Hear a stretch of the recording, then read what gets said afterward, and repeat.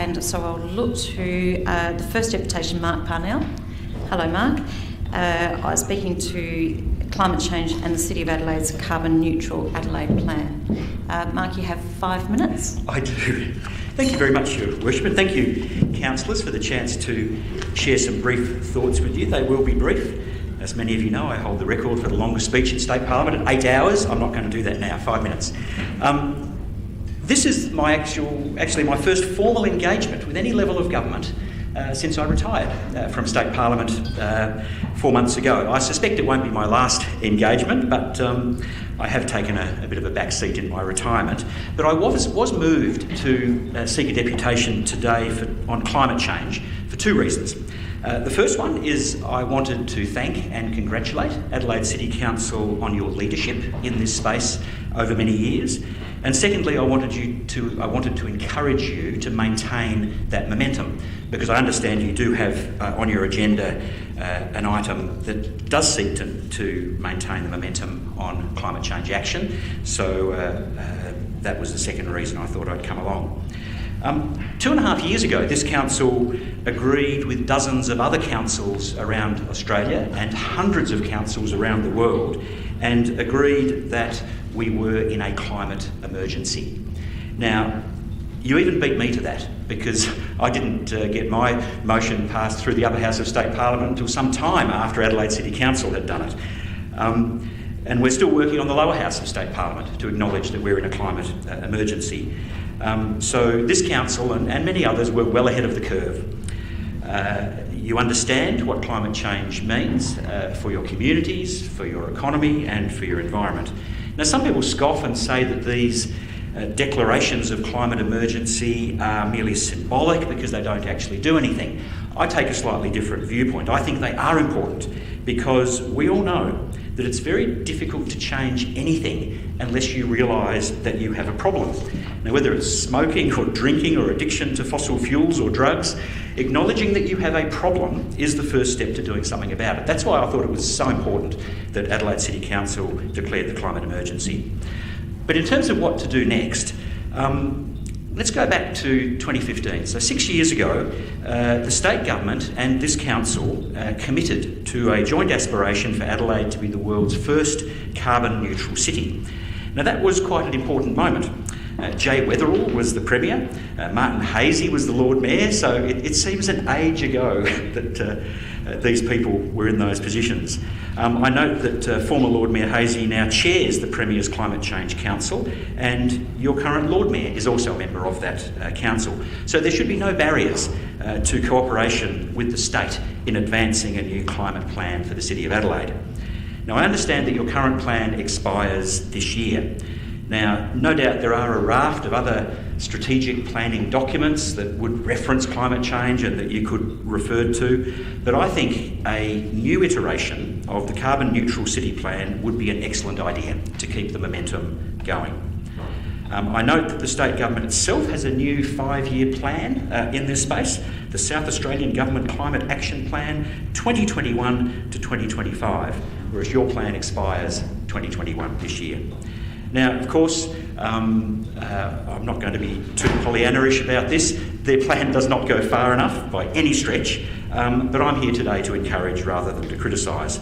And my experience with these types of strategic plans is that you can't rest on your laurels, and just because you may have been the first to do something doesn't mean that you can't be overtaken by others with even more ambition. Now, I've seen plenty of plans that have run their course and haven't been replaced. There was the state cycle strategy, I think their electric vehicle strategy. There were quite a few state government plans, seemed like a good idea. When they ran out, no one had the energy to replace them. But I think your carbon neutral Adelaide plan is deserving of being replaced, updated. So there are a number of councils who are particularly active. I note the City of Marion has endorsed a carbon neutral plan. They set out to be carbon neutral by 2030, so not that ambitious, but a good start. My council, Mitcham Council, that's part of the Resilience South program. In other states, I did see recently, a couple of months ago, Subiaco became the first West Australian local government to be certified carbon neutral under the Commonwealth's Climate Active program.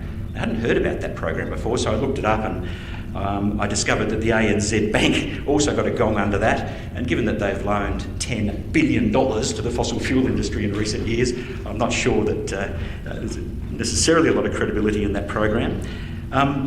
But I think what is important is, with these plans, is don't try and greenwash the public. I've come out of the state parliament 15 years. The pressures are similar. Talk up the great things you're doing and paste over the things that you know are inadequate. I think the public is getting smarter at recognising greenwash, and there's lots of challenges in this space. But like I say, I'm honestly congratulating you for doing it. Now that sounds like my 5 minute or 4.5. That's my 5. Well, I'll stop there. Congratulations and keep the work going. Thank you, Mark. Members, we have a second deputation tonight from Tom Webster Arbizu. I hope I got that right, Tom. Speaking on the City of Adelaide's Carbon Neutral Action Plan. Tom, you've got 5 minutes and you'll hear the bell go. Thank you, Lordship, and I want to begin by thanking the Council for having me here today, and a special thanks to Councillor Kieran Snape for inviting me to speak today, and congratulations on your recent election to Council. I speak today as a young person, a youth climate activist, having worked with School Strike for Climate for almost 3 years.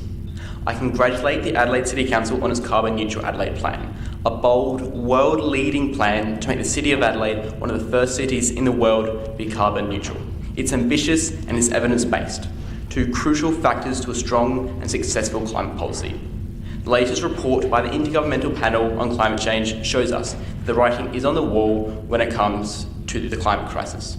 It's dark and scary, but we can turn this crisis around. Usually when I speak about climate policy in Australia, I'm bagging on political leaders. But the City of Adelaide stands as a shining light of strong climate leadership. To fight the climate crisis, all governments at the local, state and federal level have a crucial leadership role in not only setting policies to assist communities to reduce emissions, but also to lead in significantly reducing their own pollution of CO2 and use of fossil fuels. The City of Adelaide's renewable power purchasing agreement with Flow Power is a perfect example of leading from the front. It gives the private sector the confidence to build more renewable energy generation and storage in our state and helps reduce the CO2 emissions of the City of Adelaide. And it is as such that I urge all members of the Council to vote in favour of Councillor Snape's motion. The Adelaide City Council should leverage the opportunity to work with local stakeholders, business and community to design a new climate action plan for 2022. One which places the City of Adelaide at the front of the pack when it comes to taking action on the climate crisis and saves the Council and ultimately the ratepayer money in reduced electricity bills. Thank you. Thank you, Tom. Members, I know it's not consistent with practice, but it is Councillor Snape's first council meeting, and with leave of the floor, I'd like to bring 17.5, which is Councillor Snape's motion on notice, forward, as there are a number of guests in the public gallery tonight. So I look to the floor, leave the floor to bring the motion forward. Thank you, members. So, Councillor Snape, if you'd like to put your motion forward.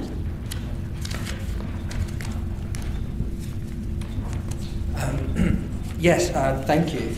So this is my first time doing this, so do I read the motion out or do I just speak on the motion? First you can take the motion as read or you can read the motion out. I'll take the motion as read. And then you look for a seconder. Yes, I'd like to look for a seconder. Thank you, Councillor Moran. And then you speak to it. Brilliant, thank you so much. It's a learning experience indeed. I don't think I can be as eloquent as the two amazing speakers who came along tonight, so I'll keep it short and simple. The City of Adelaide has shown great leadership in this space. I don't think this is a controversial motion, so I would urge councillors to vote in favour, and let's keep the leadership going. We are widely recognised across the state, and I'd hope even across the nation as taking action in this space. We've had some, we've got great leadership coming from our young people, and there's a climate march indeed happening just in October, so I look forward to attending that, and yes, I'll leave it at that. Thank you very much. Thank you. Councillor Moran, did you wish to speak? I reserve my right on that. Thank you. Members, did anybody else want to speak to the motion? Councillor Hyde? Just to suggest a variation, very slight and very much within the spirit of the deputations that we've heard. I was wondering if we could, instead of say 2022, which is very open-ended, there's a lot of space in there. I understand a lot of this work is underway at the moment. Could we say for consideration by council in December 2021? Councillor Snape, are you happy to accept that variation? Happy to accept that. And your seconder, Councillor Moran? Yes, I am. Thank you. If we could make that variation December 2021. Thank you. Councillor Hyde, did you wish to speak to it? I'll just make a couple of brief remarks. Thank Councillor Snape for bringing this motion. It's less divisive than other motions, and I think it's something that we can all get around. Certainly everyone here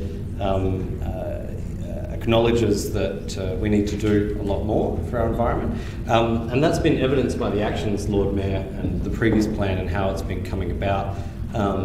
This council, as was mentioned, underpinning investment in renewable energy. I think it's 2 solar farms and a wind farm. We actually had a reduction in our power bill at the end of the day from doing that. And I think that's probably the single best example. And it sort of sets the pace for other local governments and what they can achieve. I mean, what great a vision it would be for the Local Government Association to cobble together alliances of councils to go into similar agreements to underpin investment in renewable energy.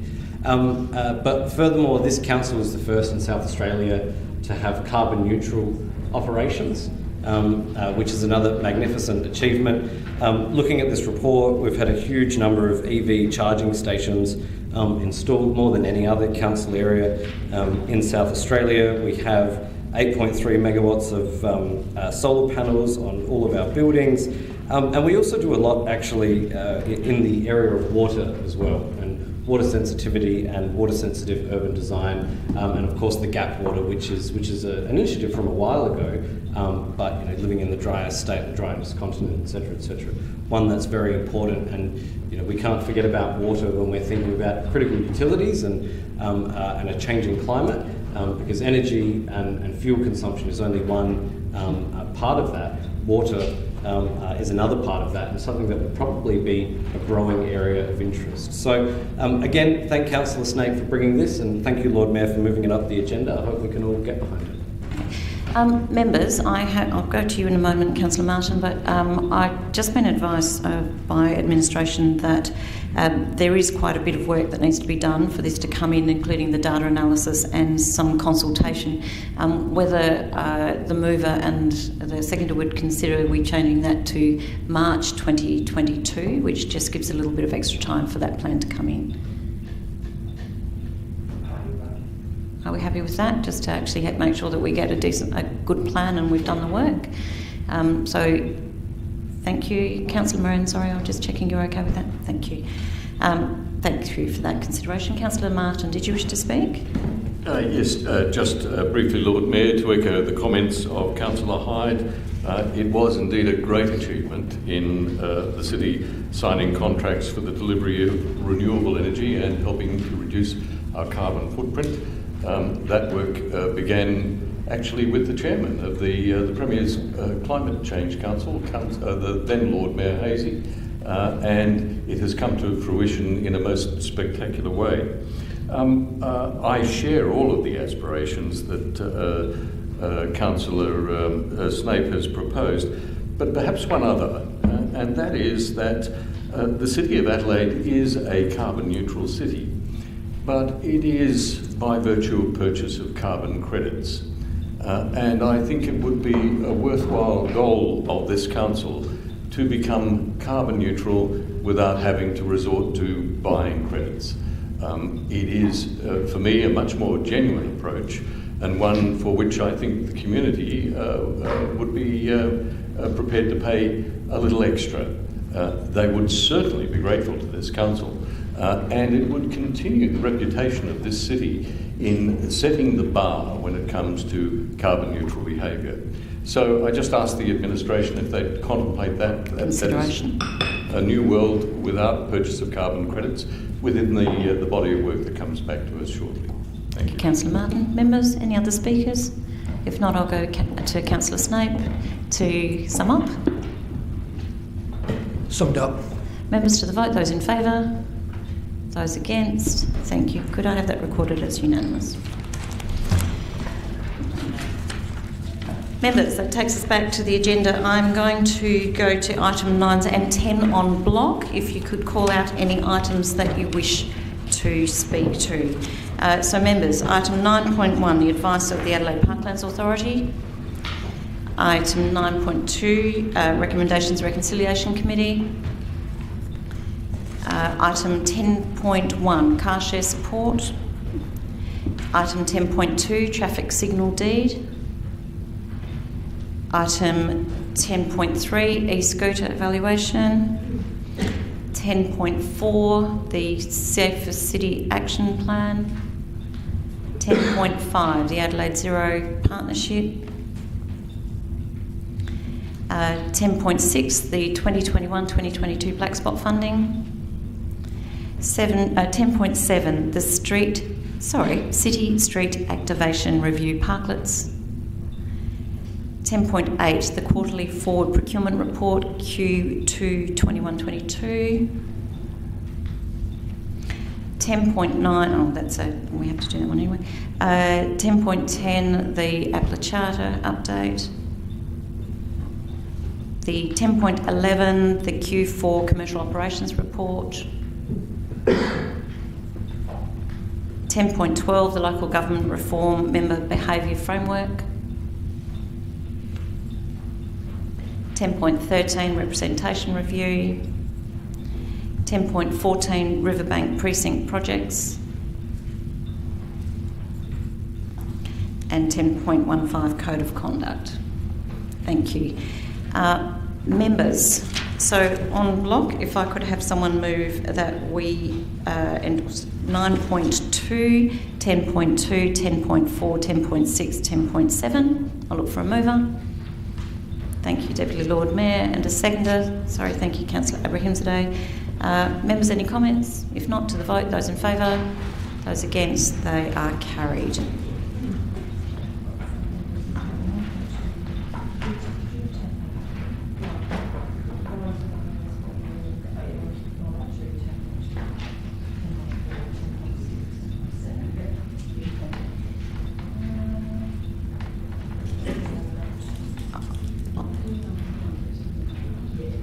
So members, we'll go to 9.1, which is advice of the Adelaide Parklands Authority.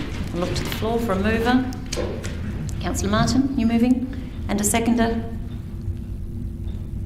Thank you, Deputy Lord Mayor. Councillor Martin, did you wish to speak to it? Yeah, just a quick question, Lord Mayor. I notice at 10.14 there's a proposal that we talk about the handover of a very large part of the parklands to the state government. But nowhere here in the minutes of the Adelaide Parklands Authority can I see any recommendation from our principal advisory body in relation to the matter under consideration tonight. That letter came in after the Adelaide Parklands Authority had met, so that will be going to the next meeting of the Parklands Authority.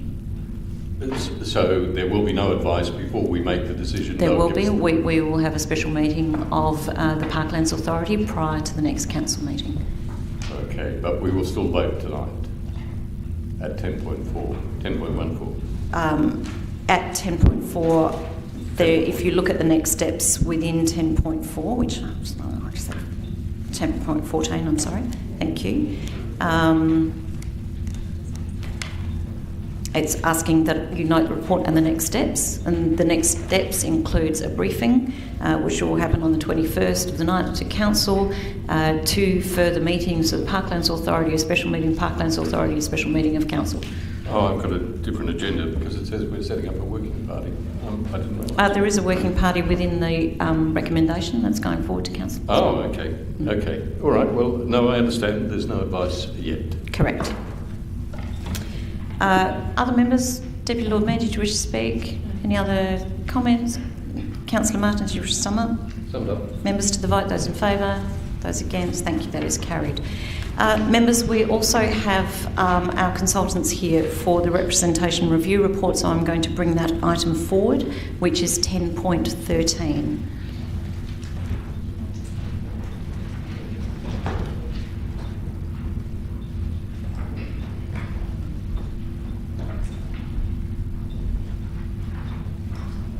So I've asked Helen Dyer to come forward, thank you, and Mick.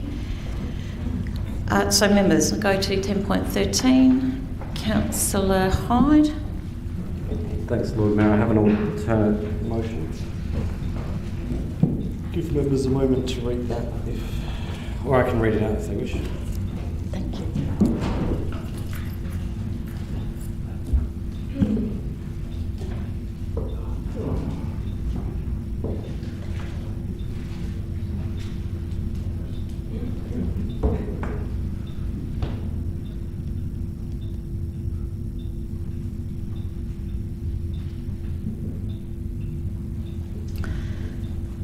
Thank you, Councillor Hyde. I'll look for a seconder. I'll seek a seconder. Councillor Abrahimzadeh. Councillor Hyde, do you wish to speak to it? Thanks, Lord Mayor. This is fairly straightforward. Obviously, last week we received the results of the consultation that was undertaken. It's now our job to interpret the results of that consultation, but also to compare that to the information, the analysis, and the data that we have, and what we believe is in the best interest of the city. Now, we know in amongst this context there is a group of people that were pushing for a particular option, and that is their prerogative, that's their right. Do I think it's illegal? No. Do I think it's improper? Well, certainly it's questionable. But even putting that all to one side, option 2 was only narrowly the preferred option. And if you actually look at the results of the consultation overall, the things that are not in contention is that area councillors, whichever way you cut it, area councillors, and whichever option is preferred, they are held in a high regard. And the majority of respondents want more than 2 area councillors. And I would put it to councillors that it's actually because our public and the public understand that having a substantial proportion of their representatives who are elected on a proportional representation basis actually ensures that you have a diversity of views in the chamber. And that plurality is really, really important because, for example, when I have compared it in the past to how the upper house of how our parliaments work, that's actually where you get a crossbench. That's where you get people who aren't usually represented. Now, if you had only 2 area councillors, which is what the report recommended, you actually lose that. And if we look at previous elections, if you had 2, you'd have someone who's loosely left and you'd have someone who's loosely right. And it actually puts aside the more nuanced issues that exist in the City of Adelaide, be they parklands, be they heritage, homelessness and social policy, all of those things tend to take a back seat to those really hard identity politics arguments. So it's clear that a majority of respondents wanted more than 2 area councillors, and the option that was put forward in this paper didn't actually deliver that. In addition, and pursuant to what we're required to do under the Local Government Act, respondents, a vast majority of respondents, wanted a reduction of councillors. And that reduction was not just 1 elected member, as is suggested. In actual fact, the balance rests with 10 and below 10, if you look through the results of the consultation. Option 2, which is before us, doesn't actually deliver that. As well, we know that, and look, you can't blame people participating in a difficult your say consultation to not dig down into what I think was something like a 70-page document and look at the quotas and look at how they compare in 2026 and 2030 and right now and what have you. But we as elected members, it is incumbent upon us to do that comparison. And fundamentally, we are the city's oldest democracy, and fundamentally, 1 vote, 1 value is key to our operation. It is key to our representation. How, if I could just have 2 more minutes, Lord Mayor, and I'll try and wrap it up more quickly. Sorry, members, could I have show of hands? Thank you.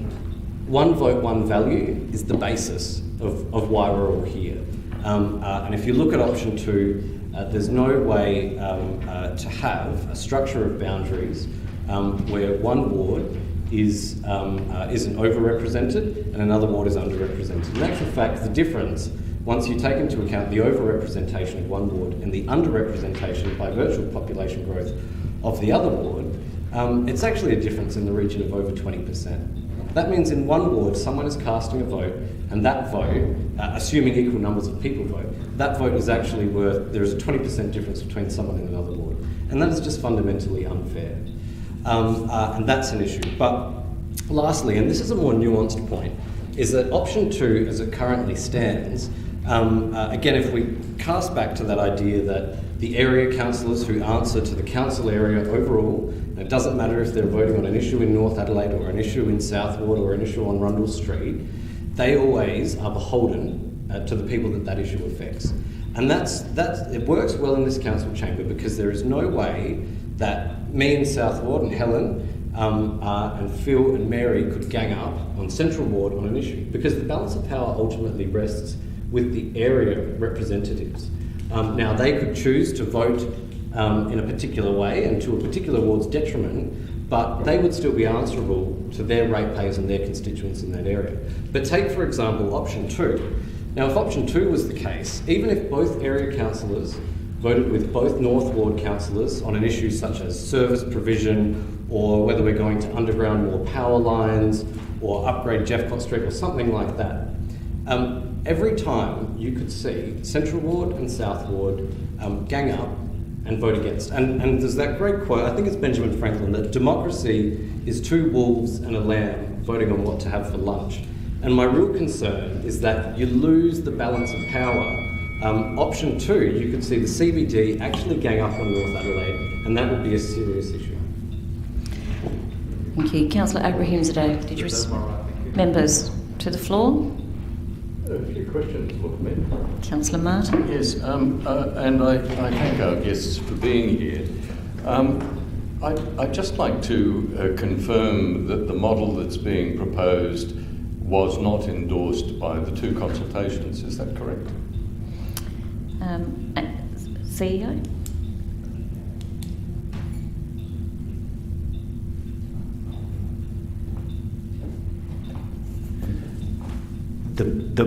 Could you ask your question again? Yes.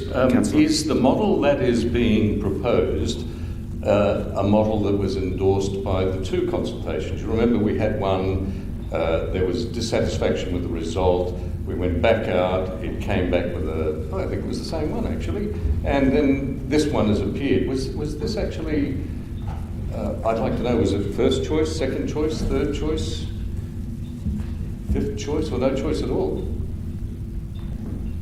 Through you, Madam Presiding Member, or Madam Mayor, the option 2 was slightly preferred over the other options, was our reading of the consultation. Thank you. And in respect of the assertion of the Speaker a moment ago, that option 2, which is the one that has been recommended by Holmes Dyer and indeed all of our electors in a majority, in respect of the assertion that there's a 20% variance, that is, votes have lesser value with option 2 than they do with option 3, was that a finding of the investigation by Holmes Dyer? Through you, Madam Lord Mayor, the work that we did was based on trying to get even representation under a range of different models. So there should be an even representation regardless of the model in the options that were considered. Am I to understand through you, Lord Mayor, that this means that option 3 will provide the same value vote as option 2? That's correct. I think where we're talking about the variance is the variance over time will change. The tolerances are different over time, but both of them stayed within tolerances within 2 elections, I believe, from memory. Within 2 elections, thank you. And is it fair to say that the community of interests are best served by option 2 or option 3? Through you, Madam Lord Mayor, communities of interest are generally dealt with by trying to establish commonalities between the groups. So you could have a community of interest that's based on a geography. You could have a community of interest based on a class of people, if you like, or so you could have your business, for example, could be a community of interest vis-a-vis a residential community of interest.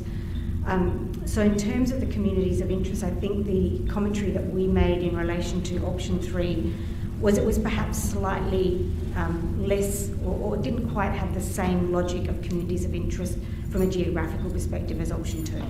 And am I correct in recalling that option 3, in not having those community of interests suggested by its boundaries, that there was a commonality between the denizens of Hindley Street and those of North Adelaide? Is that? Did I read that correctly?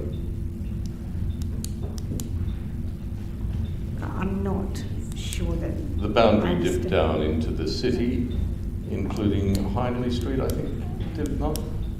It's sort of to the east of the city, so you've got one boundary cutting through North Adelaide across the River Torrens and then going east down what looks like Grenfell Street, and then Central Ward is coming up into the western side of North Adelaide across the parklands there, and that would come up over Connell Street, and then you've got South Ward below that.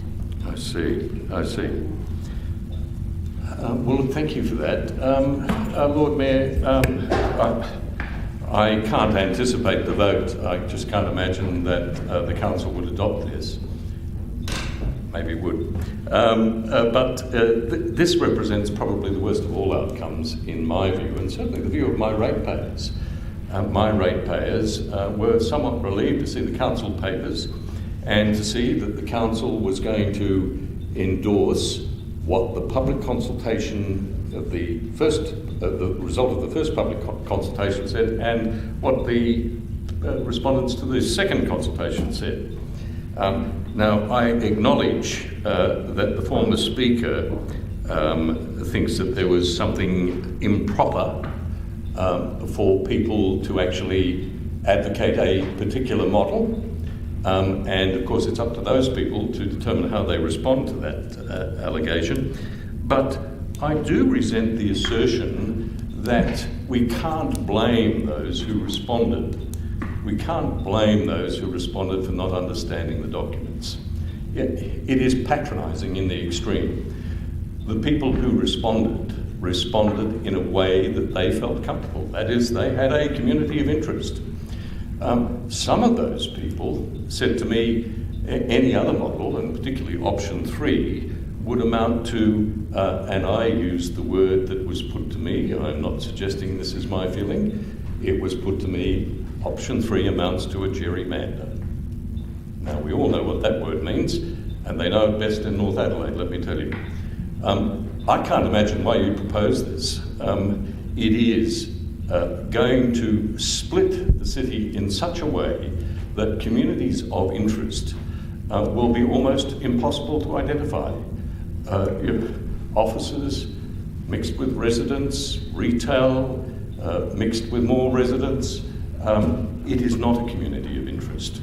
And the extraordinary thing for me is that a council that is in so much strife in terms of community understandings and expectations of what we're doing is going to be put yet another thing that will alienate them. Now, I just ask members to consider seriously, do you really think voters are going to look at this and say, well done, City of Adelaide, well done, Councillor Hyde?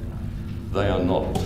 They will see it for what it is, and there will be a lengthy and substantial campaign waged by residents, waged by businesses, waged by our stakeholders. And in the end, the decision will be made by the Electoral Commissioner.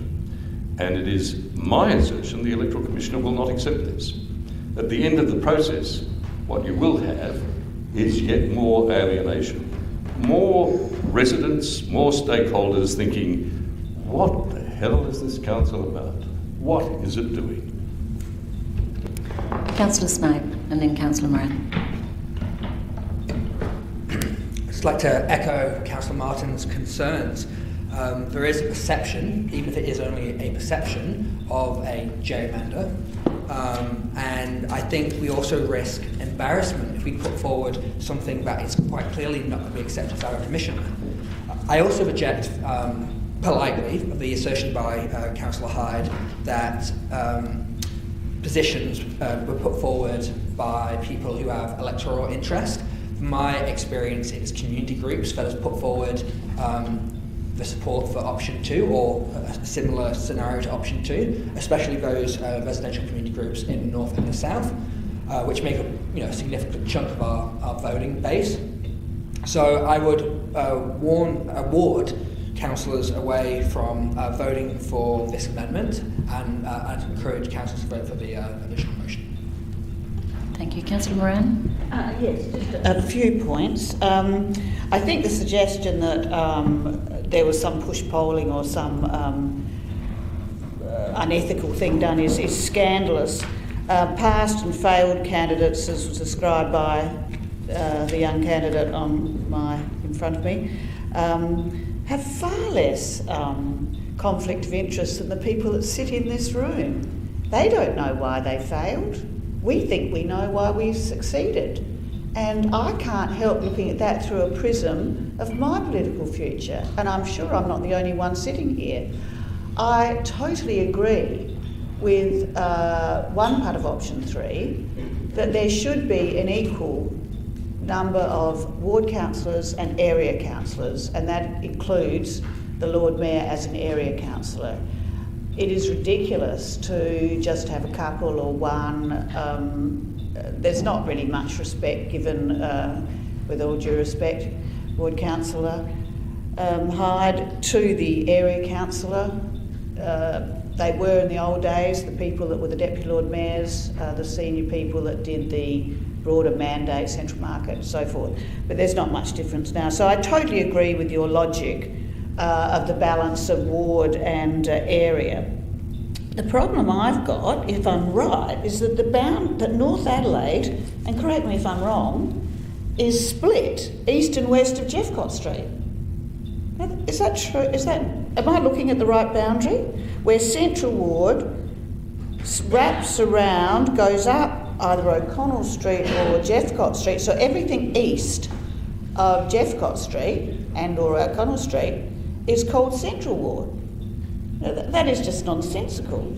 North Adelaide is a dormitory suburb to the north of the River Torrens. You can't I now live in Central Ward, but I actually live in the depths of North Adelaide.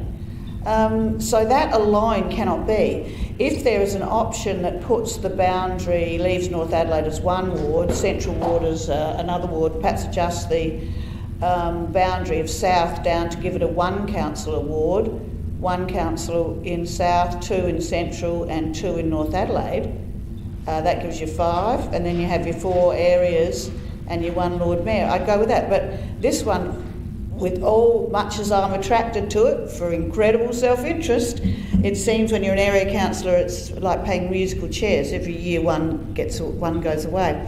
But I do agree philosophically, even if it wasn't in self-interest, that we should balance the broader mandate with the very local interests of the ward councillor.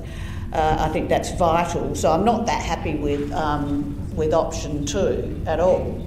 But I think that this option 3 has a fatal flaw by dividing North Adelaide, which is clearly a community, into just everything west of either Jeffcott or O'Connell.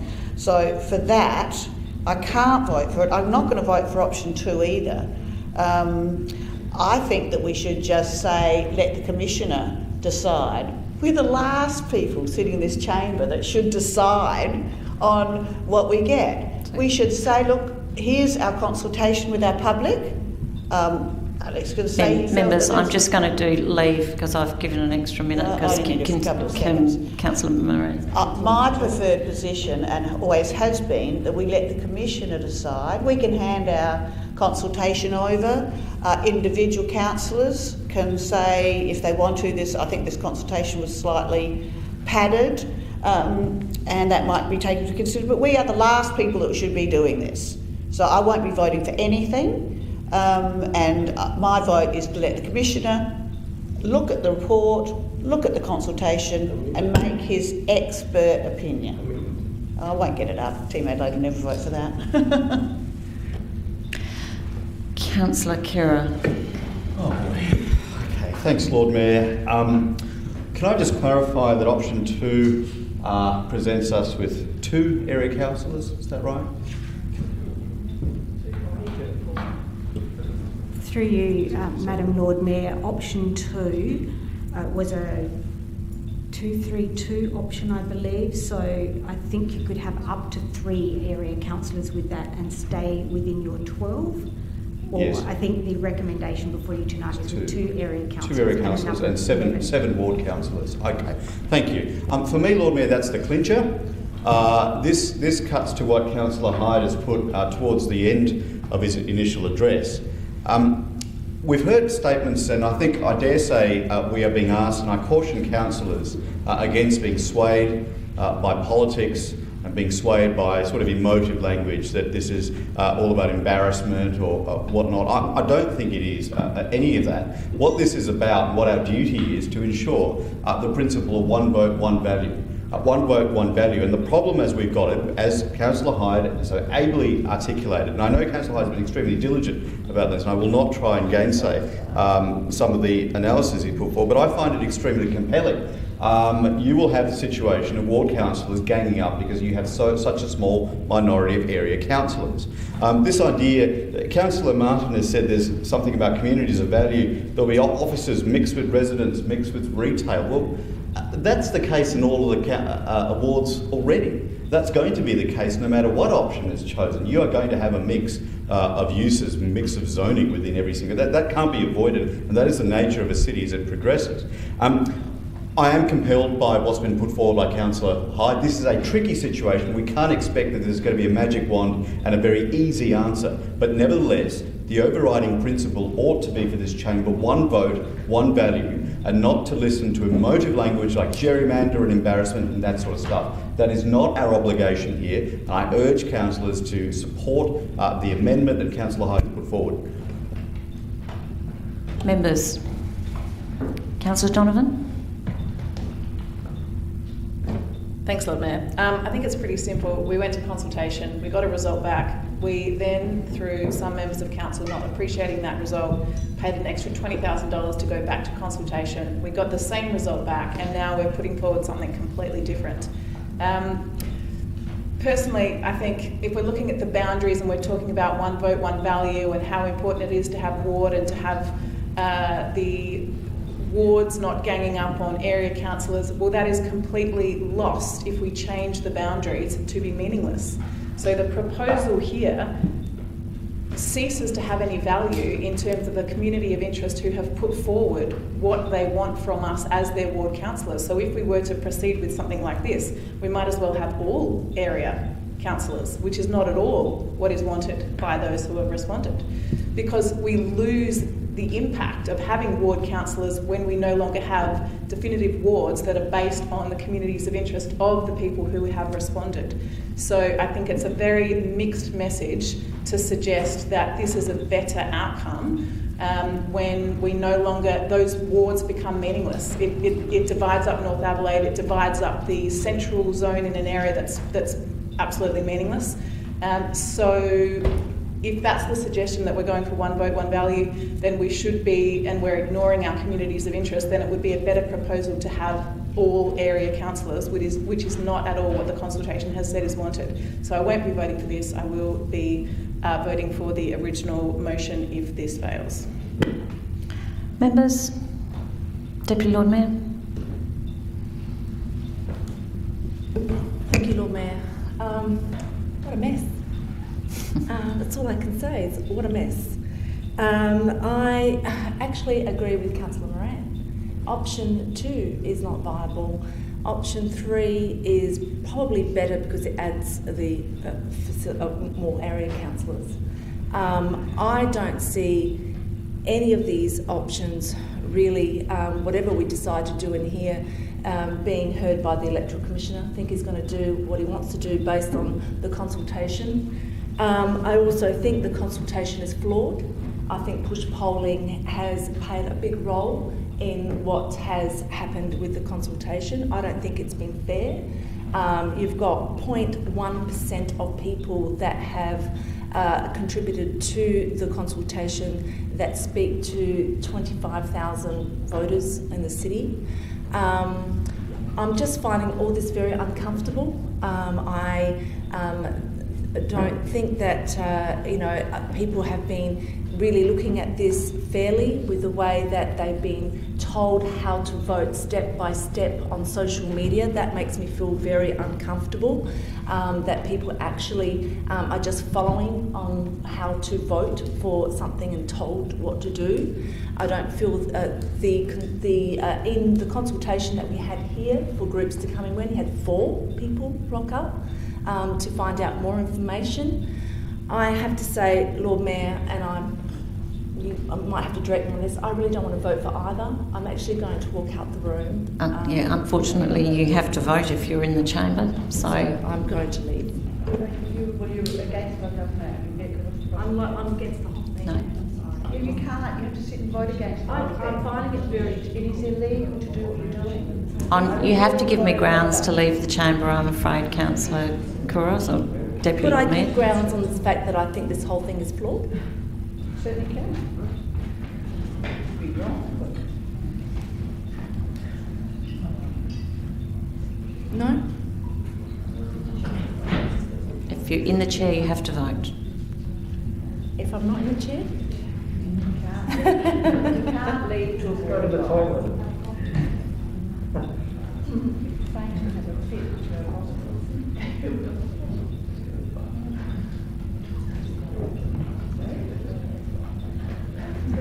Members, are there any other speakers? I have Councillor Ho, then Councillor Knoll. Councillor Ho?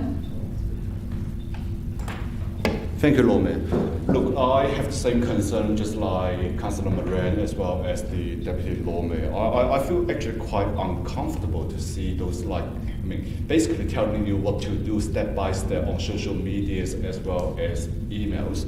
And the other thing is I also feel quite uncomfortable that, between the numbers, between the ward councillors and the area councillors. And indeed, I totally agree with Councillor Moran. We should be the last people to make our say in regards to this matter.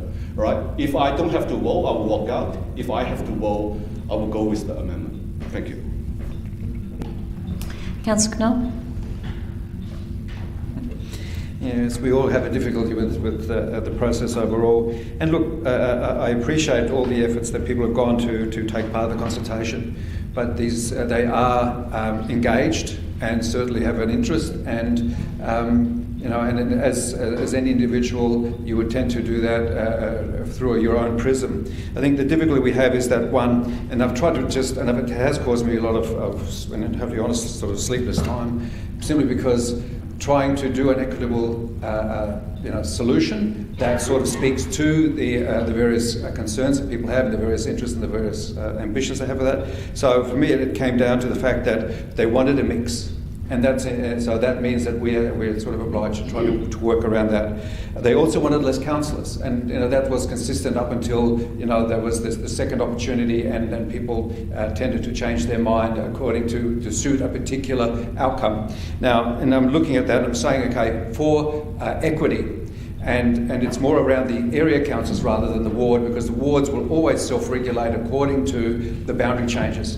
And I take this in state parliament or state government where a street is designated, and on one side is one, and on the other side is the other electorate, and that's just how you do this. And we were willing to do this for South Ward. We're happy to shift the line up and down, and those communities are no less important or sort of strident also in their opinions, and there are communities there of similar nature, but we're happy to chop them, change them. The difficulty we have is our city is growing, and it's growing in the middle, and how do we accommodate that? And if it's not in this particular election, which makes it a very hard opportunity, but it will happen after 2026, because North Adelaide will not be growing, and the very bottom of the South Ward won't be growing either, simply because of the heritage and the dynamics. The point is, at some point in time, this decision is going to have to be made to balance ward councillors. In an area less than 4 is inequitable, simply because it only entrenches the major interest groups across the city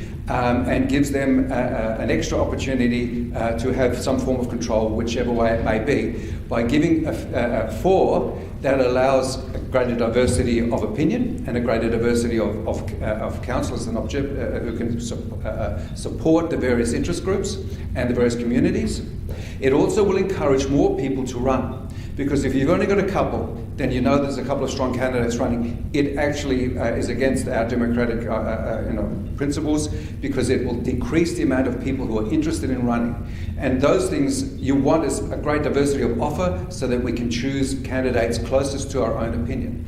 Now, so by doing that, that's for me is the important component. It is the making sure that we have enough area councillors so that we can get the choice we have and we get the diversity we have on the floor. And the second thing is then is about the wards. I mean, the wards can be flexible in how you do the representation. And at the end of the day, if we're having to comply, if I have one more minute. So we're having to comply with the wishes of people, and this is where the complication is that we will need to make either hard decisions now or after the 2026, which is where this is all heading. And it's just a matter of timing for this to go forward. But we have two options for that same community to be able to have representation. And if it is, and don't forget, most of it's 50-50, even when the person that does get elected, they have a second option in that area councillors to have their points of view represented. So, as in fairness, at least you have the greatest potential to have at least every part of the community represented and their interests supported. And I don't know how else to do this. And the complication is because we are coming from this end of the conversation rather than at the beginning. And we have to make something of what isn't a great outcome. Thank you, Councillor Knoll. If I'm just going to ask a question of administration members, because I also agree with Councillor Moran and the Deputy Lord Mayor that this is a very difficult one for us trying to balance it, and in the end it will be the Electoral Commissioner who will make that judgment. There were several of you who said that you either don't want to vote. I'm just going to ask Mick, what happens if both this and the original motion fail? Through you, Lord Mayor, this is a process that we are required to undertake under the legislation, which quite frankly means that we have to take it to the end point. If we do not take it to the end point, it means that we have failed and we have actually breached the legislation, and therefore there may well be sanctions after that. Off the top of my head, I can't make a comment on what those sanctions look like. But just to be clear, the decision that Council is making tonight is to actually say what its preferred option is, and it is required to go to consultation for a further 3-week period on that preferred option. As a result of the consultation, the Council then needs to make a decision and a recommendation to the Commissioner. However, it's important to note that whichever option Council chooses to consult on, if whatever the community consultation comes back with, if the Council decides, oh, we're going to listen to the community and we're going to change our preferred option, it is in all likelihood we will still be in breach of the legislation, because we will not be able to go to the Commissioner within the required time frame with a preferred option, because we will have to have had a consultation on our preferred option. To put it more simply, whatever option we choose tonight is actually our preferred option if we're going to meet the timelines. And the last comment, which cuts to the core of the Lord Mayor's question about the requirement to vote on the matter, it is worth noting that the Local Government Act requires members to vote on the matters that are before it. It's really as simple as that. Thank you. Was that a question, Councillor Moran? Vote against everything. Councillor Moran, was that a question? Can I ask a question? Thanks, Yeah. Lord Mayor. If we voted against both of them, then we're left with a vacuum. Is a possible way through this if we say sort of the truth, that none of us are happy really with any of it, and that we will submit our consultation and we'll submit our dire report, and we wish the Commissioner to decide on the final outcome, that we have no preferred option. We have preferred principles, and I think some of them that Alex has put up there are worthy, they're all worthy. We can put a list of principles that we'd like him to adhere to, and we can give him our consultation and our report, and say that in all conscience we don't think that we are the right body to decide this, that we do have a conflict of interest. Councillor, I just need to get the question because you've already spoken to it. So yeah, sorry. That's right, Mick. Thank you, Lord Mayor, and through you. I haven't contemplated this issue in quite the way that you've actually asked the question, Councillor Moran. However, in my view, we will still be in breach of the legislation because we will not have satisfied the requirements upon us. To come back to the central issue, which is the process that we've actually followed in this representation review, the options that are actually that were put before the council in July and therefore consulted on for a 6-week period largely fall within the parameters that are required by the Act in terms of the data, in terms of communities of interest. So they each touch on the central principles that we are required to think about and to consult with the community on. Which brings us to the report that is before you at the moment, effectively saying you've gone and consulted with the community on 3 options which, broadly speaking, satisfy the things that need to be considered as part of the representation review, and the one that has emerged as a result of that community consultation is option 2. Now, that doesn't constrain the council tonight from to picking option 2. It can pick option 3, and unless Ms. Dyer says, the mathematics or of option 3 or this option that's actually before that's the current motion doesn't satisfy those numbers, this is an option that can be put into being. It's just that council has to choose one of the options and propose and therefore consult on its preferred option and therefore submit that to the Commissioner. Otherwise, we will not have satisfied the process that we are required to undertake by legislation. I apologise for the lengthy answer. Councillor Moran, did you have a follow-up question? I have a follow-up. In your opinion, do you think the Commissioner, I can understand that, we're not living in Nazi Germany where you have to do exactly walking down the line here. If we said to the Commissioner, we really don't like either the options that are up here, and we think that we are unable to come to a majority decision, we would prefer you to make the decision and we'll give you our information. How angry do you think the Commissioner would be about that? Would he understand that? I think it's a perfectly acceptable, logical, common sense way for a council to behave. Thank you, Councillor Moran. I'll ask for an answer to that. I'm not going to answer the philosophical one. I think the issue, this is a process issue, and I think whatever we put to the Commissioner, if we were to put a proposition like that, even if the Commissioner looked at it favourably, we would still be out of time. So there is we would run out of time in order to put in place a different process to determine an appropriate representation structure for the City of Adelaide. That's why this process is so tight now. Wouldn't be the quickest way? Say, okay, we can't decide. We don't like any of them. You decide. It's not that, from my understanding of what Mick said, is we have to follow the process, and the process requires us to make a decision to go back out of consultation for 3 weeks, at which point we can send it forward to the Commissioner. And in the end, the Commissioner will make that judgment and that call. But we have to finish the process that we are doing, otherwise we are in breach of the Local Government Act. And could I also add... not follow the procedure? Why can't we ring him tomorrow and say, we don't want to go into consultation, we want to finish it off now? It is worth saying in exactly the same way that we're constrained by the legislation, and so is the Commissioner. So his opinion can only go so far. He has to comply with the legislation. He doesn't have the sort of latitude that is being suggested.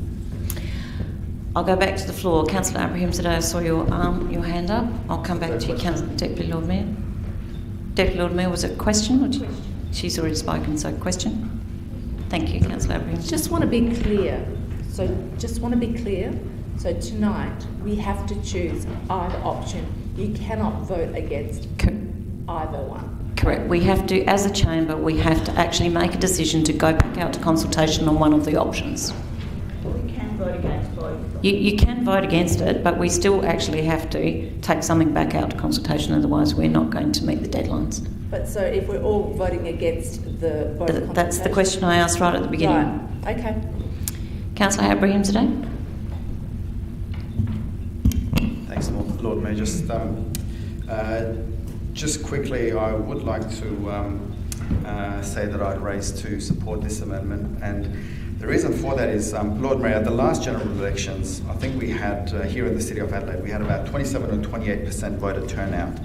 Now, if we were to pass a resolution here in this chamber, and that motion had 27 or 28% of the support of the councillors in here, that simply wouldn't pass, would it? So we rely on 27 or 28% of our voters to essentially spell out the destiny of the next 4 years for the city, and we do, and we call it democracy.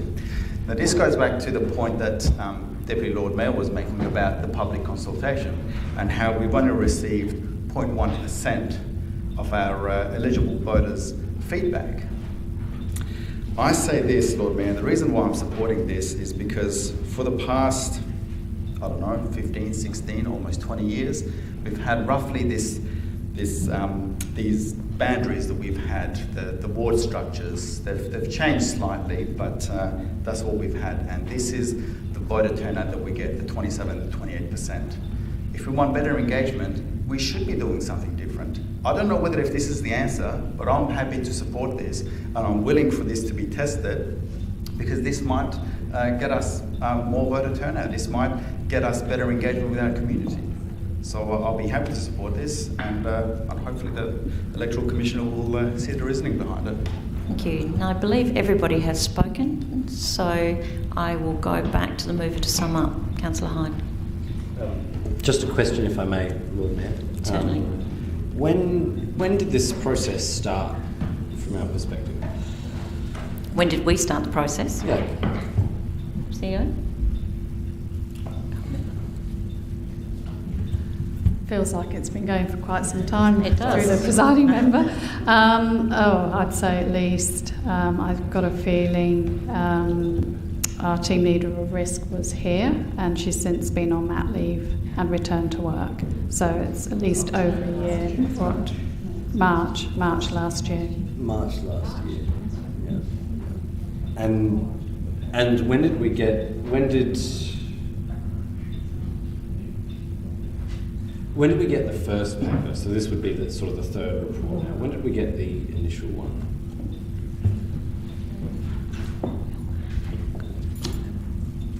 Through you, Madam Mayor, Lord Mayor, the first consultation was done in March, I believe, so the paper was presented to Council. My recollection is maybe early February. March this year, sorry. Yes, this year. Yeah.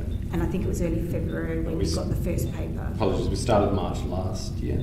I believe we started around, started around sort of October time maybe, but Council presumably did a bit of work. That was my recollection as well.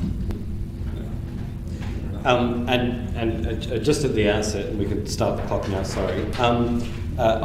In my limited time earlier, talking about why I think option 3 is better, of course, I do agree with Councillor Moran and Councillor Kouros and yourself, Lord Mayor, which is that neither 2 nor 3 are particularly crash hot. And I would actually, if time permitted, and sadly it doesn't now permit, I would have liked to take Councillor Moran up on that offer to see if we can draw it another way and still keep a substantial number of area councillors in there, because that principle, which is the final principle in there, which is that area councillors can counterbalance the interests of one ward or two wards teaming up on another ward, I think that's important, and I think it's assisted us in this chamber.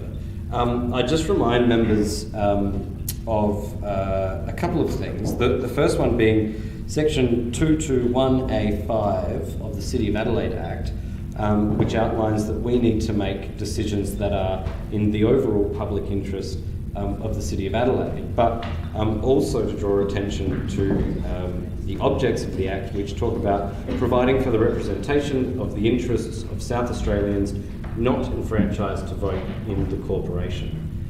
Those are two obscure but important parts of the foundational documents that govern everything that we do here today. And so it's disappointing to hear Councillor Martin talking about a campaign of fear, a campaign of hatred that will be run by some parts of the council. Hang on, Lord Mayor. Hang on, Councillor Martin. Councillor Moran, I asked Councillor Hyde to please talk to the motion. I asked the councillor to withdraw the assertion that I spoke of fear and hatred. Didn't say anything like that. I withdraw the fear and hatred, but I maintain the campaign, and I maintain that it had many negative connotations to it. Thank you very much. I accept his apology. Many his withdrawal of the statement. Thank you, Councillor. Your time is still going. Many negative connotations, but that is exactly the sort of fiefdomism and balkanisation that we want to try and combat with the ward structures, isn't it? It sort of makes the point. And communities of interest are not defined by a line on a map. They're not defined by a line on a map. Tell me the community of interest. Tell me where the boundary is between the seat of Adelaide and the seat of Enfield. You'll struggle to find it. It's a random side street in Nailsworth. Similarly, between the seat of Unley and the seat of Waite in the inner southern suburbs. Random side street in Netherby and Erbrot. At the end of the day, one vote, one... a bit more than a random street. Councillor Moran, please. Councillor Moran, thank you. But my point is that lines on a map, when compared to the importance of one vote, one value, win. And they win every time because that is just the fundamental basis of democracy. What was that? Sorry. That was the bell. Would you like a further minute? I'd like another 2 minutes, and then if we can work back. Leave of the chamber. Thank you. And if we look at it, and I'm going to have to disagree with you, Helen, here, because Southward is a mess in option 2. Southward is an absolute mess, and if you want to think, this is a little bit more qualitative, but North Adelaide will always be North Adelaide.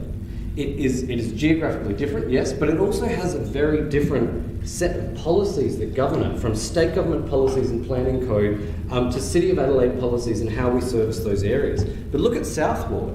Southward is absolutely enmeshed in the bottom part of the city. There is no protection of the River Torrens to protect the residential south of our ward from becoming intertwined in CBD policies and CBD initiatives. And in actual fact, option 2 North Ward looks very nice and neat. I get that. That's good.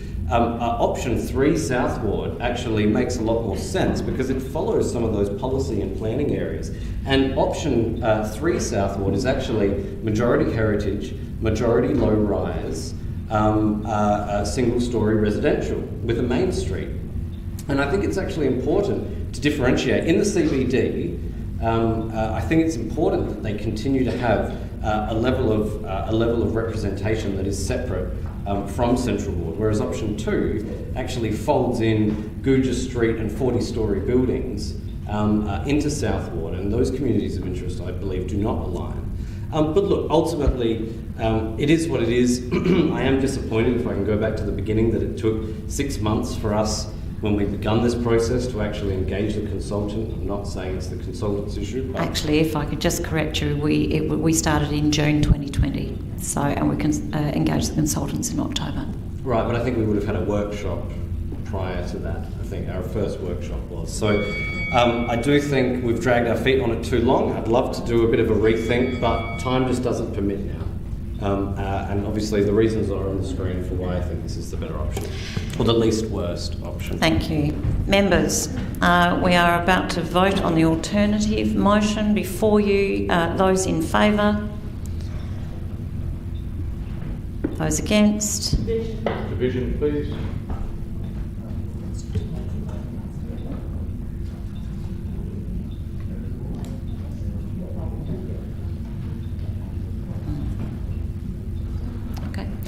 So members, it's the vote is 5-all. So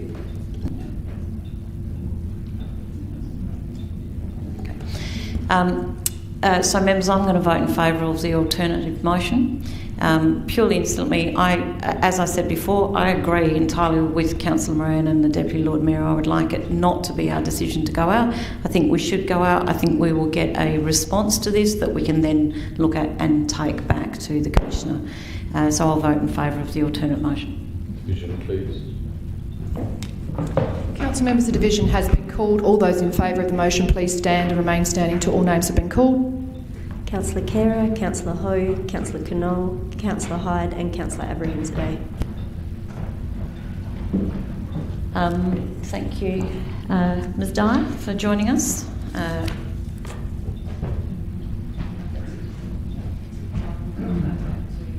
I'm going back to 10.1, I think.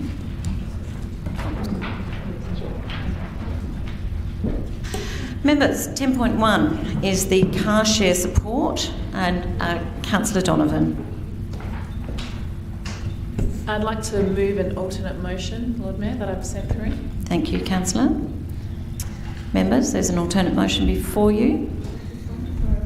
So that Council notes the report, as was in the previous recommendation, distributes information on all current car share opportunities within the City of Adelaide to residents and businesses through multiple relevant and appropriate channels.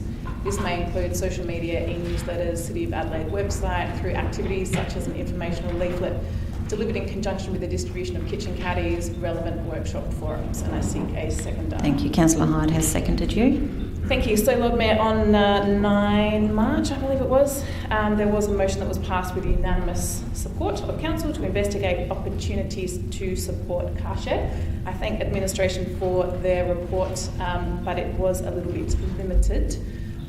So I note the recommendations or the comments included from administration regarding the current approach, that being to now, with the new car share operator, to work with them on a data-driven demand approach in terms of new bays. That's fine. I note, however, that in regard to the previous business that failed here in Adelaide, it was due to a combination of the City of Adelaide not providing further support of additional bays, coupled, of course, with the impact of COVID. And I believe the reason for the unanimous support of Council was in recognition that car share actually provides a considerable service to both businesses who use it as an alternate to leasing cars, as well as to residents. And we know that on average, if you can replace a single residential car, typically the cost of residential car ownership is around $10,000 a year. A car share car can provide for up to 10, replacing up to 10 private vehicles. So if we do the math, we would be providing a significant saving to our residents and to our businesses. And of course, we know that when people save money, that money is then, it frees that up to be more available to support businesses within the City of Adelaide. So it makes sense for us to provide more than just basic support. I note also that since this motion went forward, we've gone from not charging our car share to now charging car share, but be that what it is, we do provide a good discount. So I propose that in addition to the current approach, that we also, as noted within this recommendation, distribute information to support car share. Thank you, Councillor Donovan. Councillor Hyde, did you wish to speak? Members, Councillor Khera. I just have a question, Lord Mayor. I don't have a problem with this, but I'm just of the administration. Is there any risk that this may open us up to an accusation that we are unduly preferencing or unduly advertising one business ahead of it? Okay, well, one set of businesses as opposed to another set of businesses. CEO, sorry, I would like questions to the administration. So, members. Thank you through the presiding member. It's asking us to distribute information to all current car share opportunities. So we will make sure that we do that.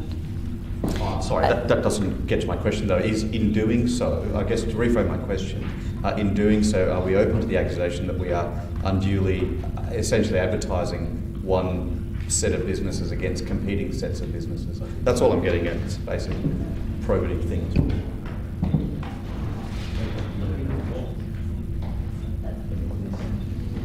CEO. Thank you through the presiding member. That's not how I would interpret this amendment as a preferencing. Members, Councillor Donovan, you do wish to speak now, Councillor Hyde, or are you just waving at me? No, very quickly. Very quickly, I don't see any issue with this approach. Certainly there are some arguments that car ownership should be absolutely deterred wherever possible, the sort of stick approach. This is a little bit more carrot than stick. So I think that is to be commended. Unlike some who think car ownership is unethical, I don't agree with that. But I do agree that it is expensive and it is a pain. I had to spend a few grand on maintenance the other day. And if I didn't need a car, I would be quite happy to not have one and only use them on an ad hoc basis. Some people are in a privileged position and they're able to do that. And there are service providers now that are able to cater for them. So I have no issue with us promoting them. As was said, we're going to be promoting all of them. So that's quite all right. I think we do a lot as far as supporting alternative modes of transport in the city go. It was pleasing to see a lot of cycling things announced the other day. We obviously do e-scooters and we make sure our footpaths are maintained well for pedestrians. So the City of Adelaide is technology neutral when it comes to how people get around. This, I think, is a continuance of that technologically neutral approach, so I commend it to the Chamber. Thank you. Members, if not, I'll go back to Councillor Donovan to sum up. Councillor Donovan. Members to the vote, those in favour, those against, that is carried. That takes us, members, to 10.2. No, it doesn't. It takes us to 10.3, which is the e-scooter trial evaluation. Deputy Lord Mayor. Lord Mayor, I have a variation to the motion, or to the recommendation. An alternate motion? So with that amended, yep. So and you're looking for a second? Yes. Thank you, Councillor Martin. Deputy Lord Mayor, did you wish to speak to it? Yes, thank you, Lord Mayor. Look, we all love the scooters. We can see the community using them. But there has been a lot of reporting to me in regards to the way that they've been placed back, and it's causing a little bit of obstruction with pedestrians, and some have been injured. And I would like to have administration, when they speak to the providers, to talk about focusing on delivering an appropriate placement of the e-scooters while not in use. I'll leave that with admin to discuss with the providers, but I would like to be able to ensure that the community are safe when they're walking the streets, and also it's unsightly. It does not look pretty for our city to have them looking like litter. Thank you, DLM. I've got Councillor Martin. Yes, thank you, Lord Mayor. It's not often that I agree with Councillor Couros, but I certainly do on this. There are a number of problems associated with these e-scooters and the trial. I can see they're popular, I can see they're here to stay. But there are residents particularly, but users of footpaths who see them as littering those footpaths and presenting a hazard. I circulated to all members earlier today a photograph of North Adelaide, where on Sunday morning outside 10th Street Flowers there were 7 of the things dumped in such a way that it was impossible to make progress along the footpath. And that's quite common. Indeed, I've had complaints from residents who say they've opened their front gate to find a scooter propped against it and almost fallen over in the process. Now, I'm sure that the operators don't wish to see this kind of littering of scooters around the place. They have a business model that they want to see succeed, and I want them to succeed as well, but they will not while ever there is a threat to those who are unable to negotiate them. And that includes people who are vision affected, whether that's partial or partial sight or blindness, or whether it's disability. People on sticks have enormous difficulty walking around these things. And additionally, of course, it's almost impossible if you're in a wheelchair to negotiate a pile of scooters on a street corner. Now, I have no idea what the solution is, much like Councillor Kouros. I'm open to any solutions, but I would suggest that it might be useful if the administration happens to have a look at what occurs overseas and interstate, and particularly whether there's any place for the partial or incomplete introduction of docking. I recognise that doesn't always work, but that's something that might be considered.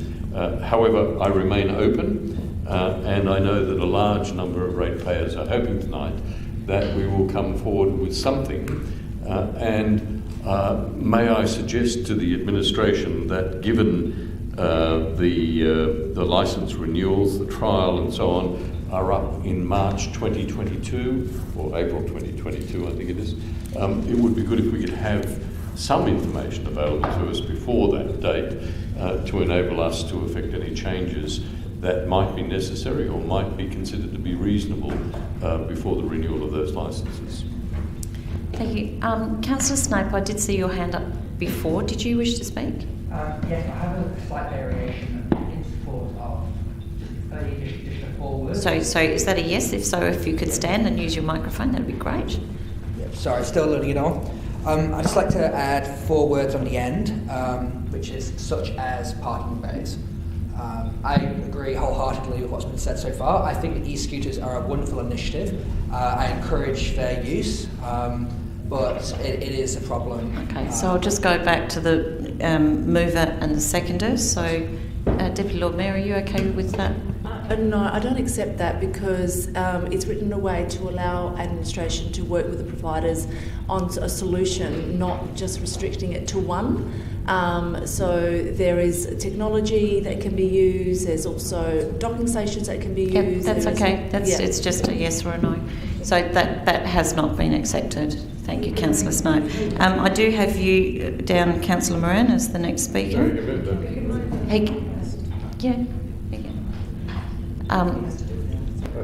Okay, sorry, Councillor Snow, because you've started to speak, you can move it as an amendment if you wish, as opposed to a variation to the motion. No, I'm happy with the motion. It's not. Thank you, Councillor. Tension's good. Did you want to speak to it while you're speaking? Did you want to speak to the motion at all? Support. Thank you. I have Councillor Moran and then Councillor Hyde. Councillor Moran? Well, if I get a seconder, I'll move that they are in parking bays. If I have a seconder, I think everybody's spoken, I think. Ellen? Thank you. The reason I'm moving this amendment is that the model now does seek to take the bikes and put them in a neat row. It's just that it's impossible. They are scattered around with all the best intentions. The young blokes in this business would never be able to get to every one quickly enough. As soon as it's chucked in the middle of Perry Street and a blind person trips over it, they will never get there in time. I see them screaming around. They are doing 110% around the city of North Adelaide to collect the ones that have just been chucked everywhere, which is pretty much every one of them. The only way to get it regularised is as other cities do. Now, if they can make the arrangements with their scooter people, why can't we? What they do is have specific bays. If you don't take your scooter there, your credit card keeps running. Now, in my experience, that's the biggest disincentive I could think of to not carefully take your your scooter back to a bay. We're a tiny little city, absolutely minute, and even from North Adelaide's not very far. So it's not going to be hard as long as they put enough docks. They don't have to be manned. They just look at them in, and the credit card stops working. A bit like bus stops, I suppose, would happen. So while Mary's looks good, it's meaningless because they'll just say, look, we'll just put a few more men on and we'll pick up the scooters and put them there. It is nice, but it is meaningless because you do need the only solution. Every other major city in the world and Australia has docks where the person's credit card stops charging. Now, we're not New York, we're not London, we're much smaller. It is even more doable here than there. So we can all say lovely things, let's tell it. That one won't work. So I realise that I'm not in Team Adelaide and this will not get voted on. Councillor Moran. But it's a statement of fact. Councillor Moran, it's not a statement of fact and you can't predict. I'm not in Team Adelaide, that is a statement of fact. Moran. It's a statement of fact. As I'm not in the dominant faction previously known as Councillor Moran, if you are not going to speak to the motion, then please sit down. Okay, I will bet you $1 million that I can name Councillor Moran, you are not to predispose how people are going to vote. If you are not going to speak to the motion, please sit down. I am pointing out that my motion, though sensible and should be voted on and should be supported, will not because there is a voting block. Thank you, Councillor Moran. Please sit down. I actually have to go to Councillor Donovan as the seconder of the amendment, and then I will go to you, Councillor Kerr. Councillor Kerr? Thanks, Lord Mayor. Sorry, Councillor Hyde was next. My apologies. Okay. My apologies. Sorry, Councillor Hyde, then Councillor Kerr. Thanks. Sorry, Jess. I've been given leave of Councillor Hyde. Very gracious of him while I'm on a roll.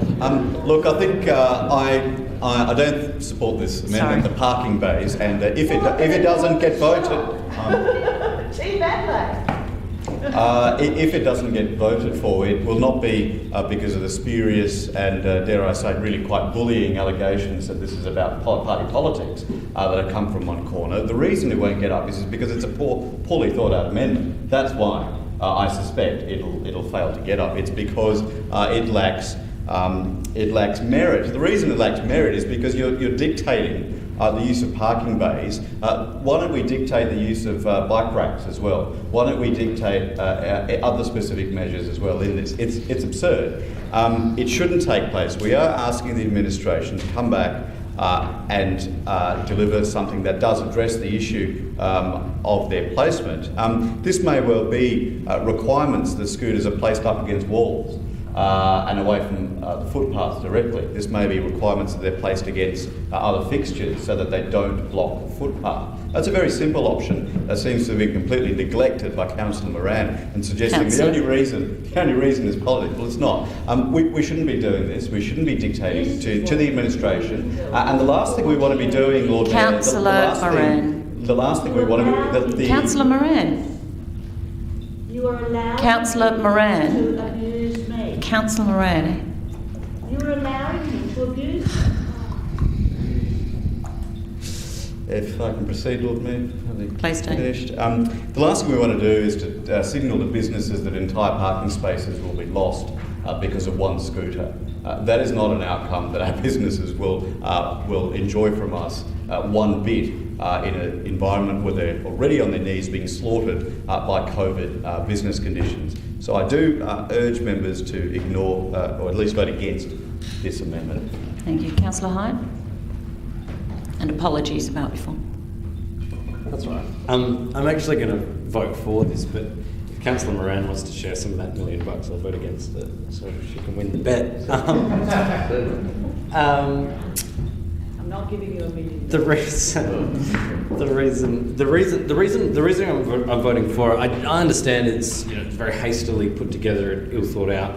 Potentially, I think the sentiment is correct. I don't see it as, and correct me if I'm wrong, please, Lord Mayor or the administration, I don't see this as suggesting we should actually use parking bays to put our e-scooters in. The way I read it says such as, so as in that is one of the alternatives, one of the things that can be assessed. No, but even taking it a step further, in the e-scooter context, a parking bay is a docking station. Okay. It's not a car park. I'm going to go to the CEO to say how they're interpreting this. Thank you, CEO. Thank you, through the presiding member. I did read this as car parking bays. So on-street car parking bays, potentially off-street car parking bays, to park. It's not meant to be on parking bays for the scooters. Which could be anywhere in the public realm. Members, presiding member, perhaps some clarity from the mover might be helpful in this instance. Parking bays for the scooters on appropriate areas to be decided. I wouldn't suggest they were on the parking bays. Could I suggest a variation? Just docking bays? Docking bays? Yeah, sorry, we are not. This is not an open forum for throwing. If you would like to actually do a variation, please do. That is my variation. Docking bays, such as or docking designated. Designated. There you go. That's better. Designated parking areas. If we could say designated e-scooter parking bays, I think then everybody's on the same page. And can I please go to the mover and the seconder to see if they'll accept that variation? Thank you, Councillor Moran. Councillor Donovan? Can I just have clarification from administration what they would see to be a designated e-scooter parking bay? Because I was all for parking bays. CEO? I'm going to go to the CEO. It's a specific location where an e-scooter is parked. Okay, so yeah, I still accept that. Thank you.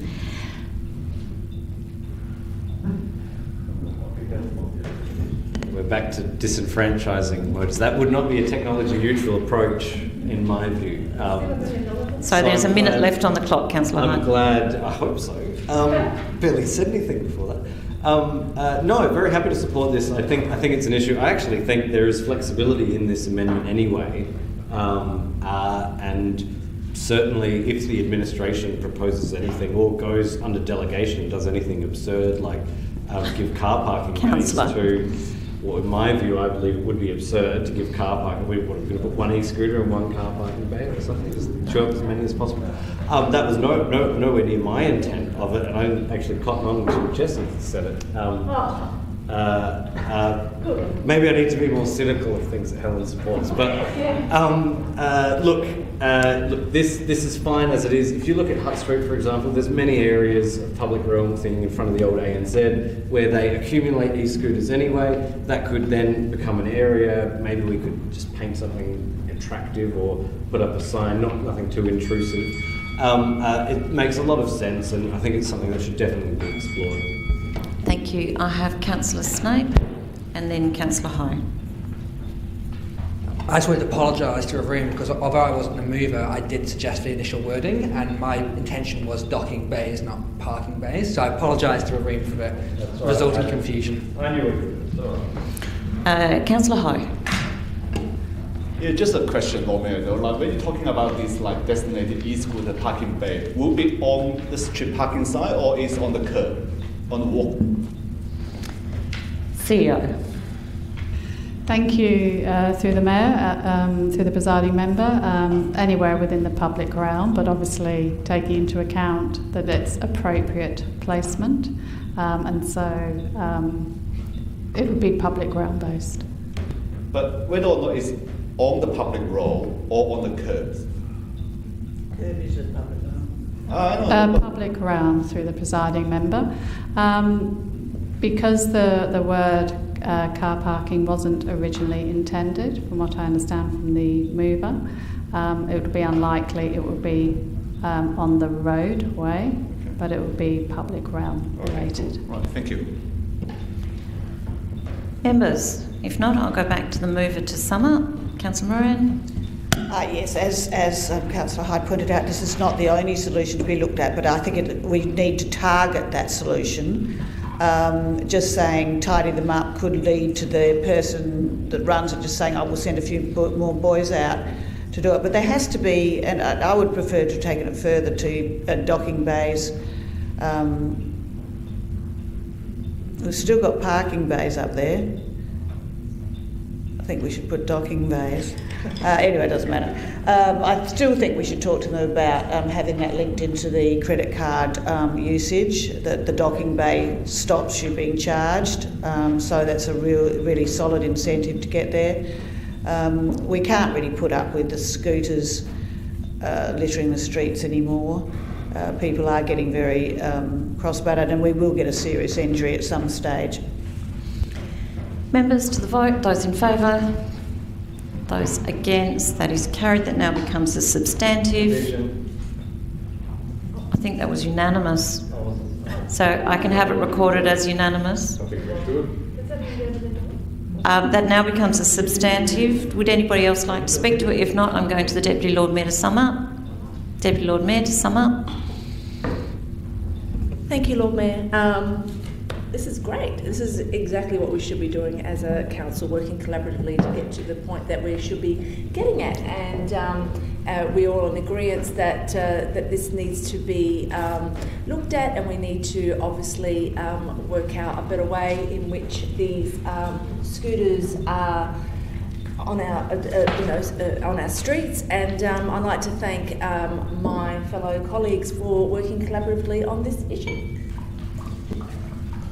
Members to the vote, those in favour, those against, and if I could have that recorded also as unanimous. Thank you. Members, that takes us to 10.5, the Adelaide Zero Project Partnership. Thank you, Councillor Abrahimzadeh. Looking for a seconder. Lord Mayor, I'm just declaring a conflict of interest, as one of the parties in the agreement would be my employer, the SA Housing Authority. So I will withdraw my chair and leave the room. Thank you. Councillor Martin. I'll move it. Moved. I'll need a seconder. Thank you, Councillor. Sorry, I've got Councillor Hyde. Councillor Martin, did you wish to speak to it? I'll reserve my right. Reserve your right. Councillor Hyde. Members? If not, back to the mover to sum up. Summed up. Members to the vote. Those in favour? Those against? That is carried. Can I have that shown as unanimous as well, please? Members, that takes us to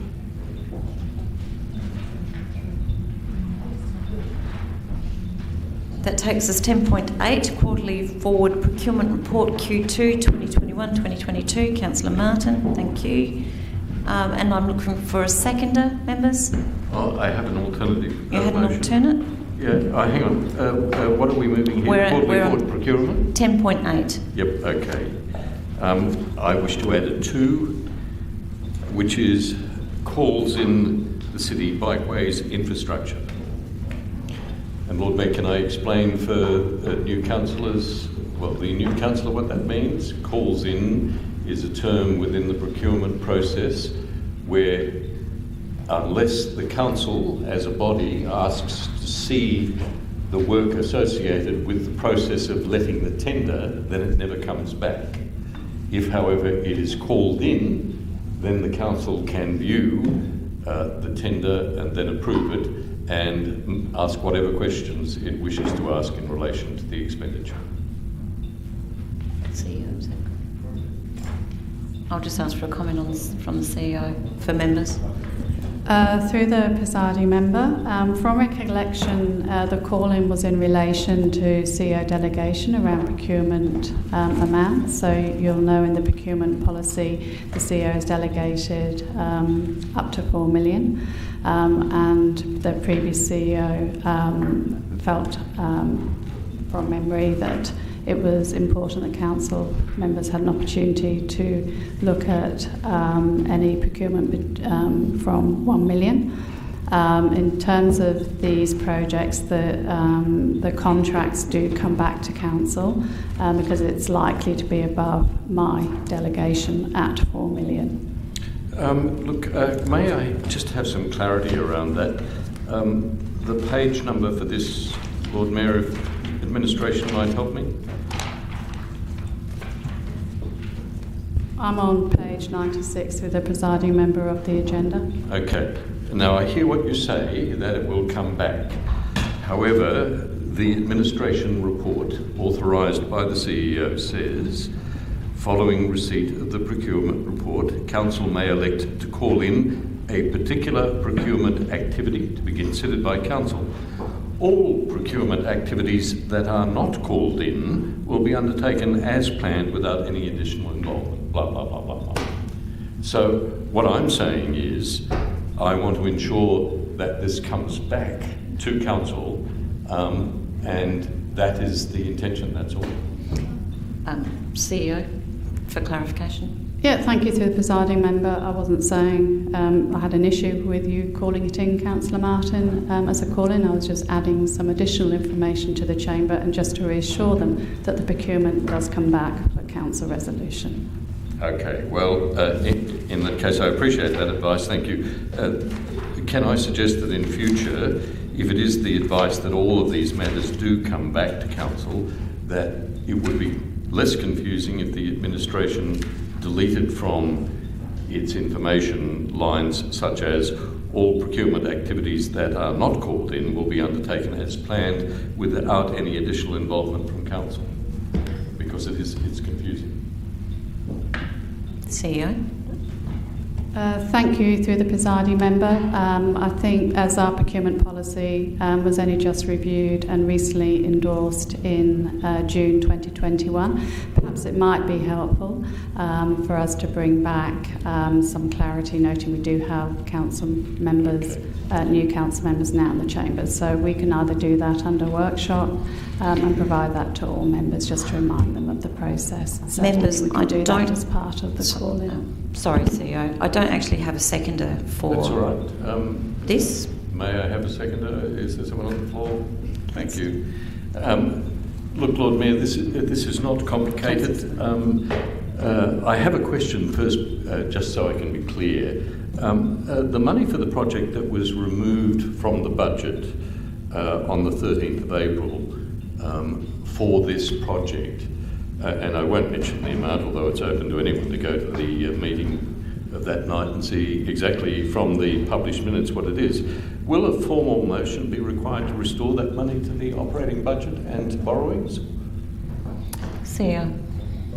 Thank you through the presiding member. I'm pretty sure our Manager of Finance has answered this question previously. In her absence, I can't see her here tonight. I'd need to take that on notice unless our Chief Operating Officer is able to remember. No, I need to take that on notice, thank you. Okay. Although, Councillor. No, it's fine. It's back in there and it's not operating, it's only borrowings. Okay, well, and I asked that because when it went out, we were told that there was a small sum, a part of it was about around 120,000 that was operating budget, and the balance was borrowing, so that's what I was asking. But anyway, all right, look, I just wanted to say that there is one thing that I have learned in 7 years in this council, and it is that you never agree to a bikeway without it ever coming back to council, because they are the most controversial things that we ever develop. They are either too wide, too narrow, too high, too much concrete, too little concrete, tank traps, design flawed. It doesn't matter what you do. They are incredibly controversial, and therefore I think it's important that this council takes some responsibility for it. It's rarely a smooth process, and so asking for it to come back is just a prudent measure to make sure that we all sign off on the same thing. Councillor Snape, did you wish to speak? Reserve your right. Councillor Abraham. Thank you, Lord Mayor. I raised to speak against this amendment, and that is purely the way I see it, Lord Mayor, and this is my interpretation of it, that this is a vote of no confidence in admin. We clearly have a... Oh, hang on, Lord Mayor. This Councillor. I said this is my personal interpretation. And I do. I have every right to interpret this the way I see it. And I'll explain why that is, Lord Mayor. So then does that mean that we should list out every other project that exceeds the delegation level?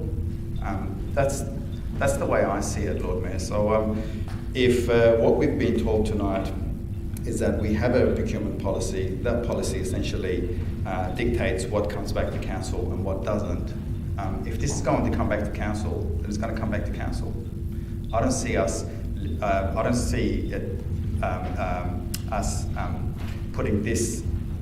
listing this particular project in here.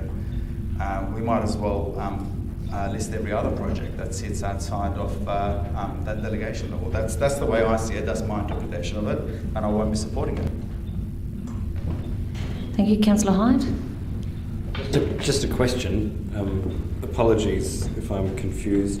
Would this be coming back into us anyway? Because it's under $1 million worth of. Sorry, it's over $1 million worth of. Through the presiding member, it's above the CO delegation, so yes, it will be coming back into the chamber. So we don't need to call it in anyway? No. Okay, that's sort of what I thought, then I didn't understand it. Okay. Members, any other speakers? If not, I'm going back to the move to sum up. Yeah, thank you, Lord Mayor. Look, there's an inability to grasp what is happening. There is a large sum of money that's being expended. $6 million, which is already on the public record from the meeting of April 13th. That is roughly the amount that has been allocated for this project. The detail is in the minutes. Now, if we are to accept the notion that we are not interested in, the expenditure of a very large sum of money on a city project because we trust the administration, and I have no reason to distrust the administration. In fact, contrary to the assertion of Councillor Abrahimzadeh, I trust the administration. But this is about public responsibility for substantial expenditure. And secondly, if it does come back in, then it will usually, in my experience, come back with a variety of options. And they will include option 1, 2, 3, whatever, in terms of the reporting of the administration. Yes, where tenders are concerned generally. And there is a recommendation from the administration. The detail that has been supplied on previous occasions, and we've been through this for everything from 10 gig Adelaide to previous iterations of bikeways, is that it enables us to view what is being proposed and to understand what all of the possible contingencies are, including identifying whether there might be some public controversy. That is the intention of this. However, if it is the Chamber's view that we don't care that this $6 million for one of the most controversial projects this city will undertake in the next 12 months, then so be it. That is the decision of the Chamber. Sorry, point of clarification, and I'm only asking because the Lord Mayor will let me ask questions after you finish speaking, but could we please clarify, is 2 in this, is it actually going to make a difference? Because I think it's coming back anyway. Yeah. It comes, well, okay. I'm sorry. Lord Mayor, look, I'm happy not to object to being interrupted. Can I ask the administration, in terms of our procurement policy, if an elected member on the floor of council agrees to call in a project, what is the difference between it being called in and it not being called in terms of what is presented? Thank you, and that is the clarification I believe Councillor Hyde was seeking, CEO. Thank you, through the presiding member. I haven't actually been asked to call in a procurement process. I would need to go back and check and see what information has been presented in the past. In terms of the projects associated with this particular item, that those projects have been endorsed already by the council. And so in terms of the tender process itself, I'm not sure. I'd need to go back and find out from the team. The previous call-in, I'm assuming, there could be multiple proponents, as Councillor Martin has indicated. There could be just one proponent that might offer to supply this procurement to us, but I need to go back and just double check. If it helps the administration, I'd remind you that during this term of council, the council called in the project associated with television screens appearing by the sides of roadways, and was able to take an active part in the management of that project to the extent of saying, yes, we agree or don't agree. Thank you through the presiding member. That's very helpful, Councillor Martin. I'll be able to go back and review that piece of work. Thank you. Thank you. All right, Lord Mayor, look, as I say, if it is the view of the floor of council that we do not need to call this in, that a $6 million bikeway is going to be a non-controversial expenditure with which it doesn't really think there's a problem, so be it. Members, to the vote. Those in favour? Those against? That is lost. We go back to the substantive. I'll look for a mover. Councillor Hyde. A seconder. Sorry. Oh, sorry. Oh, sorry, I didn't hear you with you. Council members, the division has been called on the motion. All those in favour, please stand. Remain standing till all names have been called. Councillor Moran, Councillor Snape, Councillor Martin. So I'm now going back to the original motion. Councillor Hyde, you moved. I'll look for a seconder. Members, thank you, Councillor Abrahimzadeh. Councillor Hyde. Just to thank members on that procedural journey. We could have just started with that. Look, the reason I think we need to go with this motion, which is, sorry, can we delete the red? The reason we need to go with this motion now is because I do not wish for these projects. I mean, this bikeway project in particular is years behind where it's meant to be, and that's because of all manner of other things that are outside our control. But the fact remains that we need that work done. We need it done now. It's already been much of it has already been well thought out, and these improvements have already been very well aired, and actually they aren't very controversial now at all. We've been through that. There is no need to bring these critical cycling infrastructure improvements back into council to have them entangled or re-entangled amongst our timeline, which, back to a workshop, back to committee, back to council, send it away, bring it back again. No. We've already discussed this in great detail. I don't want to deprive cyclists in the city of infrastructure because we've decided to faff about a little bit more with it, and that's how I would see it. It's very well established what we're doing. It's been talked about for a very long time. It's been well received. These improvements have been well received by the community, and I see no need. They're quite uncontroversial compared to some of the previous city bikeway work in the past. So I don't think there's any reason to prevaricate. We need to get on with the job. We need to do it now. People deserve safer cycling infrastructure. We may argue about the degree or size of that infrastructure, but that argument has been, it's done now, and we have this in front of us, and we should be approving the procurement of this critical infrastructure now and not dilly-dallying any further. Councillor Abrahimzadeh, did you wish to speak? Members, any other speakers? If not, go back to the move to summer. Members to the vote. Those in favour? Those against? That is carried. Members, that takes us...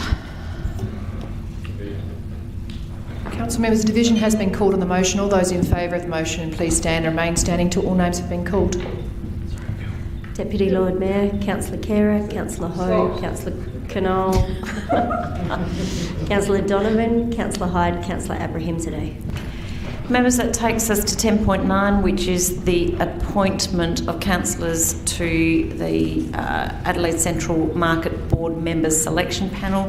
The first bit is procedural. If I could actually have a mover. Was that you, Councillor Moran, for the procedural? Yes, I'd like to move both of those, thank you.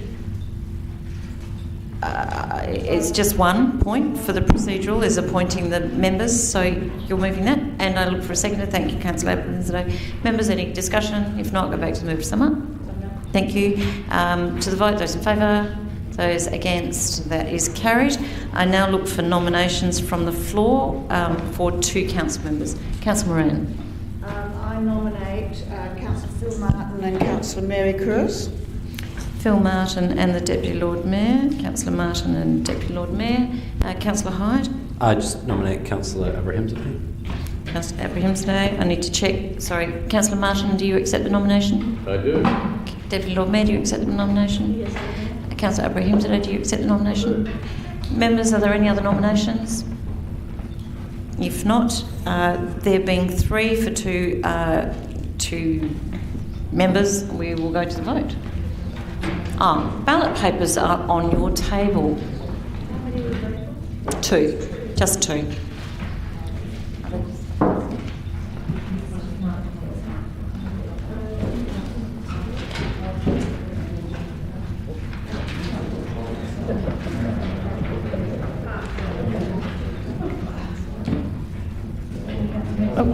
Council members, you'll be selecting 2 names from with a cross next to them out of Councillor Martin, Deputy Lord Mayor, or Councillor Abrahams.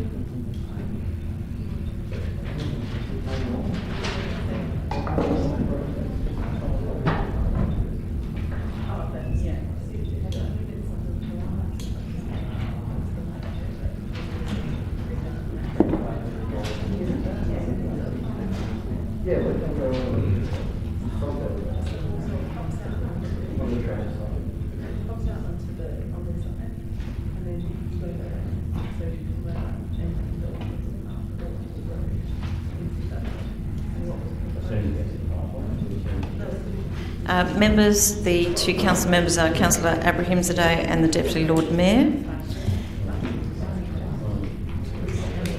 So I need a mover and a seconder. Members, if I could have a mover, thank you, Councillor Knoll, and a seconder. Thank you, Councillor Ho. Members to the vote, those in favour, those against, and that is carried. Thank you. Members, that takes us to 10.10, which is the APLA Charter update, and I'll look for a mover. Deputy Lord Mayor. Can I move it and amend? You can move it as an alternate motion if you want to change something. Yes, I do. It's just basically the name change from Katatilla to, instead of Adelaide Parklands Authority, to Parklands Authority. Take out the Adelaide. So deleting the word Adelaide? Yes.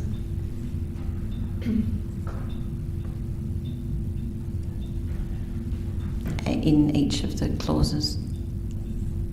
No, just where it says cut, not there. Not that one,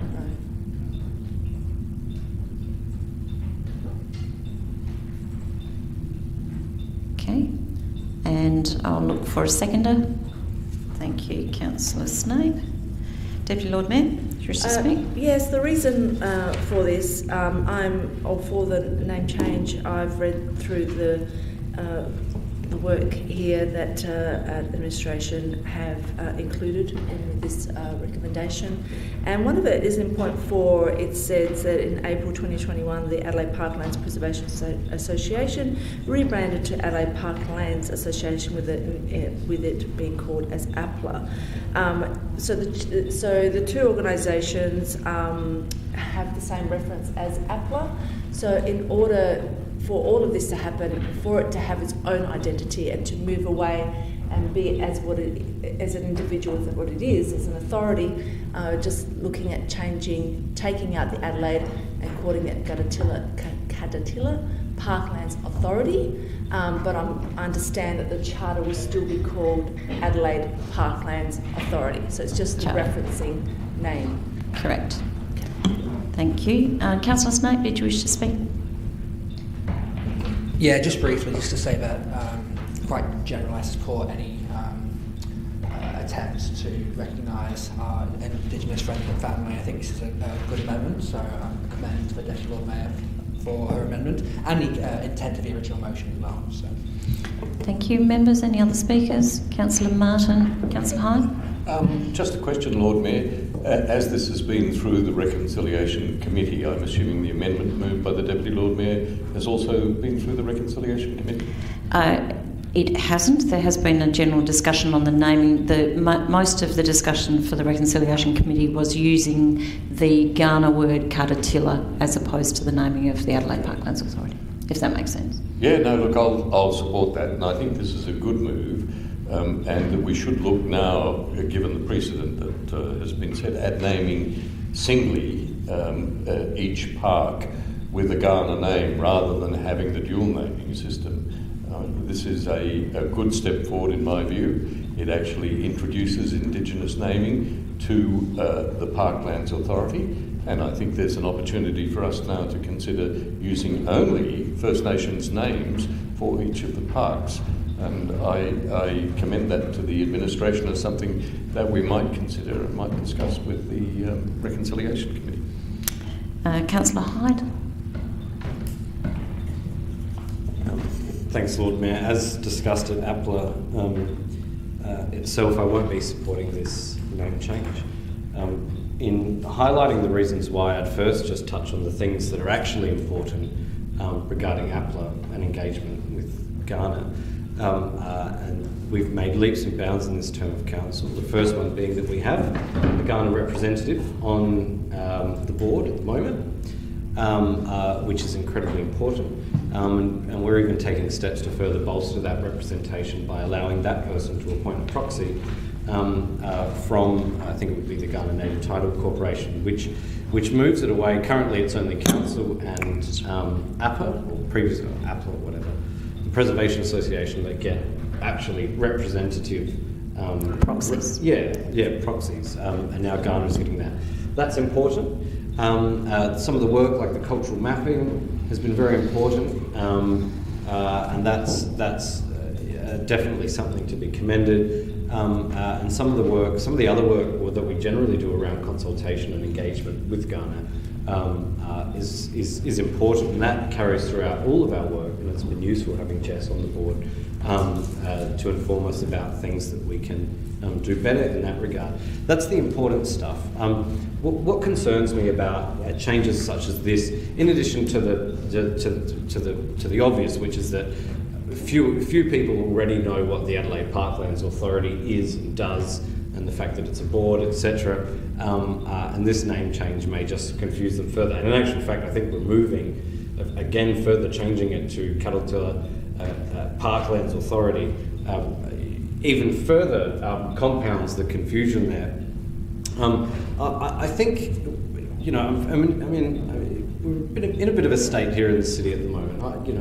We've had a lot of issues come to light, real issues that affect Indigenous people and actually take into account the parklands as well. And I actually feel that we're failing them by and large. When residents of South Ward come to me and they talk about issues of substance abuse, issues of homelessness, all these matters, and yet we come along with a name change. We, the people of privilege here in this chamber, come along with a name change and we give ourselves a good pat on the back. It looks good, it feels good, but I just don't know how much good it actually does. And that's what pains me, Lord Mayor. And I understand members will vote for this, but I actually think we do a disservice to members of the Indigenous community by talking about this more than we're talking about social service provision, by talking about this more than we're talking about actual problem solving. And I'd just like to impress that upon members. I'm not saying we can't do both. I'm not saying we can't walk and chew gum, but I would rather see us talking about real issues that affect Indigenous people instead of this sort of name changing and shuffling the decks around. Councillor Moran. Yes, look, I agree with the previous speaker. I see a lot of this here. We no longer have a contingent of Indigenous workers. That was pushed hard and it was very successful. I understand that's all gone. I'm amazed that it hasn't gone through at APLA or the Reconciliation Committee. It is virtue signalling at its most ineffective. Sorry, just as a point of clarification, Councillor Moran, it went through both the Reconciliation Committee and the Parklands Authority. But didn't you just say then a minute ago, Sandy, that you just discussed the Aboriginal name, that you didn't actually discuss the name change? No, the removal of the word Adelaide in terms of that wasn't specifically discussed when that went through. Well, it's a pretty important thing to remove, the word Adelaide. But yes, it sort of always annoyed me, this sort of, feel better type stuff. I've got no problem with changing the name, but that's probably all we're going to do. And I vehemently disagree with Councillor Martin that we remove the European names from what is basically a European park.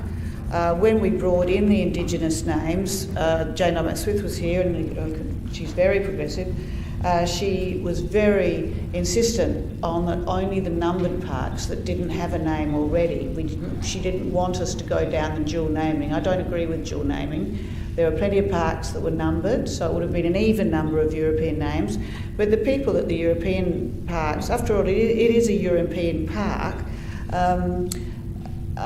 had something to do with the building of Adelaide, as did the Indigenous people. So a balance there, but I think dual naming is something that you could do in a country with a dual language, a strong dual language, but not in this case. And when you actually work out what the Indigenous names are, they're not real Indigenous names, they're not real Kaurna names. The race courses, horses running around a circle. I've yet to see an Australian horse, marsupial horse. So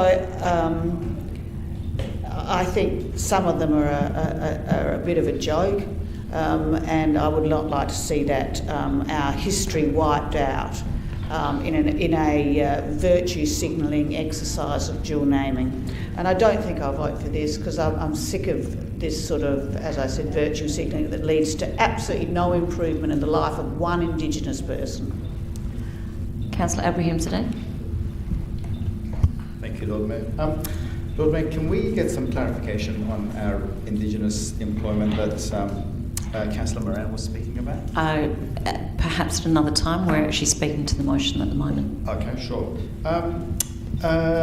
Well, I will be supporting this, and I share Councillor Hyde's frustration about doing something more than just changing a name. But I believe that this is a small step. It is a step.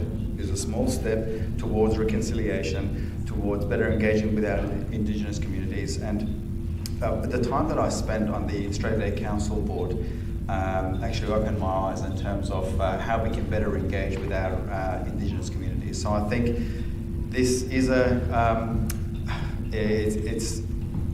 there's nothing of substance, if you want to call it that, but I still believe that it is a small step towards reconciliation and better understanding our Indigenous communities.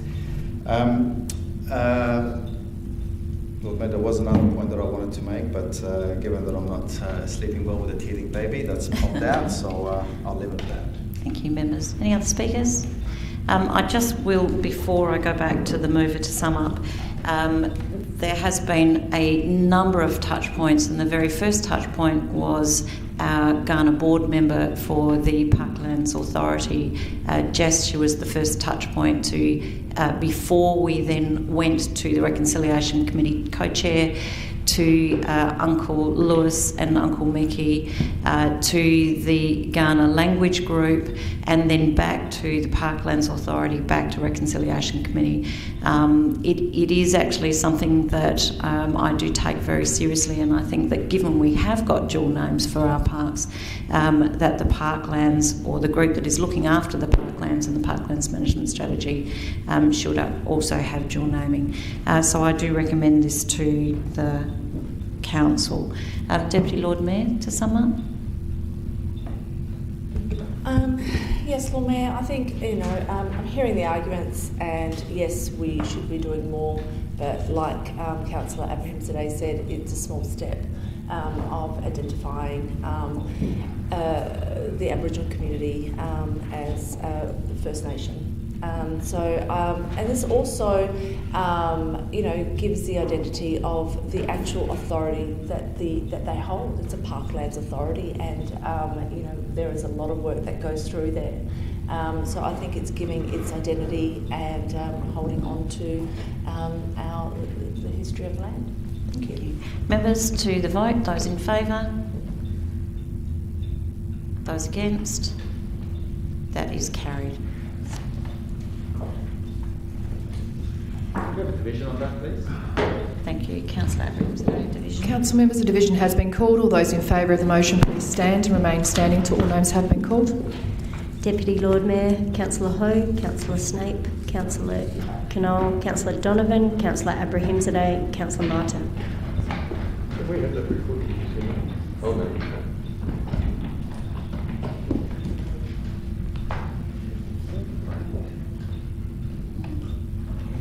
Members, I will call a break around 8 o'clock. We'll keep going because we've still got a number. So if we can just see if we can get through the next couple in the next 10 minutes. I have 10.11, which is the 2021 Q4 Commercial Operations Report. Councillor Martin, are you moving? I am. And seconder, members? Thank you, Deputy Lord Mayor. Councillor Martin, did you wish to speak to it? Oh yes, Lord Mayor. Look, I just want to congratulate our business operations team. The figures don't lie. And these ones truthfully record the cost of the COVID hit on our businesses, using the pre-COVID 2018-19 year as a guide, was around 6 million in 2019-20 and around 3 million in 2021. So our businesses have done a terrific job, including the Aquatic Centre, losing only around $10 million over 2 years, which is less than 5% of our total income over that same period.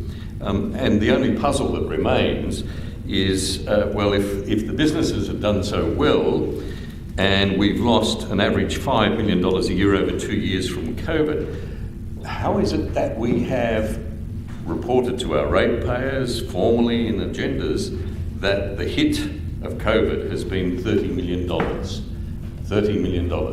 So if the businesses are doing well, something's not right. I can't work it out. But look, I'm sure this mystery will be explained to me, and I can find out where the other 20 million's gone. Theo, did you wish to speak to that?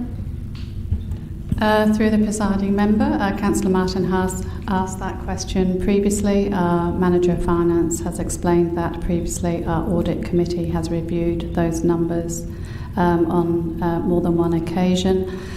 It's across numerous different budget lines, including our general operations income that makes up that quantum. I'm happy to take an undertaking to send a note out to members following this meeting just confirming that. Thank you, CEO. I appreciate that. Thank you very much. Deputy Lord Mayor. Thank you, Lord Mayor. I too want to echo the excellent work that administration have done. Also noting exactly what the CEO just said, they found quite a substantial amount of savings with the operational savings. There was a lot of work done with that. And that is given us the ability to be able to thrive through that period of COVID, which we have to also understand that it's not the end. We've actually being mindful of our operations. COVID can have another lockdown, can have another hit anytime. So it's not like this is fantastic and we're doing great. We could be hit with another downfall, and I have to commend the administration for the excellent work they are doing in this area and being very transparent with what we're doing. Thank you. Members, any other speakers? Councillor Hyde. Only to make the point, Lord Mayor, that obviously there's a few different ways that you can look at things, but let's say in an operating sense, if you want to talk about your operating budget, the cost of a lockdown, say take the lockdown we just had, for example, or the restrictions coming in, the cost of that would be the revenue that we didn't get. But in an operating sense as well, the impact to your budget would also be the fact that we've spent a lot of money trying to reignite the city, I think was the language we used, which includes some foregone revenue, but also some spending initiatives as well. Nevertheless, the impact on the budget is, whichever way you carve it up, you've got a larger deficit or you've got a smaller surplus, whichever way you carve it up. So I would invite those councillors who believe that we are reporting it in the wrong way to propose an alternative, because my read of it is things have been quite transparent. The impact to the city is what we didn't collect that we thought we would, plus what we spent to keep the place going above what we thought we would spend. I mean, that's the impact to the impact to the operating position. So I would invite members to come up with alternatives and bring them to us, but it seems pretty clear to me. And if I could add that the report before you is purely the commercial operations and not our entire operations. So just being mindful that this isn't the entire picture, just looking at those commercial operations. Members, if anyone else wishes to speak, if not, go to the mover to sum up. Councillor Martin. Thank you, Lord Mayor. When you say it's just our commercial operations, that's car parks. Car parks, aquatic centre, the golf. So at the town hall, they're our commercial operations. On-street parking. On-street parking, off-street parking. Okay. The major... Oh, sorry, not on-street parking, off-street parking, new parks. Oh, fine, yes. Okay, my confusion about it remains. I'm happy for the administration to explain it to me. I am puzzled, nevertheless, that we come up with a figure that includes lost revenue plus expenditure, one of which is involuntary and the other is voluntary, and we say this is the impact. But anyway, look, I'm open to new forms of accounting reporting. And I conclude simply by saying that our administration has done a sensational job. I mean, the aquatic centre was looking for all of it like it was going to be in a terrible mess, and it's been turned around, not as well as the golf course has, but it's still being turned around, and our other businesses are thriving. So well done to the administration. Thank you, Councillor. Members to the vote, those in favour, those against, that is carried. That takes us to 10.12, Local Government Reform, Member Behaviour Framework, and I look for a mover. Thank you, Councillor Hyde, and a seconder. Thank you, Councillor Abrahimzadeh. Councillor Hyde, did you wish to speak? Reserve my right. Councillor Abrahimzadeh, did you wish to speak? Members? Councillor Martin. Now, look, I've got some questions here, Lord Mayor. I note the haste with which this is being moved, and it has not come to committee at all. Has the legislation in relation to local government reform received royal assent? CEO? You said acting, I'm so sorry. Could you repeat the question, please? Has the legislation yet received royal assent? I have not heard it. That is to say, left the Parliament. Yeah. Thank you, through the chair. Perhaps if our head of governance could come up, please.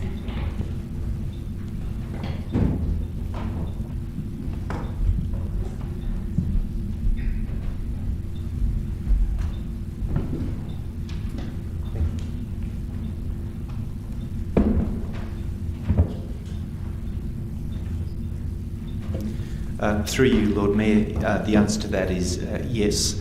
The legislation has been passed, and the state government is now in the process of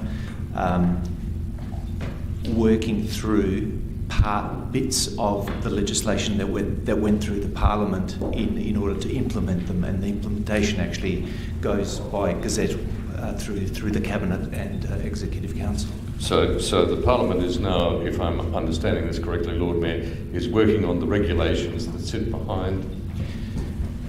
Through you, Lord Mayor, the legislation has gone through the Parliament. Right. What is now happening is the detail of the legislation that went through is being worked through, and then will go through Cabinet and Executive Council for approval. Okay, so this is a work in progress, basically. Yes, but to be clear, the legislation has been through. Has definitely gone through, yes. Okay. Well, Lord Mayor, the Local Government Association, and from what I can see from the information the administration has supplied, the Local Government Association, a lot of councils, in fact, as far as I can tell, the majority are working towards the implementation of this from late 22 in readiness for 2023, when the Behavioural Standards Panel will be established. Is that correct? Nick? Sorry. Yes, not all of the timings have been determined, though. It's quite fluid. So this particular part that is being consulted upon by the state government is only the two specific parts that are named in this report, nothing more.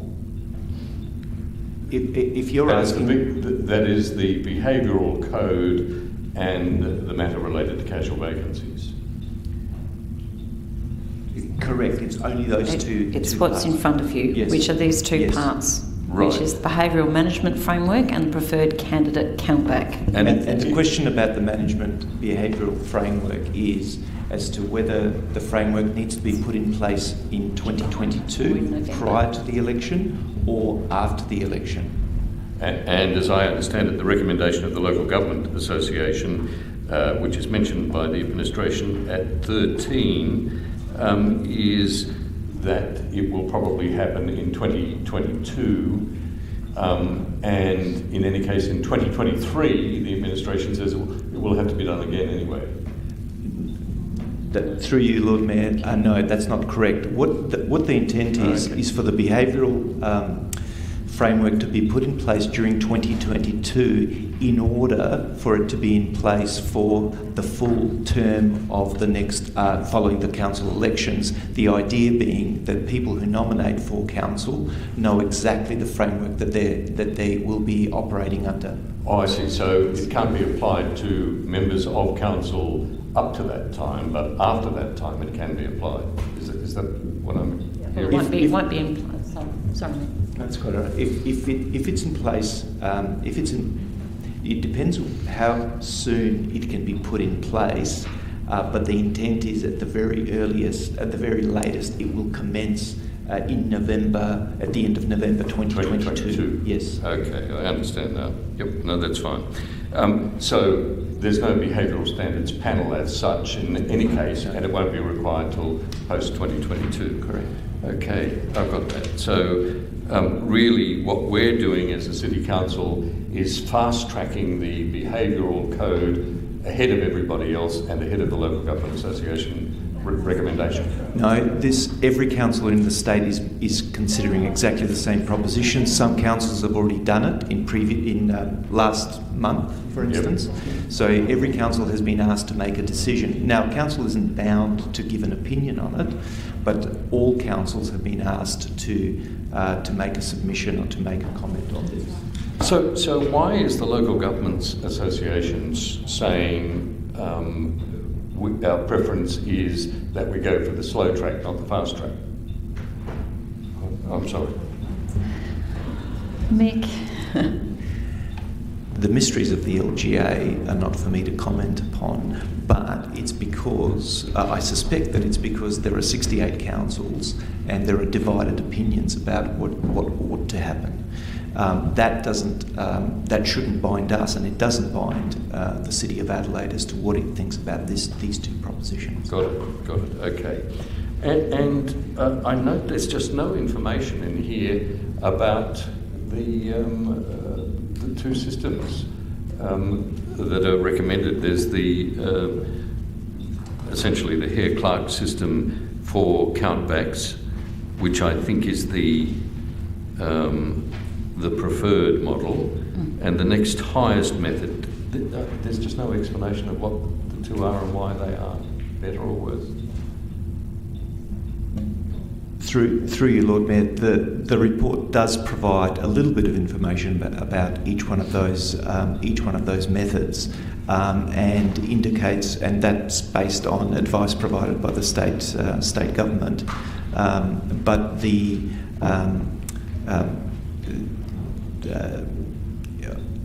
my view is that the information that's provided in the report provides sufficient information as to how the two work, and as indicated in there, the state government's preferred method is not the preferential model. No, the other one, yes. Yeah, and that is the other thing that troubles me. And tell me if I got it wrong. So the preferred model is one that says that the candidate who gets the maximum number of preferred votes at the time that the other person who has retired or died or whatever, the person that's got the maximum number of preferred votes isn't elected. It could be the person who gets the highest number of number 5 votes. Is that right? There's a countback with, sorry. No, sorry. I read the report, so I have the information from the report. Councillor Martin, I noticed you have had many questions. Perhaps you could have asked those questions of Mick prior to coming into the chamber, because I think everything that Mick has answered is actually in that report in terms of how that works. Oh, Lord Mayor, look, I'm just used to a system of governance in the City of Adelaide where these matters are discussed at committee and not sprung at council. And if they're sprung at council, it's inevitable that people are going to ask questions. Well, there is good opportunity between when the papers go out and council if you have as many questions. I will actually go to Mick if you'd like to answer that last preference, if you remember, last question, if you remember what it is. But I believe it's in the report. Okay, and my commentary is that there's not enough information, that's all I'm saying. Okay, look, all right, I understand now. I think we do need this new system. The current code of conduct system has been weaponised. We have particular examples of poor behaviour around this council, and we've had, as you know, Lord Mayor, even attacks on people in corridors. So there is a need for a reform, and the establishment of a code that has universal application, not just as is agreed here in this council, but more importantly, a behavioural standards panel that is a group of people who are selected independently by the government and not paid by the... Sorry, Councillor, you are actually just speaking to the commencement date, not what the behavioural panel is or that. It's simply in terms of the commencement date. would we like to commence in June, July, or would we like to commence later? That is the motion before us. I understand. I'm getting to that point, Lord Mayor. It takes me a long time to get around to it. Yeah, well, just speaking to the motion would be great. Okay. So I am saying, Lord Mayor, that the quicker we have something like this up and running, the better. I am disappointed to hear that the Behavioural Standards Panel, and I couldn't glean it from the information provided, is not going to be operating until the term of the next council. We will be stuck with the weaponised code of conduct system. However, I will support this. I think it's a wonderful endeavour, and I look forward to the provision of information from the administration that would enable a discussion about where we fit in universal standards expected in terms of the elected body. Thank you. Members, did anyone else wish to speak to the report before you? If not, I'll go back to Councillor Hyde to sum up. Members, to the vote. Those in favour? Those against? That is carried. I did say we're going to take a break, but we have 2 reports before us. Would we like to go to a break now? Or just finish the next 2 reports? So, thank you. The room has it. So we have 10.14, which is the Riverbank Precinct projects. Eddie, could I ask you please to let Councillor Moran know that we're continuing on the next 2 reports? She's in the members' room. At the Riverbank Precinct projects 10.14, I'd look for a mover. Thank you, Councillor Abrahimzadeh. Seconded, Councillor Knoll. Councillor Abrahimzadeh, did you wish to speak to it? Councillor Knoll. Members? I look to is no one speaking, Lord Mayor? No one is speaking at this point. Oh, okay. Look, Lord Mayor, I think this is probably the most important item on the agenda tonight, although others may beg to differ. For the City of Adelaide, I fear this might be the Crows and the Aquatic Centre all over again. The state government, as far as I can see, is racing, and that's apparent from the documents, to gazette for the code by November the acquisition of parklands for the riverbank zone. Now, there's no doubt that, and our documents do, by the way, make clear the national heritage listing for the parklands would be jeopardised by this process. The hospital, the transport hub, which is just a multi-storey car park on the parklands, they are taking place on Helen Mayo Park, Kate Cox Park and Benithan Park. Paragraph 20 in the support documents makes that abundantly clear. It is goodbye national heritage listing parklands of Adelaide. We don't need to write, as is proposed, to the state government in the first part of this motion in order to understand that. That is clear. But what is disturbing about this is that we are being asked tonight to pretty much rubber stamp by accepting this that's being put to us, by accepting this, that we're going to give 2 hectares, that is a site bigger than the footprint of the proposed Women's and Children's Hospital, for a multi-storey car park. Hospital's 1.5 hectares, the car park's 2 hectares with its transport hub, and gone will be the heritage olive groves, as we know. A part of them will disappear. That is clear from the illustrations which have been supplied by the administration, and also clear from other documents which have been presented to me. So it seems to me that this is a bit of a parklands grab, and to be suggesting, as it is at 2, that the Lord Mayor form a working group to sit at a table with the Premier, working out how to get the best detail out of this, and that is what... I don't believe that that's what that says. It says the state government to form a working group with the City of Adelaide. It doesn't say with the Lord Mayor. Oh, well, I'd be delighted to sit on the Working Party, Lord Mayor, but I suspect I'll ask you. But to be sitting, for the City of Adelaide to sit on this Working Party is pretty much rubber stamping it all. And it hasn't even been through APLA, as we discussed tonight. APLA knows nothing about this in terms of the detail that's provided here. We're sort of saying all the way with the government, and I find that deeply disturbing. And I would ask members to think very carefully about this, because this one is going to be a controversy that goes on right up until the next election. Okay. If I could, just I don't believe that this is rubber stamping anything. We have yet to be briefed. We have a briefing scheduled for the 21st for council members. The Parklands Authority has been briefed, though they were briefed prior to a letter coming in from the Health Minister. There are further meetings of APLA. We will respond to the consultation process, both through APLA, which will come to Council with its recommendation, and then for Council to also do its consideration and response to the consultation process. I have Councillor Hyde, I think, and then Councillor Snape. Thanks, Lord Mayor, and I thank Councillor Martin for flagging that this will lead right up to the next election. I prefer not to base my decision-making off of electoral cycles. It tends to lead to some pretty skewed results and bad decisions.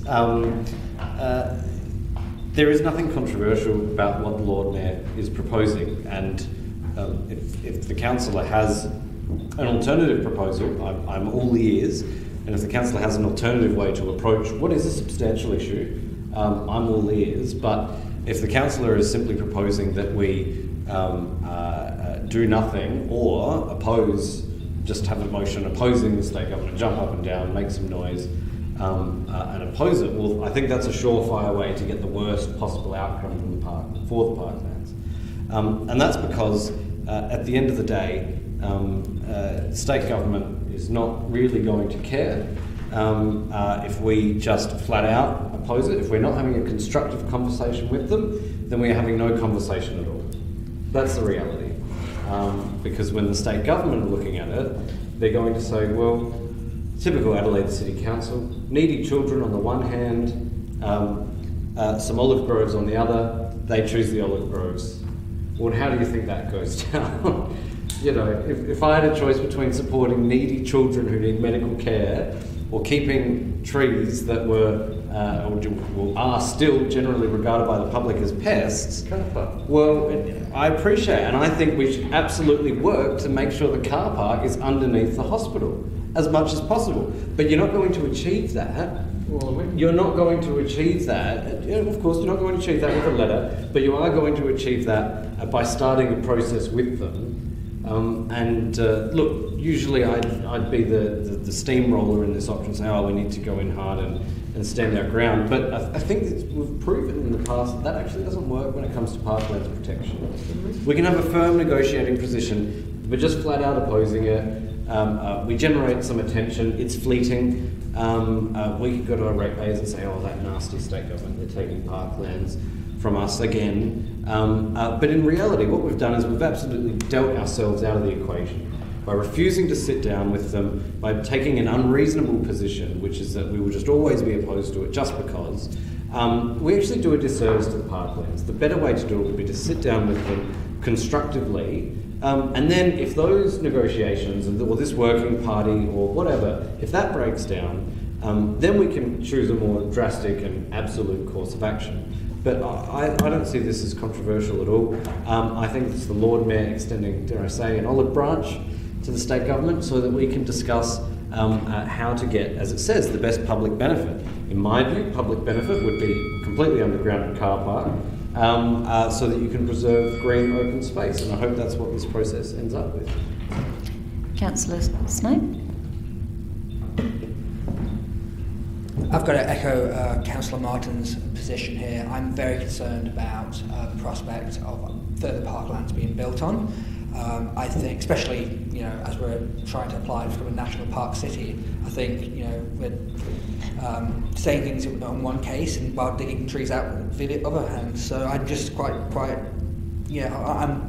opposed to this, and I think council should write a strongly worded letter to the Premier. And it is election season. Hopefully they'll listen, because a car park. That's the main issue. My main issue is the car park, and not the Women and Children's Hospital per se. I suggest building the rail lines, for example. Thank you, Councillor Snape, and I think we'd all love them to build it across the rail lines, and I think that perhaps we can do that if we're at the table for these discussions. Councillor Moran. Yes, I was disappointed in the council when we were briefed on the move of the Women's and Children's Hospital. Not one of us said, but it's on the parkland. Now, I can understand the exhaustion of dealing with the state government. They will do what they will do. And Councillor Hyde's right. If we directly oppose it, they'll ignore us. If we sit at the table and suggest things, they will still ignore us. They're not interested in what council says. There is plenty of available development land in the northwest corner there, all along West Terrace. There are plenty of buildings. In fact, there's the biggest, tallest tower going on behind the Newmarket. But of course, the wonderful thing about the parklands is that it's cheap land. It's free land.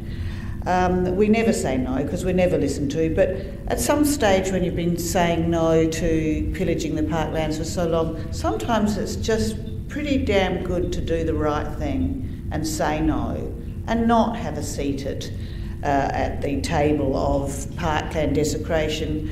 I think it's the height of hypocrisy for the government to come and say we were going to be a park city, and yet consider building even more buildings. Women's and children's hospitals don't have to have lovely views. They don't have to be on the parklands.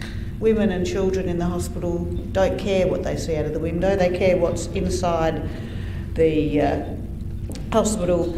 And as my husband always says, hospitals aren't walls and views and floors and fancy stuff. They're the nurses and the doctors and the porters and the cleaners that work in it. It'll be a long time before this happens, I suspect. The current position could be increased, but I'm not going to solve this.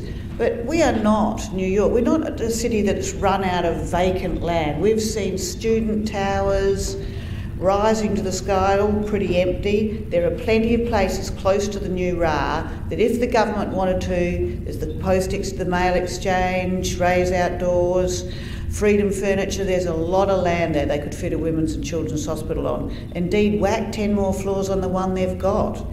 But I don't want a seat at this table, and I don't want my Lord Mayor to have a seat at the table either. It won't be successful, and sometimes you just have to do the right thing. And the right thing is to say no more. Every government builds something on the parklands. It will be almost within some of your year's lifetime that you'll see it get to the critical reduction where people would say, just build on the rest of it then. We'll just divide it into parks. This is an important issue.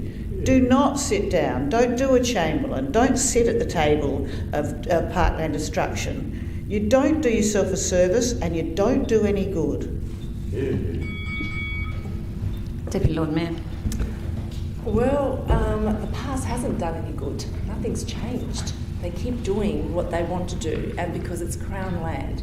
I think this is a great way forward in order to build a collaborative approach and be able to express our views of the ratepayers directly to the state government. Isn't that our job? Isn't that our job to work collaboratively with the state government? Isn't it our job to actually voice our concerns of the ratepayers? I mean, blocking and saying just no and just no. It's like a child having a temper tantrum and just stamping their feet and saying no. How about sitting at that table? How about talking it through? How about giving an opinion? How about having a discussion? How about voicing exactly what you have voiced in here directly with them, rather than just having a temper tantrum and looking like a spoilt child. Sorry, and not suggesting that we have a temper tantrum. Well, you're saying no. I mean, what are we saying no to? And if I'm actually speaking, it's my time, isn't it, Lord Mayor? Is it my Councillor time? Moran, she didn't say you were having a temper tantrum. She didn't. She was saying no. She was saying the council. The council. She wasn't directing that at you. Anyone. I don't think she was. Actually, was she directing at Alex or at Marn or Fran? She was directing it. Okay, who was she directing? She was talking about the council, Councillor Moran, and she was talking to me. Only 2 councillors that debated said to take the position no. Councillor Moran, thank you. Councillor Moran, you've asked the question. The Deputy Lord Mayor would like. Attacking bullying behaviour has to stop. It's Councillor Moran. If you have a problem with the behaviour, you know what the proper process is to take the behaviour. Deputy Lord Mayor, please continue. And to clarify, I am talking about past councils saying no. I have not directed it to anybody in this room. In saying that, I think we need to flip it and try a different approach. And I'm willing to. I would like to vote for this to see which way this goes and how we can work together with the state government. And I can see that Councillor Martin's scribbling away and probably putting this in a newsletter. Councillor, that's enough. Stop. That is bullying. Well, I'm fine. Councillor Moran, could you please be quiet? Please be quiet. I asked her to stop. Could you please be quiet? Councillor Moran, if you don't stop, I will ask you to leave the chamber. Could you please be quiet? Why don't you tell her to be quiet? Because she is speaking. Speaking offensively and personally, playing the man, not the ball. This is what's wrong with Councillor Moran, please be quiet. Councillor Moran, this is the last time asking you to please be quiet, otherwise I will ask you to leave the chamber. Well, I'm not sure if you and whose army will, but I will do exactly what I want to. You are allowed. Councillor Moran, please be quiet. Councillor Moran, please be quiet. Councillor Moran, please be quiet. Councillor Moran, please be quiet. Deputy Lord Mayor, your time is continuing. Do I get extra time? I have actually put the clock on, yeah. Thank you. As I was saying, it is time that we actually have discussions with the state government and talk our views as we do every day with our ratepayers and express our views to the state government. So having this ability with the state government will actually probably bring the discussion to the forefront rather than just not having that ability. But in saying that, you know, hospitals are important. The view of the hospital is important. I have been in the Women's and Children's Hospital for 8 weeks and my son was a prem at 3 months. I was spent the whole time in the hospital, so I think the environment of the hospital is really important, and I just wanted to say that and expressing that we need to actually be mindful that we need to discuss these with the state government. Members. Lord Mayor, personal explanation. For the sake of the Deputy Lord Mayor, if I'm making notes, it's generally because I'm trying to understand, not that I'm writing things down. Thank you, Councillor Martin. But it's an intimidating remark to be made. Thank you, Councillor Martin. Councillor Moran. Thank you. I'm glad you're actually leaving the chamber. Stops me having to tell you to be quiet. I have any other speakers? If not, I'll go back to Councillor Abrahimzadeh to sum up. Thank you, Lord. No, I will not just sum up. I will need to highlight the fact that, Lord Mayor, without having a seat at that table, without being inside the tent, we can have the absolute worst scenario. Or let's have a seat at the table. Let's try and work collaboratively. Let's be inside that tent, and we can have the least worst situation. So weigh them up.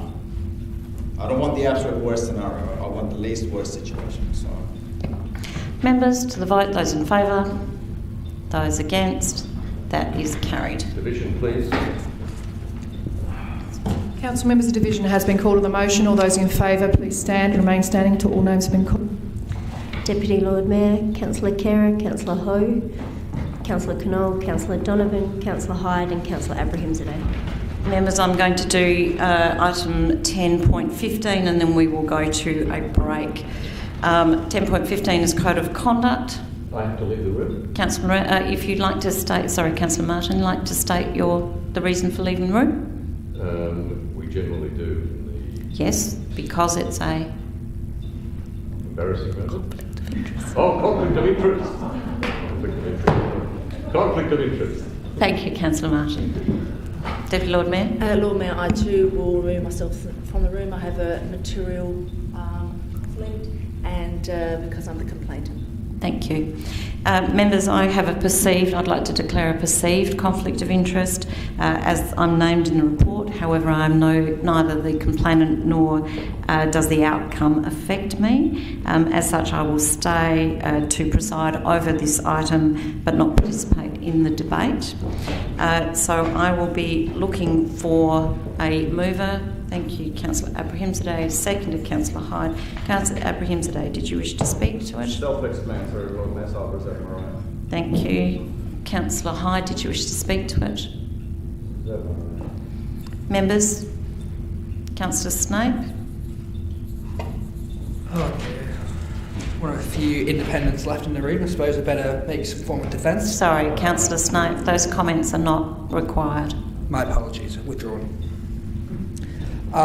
Look, I'm going to speak specifically to number 3. I don't think that Councillor Martin should be forced to make an apology.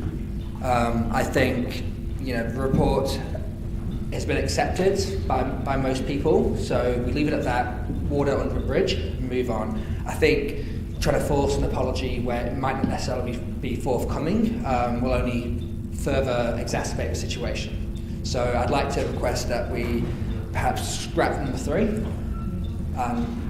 That would be my ask for room, I guess.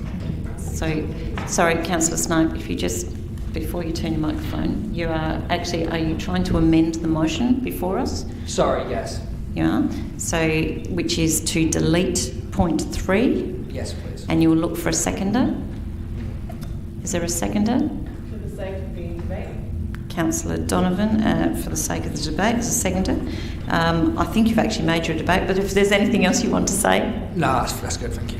Councillor Donovan, did you wish to speak to it? Okay, would anybody else like to speak to it? Councillor Hyde? Now, because this is an amendment, I actually get to talk twice. Once now, and once when it comes back. So I'm quite thrilled at that. Of course the apology needs to stay in there. Of course the apology needs to stay in there. This is an independent investigator has made a finding and recommended a course of action, which is one of the 5 things that we have as a council chamber at our disposal in order to take disciplinary action. I agree the apology will not be forthcoming, but that doesn't mean we shouldn't request it. I think the public commentary on the matter, in actual fact, part of me says, well, why do 3? Because the commentary on the matter from Councillor Martin so far has actually made an entire mockery of the process. And he's already pretty much come out and said that he will not apologise and justified his actions. That's the only reason I would not want to make the apology, because I think the apology, if not properly regulated by this chamber, would actually just cause further humiliation to those who Councillor Martin has already been found to have disrespected and not acted in a reasonable, just, respectful or non-discriminatory way when dealing with them. It just beggars belief, Lord Mayor. So, look, the way to deal with this and to have water move under the bridge is just to accept it. To accept it, request that Councillor Martin make the apology, and then to move on. And I would urge those who are closer with Councillor Martin to strongly suggest to him that he does make a genuine apology, because that is the way that the state of this chamber actually improves. And look, everyone has some blood on their hands somewhere. But at the moment that we can admit that we've had a problem, and we've got an independent investigator here who is determined and decided that we have a problem, they have proposed a course of action which is under the legislation and is appropriate. So I think we need to abide by that, and we should absolutely. This doesn't fall down on factual lines. I had a code of conduct. The Chamber accepted it. It was accepted unanimously, including the recommendation. I didn't request any. There was no fear or favour there. They made findings. I disagreed with those findings. Do I pursue it with the Ombudsman? Honestly, can't be bothered. Councillor Martin has that recourse here if he so chooses, and I think the mature thing for this chamber to do would be to accept it, to request that he make the apology, and for those close to him to counsel him strongly to make the apology, because that's actually how we move on. That's how we get past this. It's the only way. Members, are there any other speakers? Councillor Donovan. Thanks, Lord Mayor. Only to briefly note that it's interesting that Councillor Hyde will so readily accept this legal opinion, whereas the previous recommendation from the Representation Review was not so readily accepted. But I agree with the principle that an investigation has been made, recommendations have been presented, and we should commit to those recommendations. Would you like to sum up on the amendment? Councillor Snape. Summed up. Members to the vote, those in favour of the amendment? Those against? That is lost. And we go back to the... Sorry, division's been called. Council members, the division has been called on the amendment. All those in favour of the amendment, please remain standing until that's been called. No, it's not actually.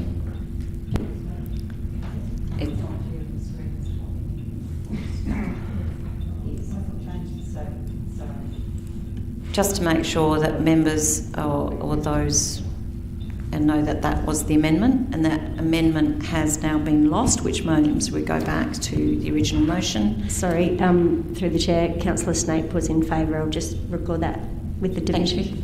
Yep. Thank you. We go back to the original motion. Would anybody like to speak? Councillor Hyde.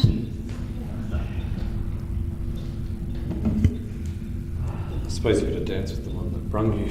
That's my reflection on that previous amendment. But look, Lord Mayor, it is really unfortunate that we're here considering this behaviour, especially after so many matters have been aired so much. I do think the findings of the report, well, first of all, the contents of the allegations or of the accusations and behaviour that Councillor Couros put in there, quite disturbing to my mind.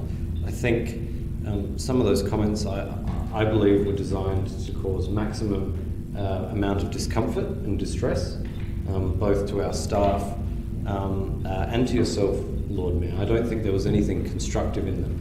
And at the end of the day, that's what it's about. This is about how we can come together constructively to make decisions, not to score points, not to besmirch or to slur our colleagues, because by doing so we just besmirch and slur ourselves in the process.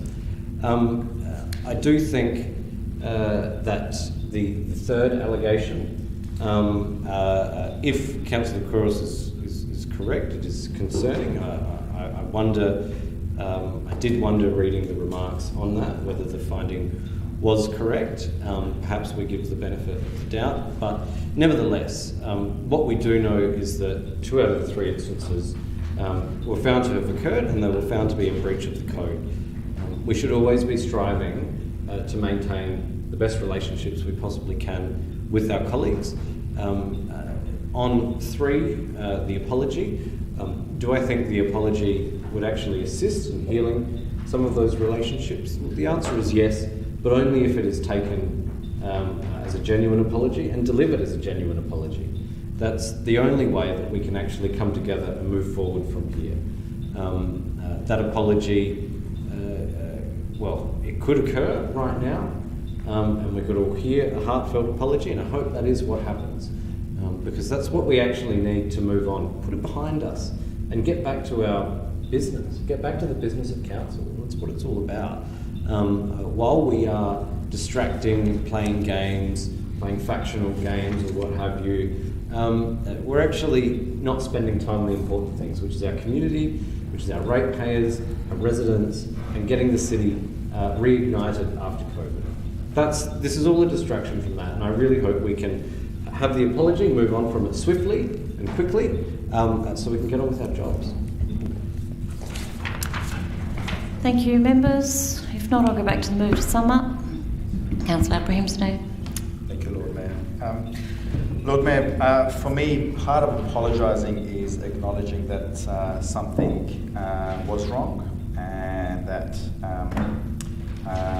you're essentially taking responsibility and you're being held to account. So I do believe that point 3 here is particularly important. Also to pick up about what Councillor Hyde was talking about in terms of being more collaborative and building bridges, I would happily let water go under the bridge if that bridge existed. So I think we all need to be mindful of that. Members to the vote, those in favour, those against, that is carried. Division's been called. All members in favour of the motion, please stand and remain standing until all names have been called. Councillor Khera, Councillor Ho, Councillor Knoll, Councillor Donovan, Councillor Hyde and Councillor Abrahimzadeh. Members, we will now take a, let's say, 25-minute break. Be back in the chamber by 9 o'clock. Members of the gallery, we're going to have a break, after which we have several items in confidence. So we'll call you back into the chamber once we've deliberated those items in confidence.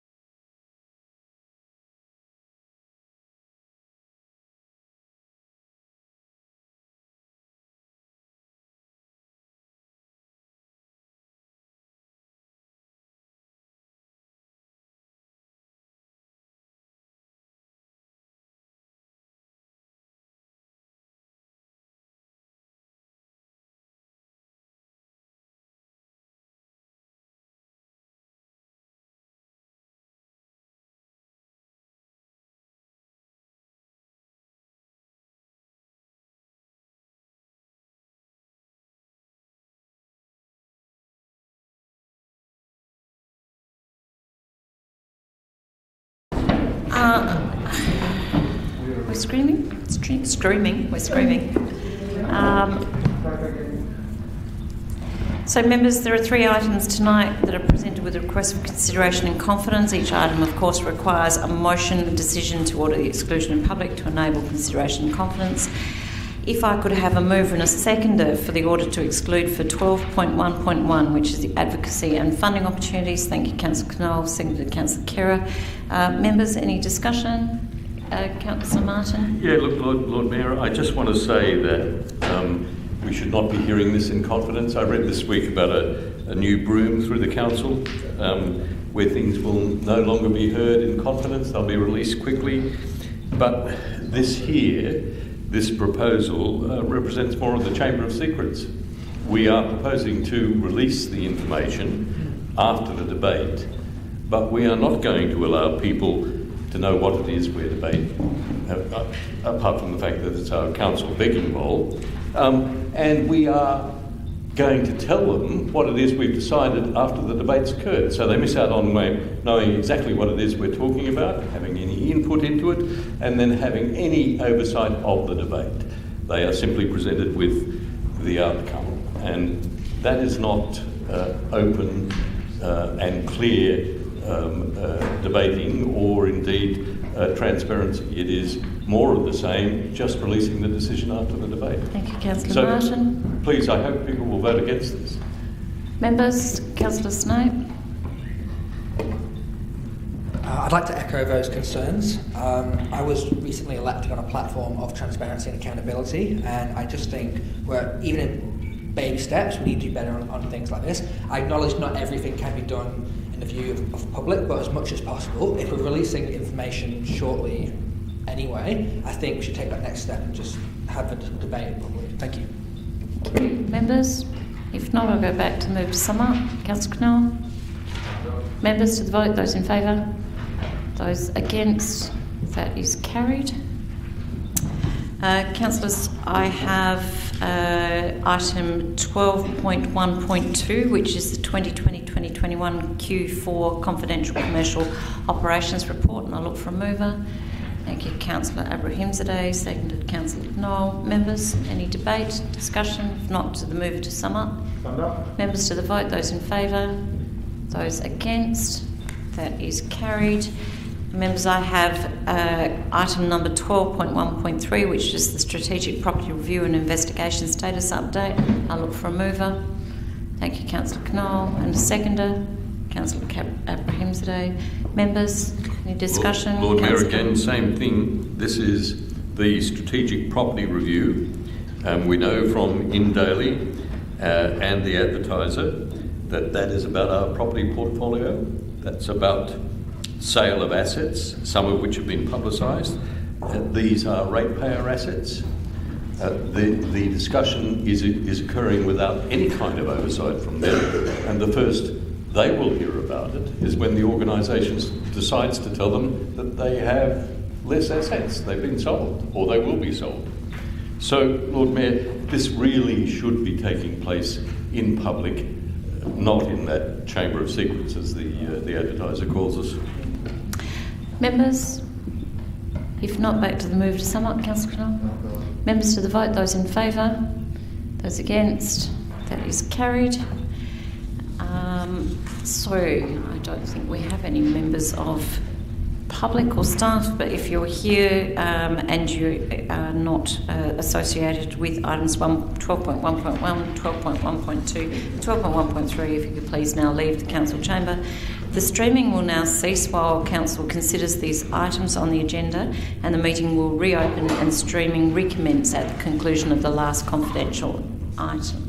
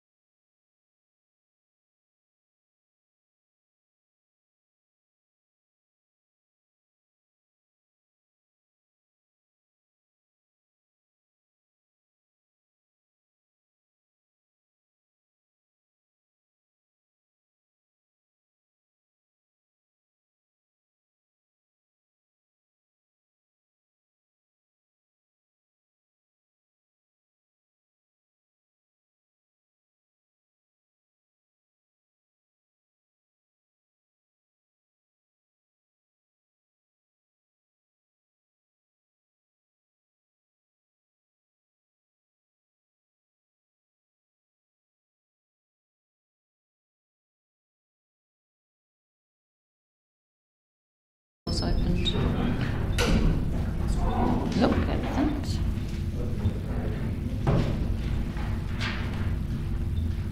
Members, that takes us to item 13 on the agenda, which is the Lord Mayor's report. This month, the Reignite Adelaide #GoToTown and Spring Weekends campaigns launched to attract people back to the CBD and North Adelaide and support city businesses. Many businesses have embraced Council's pop-up parklets, and parking bays have been transformed into new outdoor spaces. This has been very well received by businesses and the wider community, and I've received feedback that it's significantly increasing capacity at hospitality businesses. Day Job Cafe in Halifax Street said their capacity has doubled as a result, and the addition of planter boxes in the new dining spaces also improving amenity, brightening streets and increasing greening. As part of Reignite Adelaide, we're also offering free car parking on weekends and evenings in council-owned U-Parks during September. We celebrated Queen Adelaide's birthday on the 13th of August, and instead of our traditional civic reception, this year we had a hybrid in-person online event due to COVID-19 restrictions, limiting the number of guests we could have in the Queen Adelaide room. For the first time, we held an online competition to find a little girl called Adelaide to attend the event in person and be crowned princess for the day. And we were absolutely inundated with entries from Adelaide's near and far. Adelaide Pretorius was chosen and with her family joined me and the president of the Queen Adelaide Society, Sue Fraser-Chittix, as well as their guest and youngest member, 10-month-old Adelaide Lockwood, for morning tea. It was a lovely event with another 50 guests, including students from the Fulham Gardens Primary School joining us virtually. On the 17th of August, I attended the investiture of our new councillor, Kieran Snape, and tonight, obviously, is his first meeting as a councillor, and we look forward to working with him to achieve outcomes for the city.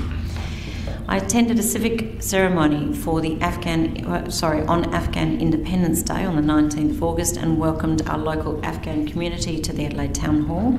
I, along with Councillor Abrahimzadeh, expressed the City of Adelaide's support in light of the events that have taken place in Afghanistan over the past month. The City of Adelaide is a supporting partner of Wasteland Renewed, an exhibition created using recovered plastic and marine debris from the Great Barrier Reef and recycled orange peel. I attended the launch at the Adelaide Convention Centre on the 25th of August and spoke about the city's commitment to a circular economy and our zero food waste to landfill target.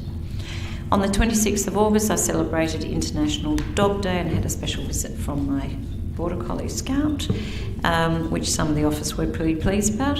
I announced 11 new cycling projects jointly funded with the state government, with Transport Minister Corey Wingard and the Member for Adelaide and Child Protection Minister Rachel Sanderson on the 28th of August. These projects will make it easier and safer for people to access the city via the parklands. The first project to install enhanced signalised crossing facilities for people walking and riding bikes across North Terrace at George Street is set to start construction later this year. I'd like to thank my Deputy Lord Mayor Kouros for stepping in as Acting Lord Mayor from the 30th of August until the 10th of September. The Deputy Lord Mayor Kouros represented me at the #GoToTown launch in Victoria Square on September the 2nd, as well as the Sala Awards Night on the 8th of September and the View Conference on the 10th of September. Thank you very much, Deputy Lord Mayor. Could I have someone move that report be accepted? Thank you, Councillor Hyde. Seconded, Councillor Knoll. Members to the vote, those in favour, those against, that is carried. Oh, shall I record it? The councillor reports, 14.1, reports from council members. Look for a mover. Thank you, Councillor Abrahimzadeh, and a seconded, Councillor Knoll. Members, Councillor Councillor Abrahimzadeh. Thank you, Lord Mayor.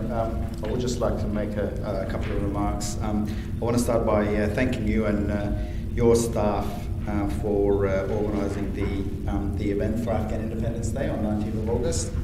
I also note that we have received a letter from the Afghan ambassador congratulating us. As you know, Lord Mayor, the times at the moment in Afghanistan are really rough. The country is going through turmoil. There's a lot happening in that country, and anything that we can do to stand by the Afghan community is appreciated. And I would just like to say that I've received a lot of feedback about that event, a lot of good feedback about that event. Lord Mayor, there's also been a number of peaceful protests here in the city that's been organised by different Afghan community organisations. And one in particular, the Stand with Afghanistan March, where I represented you. I just wanted to give a quick thank you and shout out to our Chief Operating Officer and Commander Herdigan for their outstanding work on a Sunday. We had an issue. The organisers of the event got in touch with me on a Sunday morning, and I then had to contact our Chief Operating Officer and get some stuff sorted. So I do thank them for their prompt and proactive approach in making that event happen. Lord Mayor, while we're on that topic, I do want to just highlight the number of events and fundraisers that have been happening and continue to happen around fundraising for Afghanistan. So I encourage members, wherever they can, to attend these fundraisers, because all the funds that are raised will go to certified charities who actually do assist the people on the ground in Afghanistan. So thank you. Thank you, Councillor. Councillor Knoll, did you wish to speak? Councillor Donovan. Thanks, Lord Mayor. I just wanted to note that tomorrow the Town Hall is going to be lit up red because it is the Heart Foundation's Give with Heart Day. And more South Australians die of heart disease than any other cause. And we can all help fund the research into disease prevention and keeping families together. So tomorrow, if anyone donates $1 or more to the Heart Foundation, it will be doubled, so you can make twice the impact. So every dollar will count. You can make a donation at givewithheartday.com.au. Thank you, Councillor. Members, if not, we'll go back to the mover, Councillor Abrahimzadeh. To the vote, those in favour, those against, that is carried.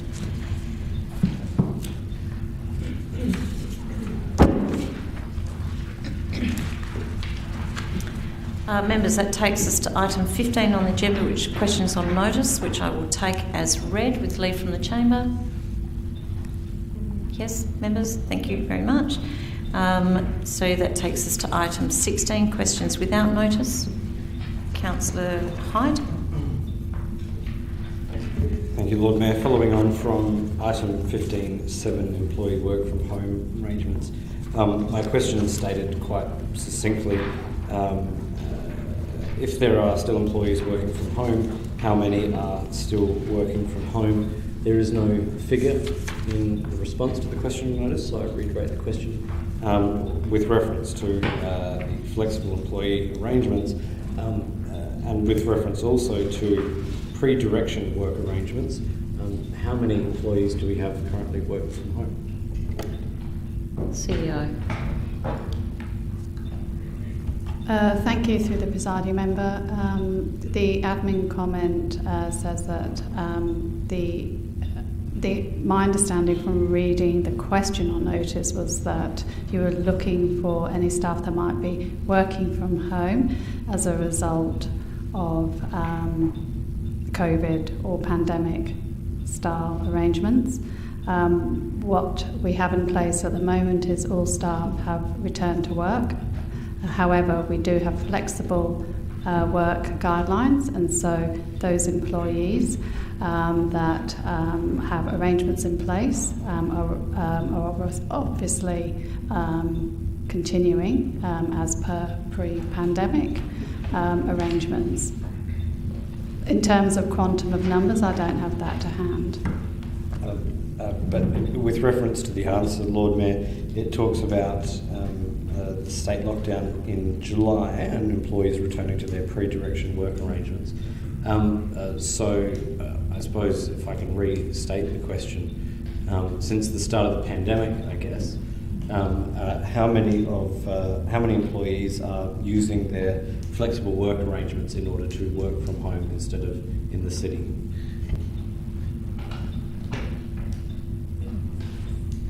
CEO.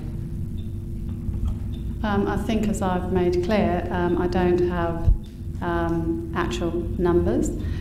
Each staff member that wishes to work from home under the guidelines requires the support of their leader, and the guidelines are quite clear around what those arrangements need to be.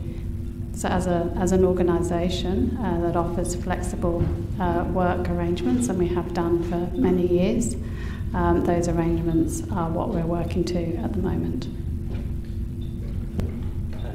Anecdotally, Lord Mayor, would it be the view of the administration that those flexible work arrangements are being used by staff so that they may work from home during the pandemic? Has there been an increase in staff working from home? I think, Councillor, that the answer is at point 4, which is basically said that all employees have returned to work. And so with their pre-direction work arrangements. So if they worked partly from home prior to the COVID, they're back at those arrangements, as opposed to is that prior different arrangements. Well, apologies, Lord Mayor, at 4 it talks about the lockdown in July, but there's obviously a whole year between July and when the pandemic actually started. That's what I'm trying to get a handle on here. And look, if the administration needs to take it on notice, then by all means take it on notice.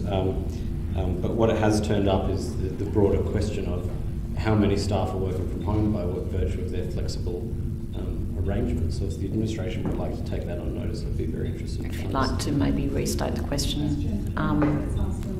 Yeah. Well, so I think, are you trying to ask how many people are working from home? Yes. That's a pretty straightforward question.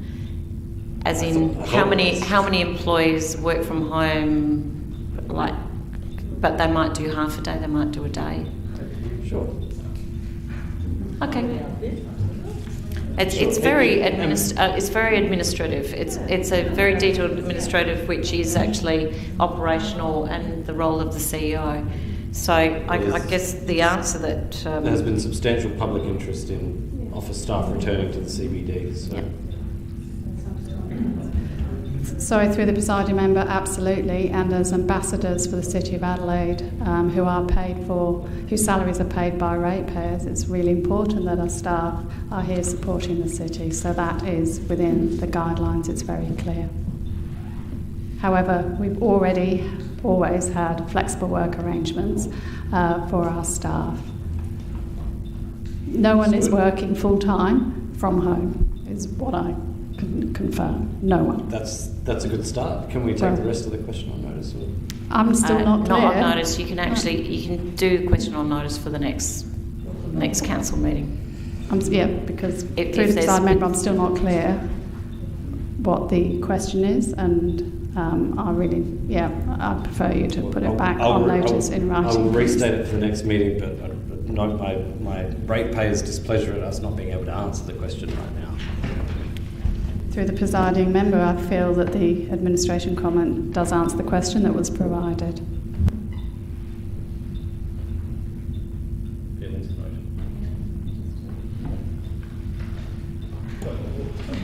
I'm sorry, Lord Mayor, I don't believe it does. I asked for a figure. There is no figure in there. I've got a lot of HR gobbledygook about arrangements and flexible what have yous and pre-direction hoo-has, but I've got very little on actual how many people who otherwise would work at the desks here in the city are working from home. That's the figure. So the answer to the question, CEO? 0. 0.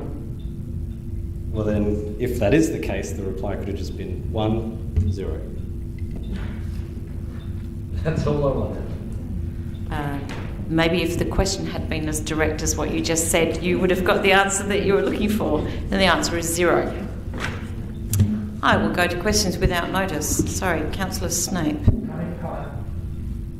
Sorry? Am I allowed to comment on the previous? No, sorry, it's only questions without notice. Councillor Martin.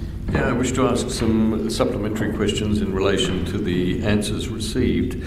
Following up from 15.4, the administration says it did not provide furniture for any specific business in O'Connell Street. Did it enter into an agreement with a specific business authorising the use of furniture? and that details of the arrangements for the placement of that furniture were included in the agreement. CEO. Thank you. Through the presiding member.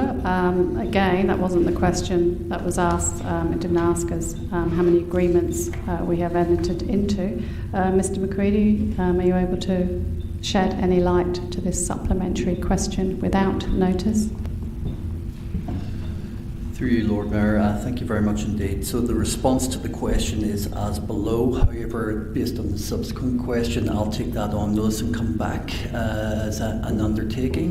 However, I'm not aware of any arrangements, Councillor, and if you could help me to direct me to any, I would be happy to sit down and talk to you. No, I'm happy for the administration to come back to me and give me the name of any business that had an agreement for the use of furniture provided by council and the placement of that furniture. That would be fine.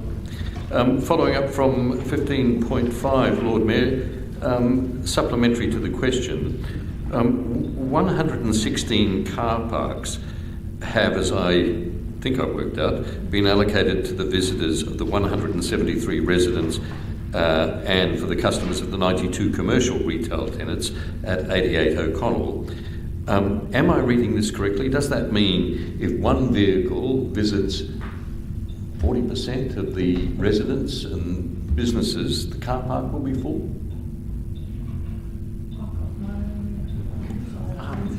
It seems if there are only 116 car parks that are not allocated, then if 40% of the businesses or residents have a car visiting, the car park's full. Is that right, or is there a mistake in the numbers? I think it would depend what the other car parks are used for. So if the residential apartments have car parks available, or the commercial and retail tenants. No, it's above the, Lord Mayor, it's above the allocation for residents. Yeah, I can see that. And customers. So that is the case, okay.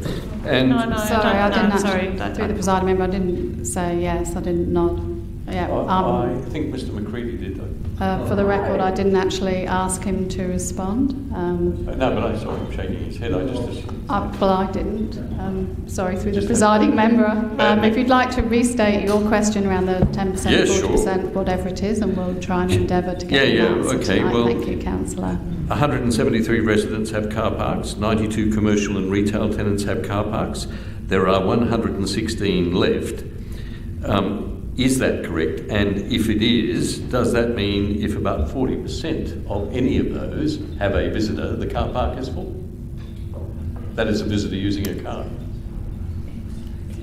I actually used to have an encyclopedia that had puzzles at the back, and it was like, if my sister's brother married my cousin's wife, what would their relationship be? No, I'm just... I would go to the thank CEO. you. Through the presiding member, I'm feeling... I'm really struggling to understand the question. It's a mathematical question, I'm really struggling to understand. So please put it back. Well, I'm just saying that as your CEO, I'm struggling to understand the question. Okay. So perhaps if you could put... Read it out again, Phil, even I could get that. Okay. Well, there thank you. Sorry, through the presiding member, Councillor Moran, that's... Really? Why can't you just answer the question? I think, as I've said, thank you, Councillor Moran, I actually don't understand the question. So. Well, I'm happy to repeat it, CEO, if that's all right with you, Lord Mayor. Okay, so on the information that's been provided, there are 173 residents for whom car parks are provided, 92 commercial and retail tenants for whom car parks are provided. That would seem to leave 116 car parks for people visiting residents and for people visiting commercial and retail tenants. Is it correct to say that if less than 50%, around 40% of those residents and those retail and commercial tenancies have a visitor in a car, the car park is full?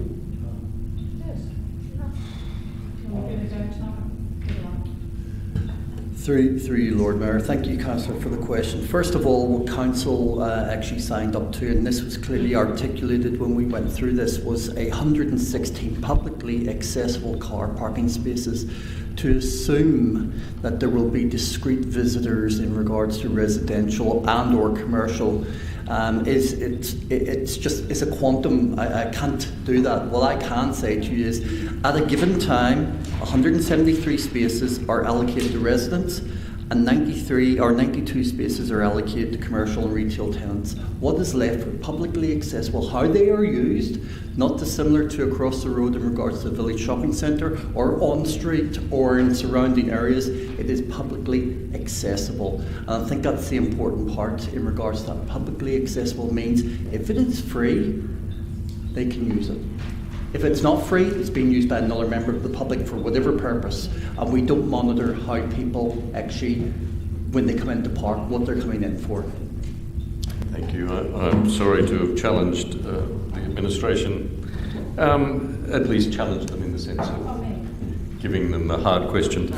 And following up on 15.6, similar to Councillor Hyde, I asked a question and it hasn't been answered, and that is, why was the matter of the extension of the dry zone for 2 years not presented to or endorsed by elected members in open council, as has happened previously? It hasn't been answered.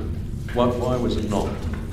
Was there a lottery, or did somebody just think we should do it this way, or did we get a phone call?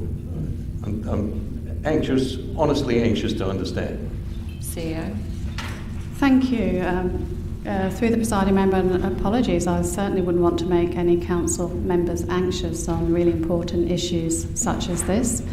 As it's, I think, clear from the administration comment, there are already some processes in place which are currently underway. They are very close to reporting to state government. Once that report is available, I'll be bringing that back to Council for consideration with some recommendations. In the absence of that, there are still issues that the city is managing and dealing with. In conversations with key stakeholders, it was felt that at this point, and until we have the recommendations from the task force presented back to Council, that it would be appropriate to keep the dry zone in place until we're able to get those recommendations in place. And that's exactly pretty much what's printed. I guess what I'm asking is, why was the decision made not to bring the matter to the elected body, even in the form of saying, we are not ready for a decision yet, can we extend this for 6 months, 2 years? Why was that decision avoided? Through the Lord Mayor, I don't think it was deliberately avoided. That could have come into the chamber. The fact that it didn't, it was certainly no deliberate intent from anyone within the administration to deliberately withhold a decision like that from the chamber. Okay, and the same thing applies to the other question. The dry zone overwhelmingly affects Indigenous people. Why was the Reconciliation Committee, which was set up to foster relations and understand Council's decisions, why was it not consulted at all? And is it considered that failure to consult warrants an apology? Has an apology been requested? Thank you. Through the presiding member, discussions were certainly taken at an officer level. Certainly the Reconciliation Committee has always played a role in providing us advice. The chair of the Premier's Task Force has briefed the Reconciliation Committee on the work that the Task Force is doing and some of those early recommendations.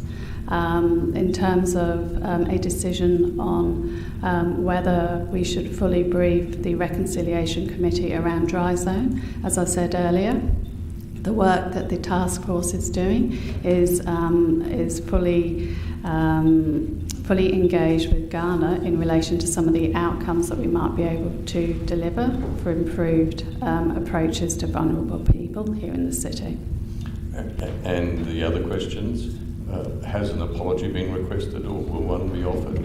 I'm sorry, Lord Mayor. Point of order. This line of questioning is improper. No, it's not improper. To impugn in a question that the administration is required to apologise for something where nothing wrong has taken place. I'm saying I think was it's quite an apology improper. requested. And you know, the improper part about it is that he's interrupting again. It's a reasonable question. Lord Mayor, it's a point of order. The chair will assist me Sorry. by directing the question as I ask. My point of order, Lord Mayor, is that this line of questioning, particularly in the first instance, it was fine, but in the path that it's gone down, it is improper. What about you calling their reports gobbledygook? Written it down, code of conduct. Oops, sorry. My point of order remains. It made me laugh, Lord Mayor. I'm sorry, it's late at night. It's, you know, it's almost 20 to 10. I've been in here for 12 hours already, as some of you have been, and probably longer. Yeah, longer. Yep. Lord Mayor, are you accepting that my colleague's assertion that the question is improper is correct, or are you asking the administration to answer?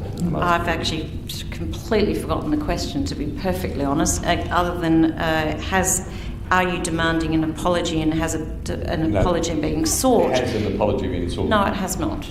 And will one be offered? I mean, do we intend to say... We work with the Reconciliation Committee on these things, and this was part of the discussion that I had with all of the elders around what we need to do around dry zone. And as the CEO said, the task force has been briefing the Reconciliation Committee along the way. When they finish their report and finish the work they're going to do, they will once again come into Reconciliation Committee and discuss that with the members of the Reconciliation Committee. That's the answer I wanted. That's all I wanted.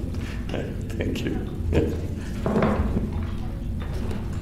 I'm not sure that was the answer. I think you asked whether an apology had been demanded and whether an apology had been given. Well, and so, thank you. I think that question's been answered. Thank you for the detail that you provided, That's which my has pleasure. not been provided. Thank you, Councillor Martin.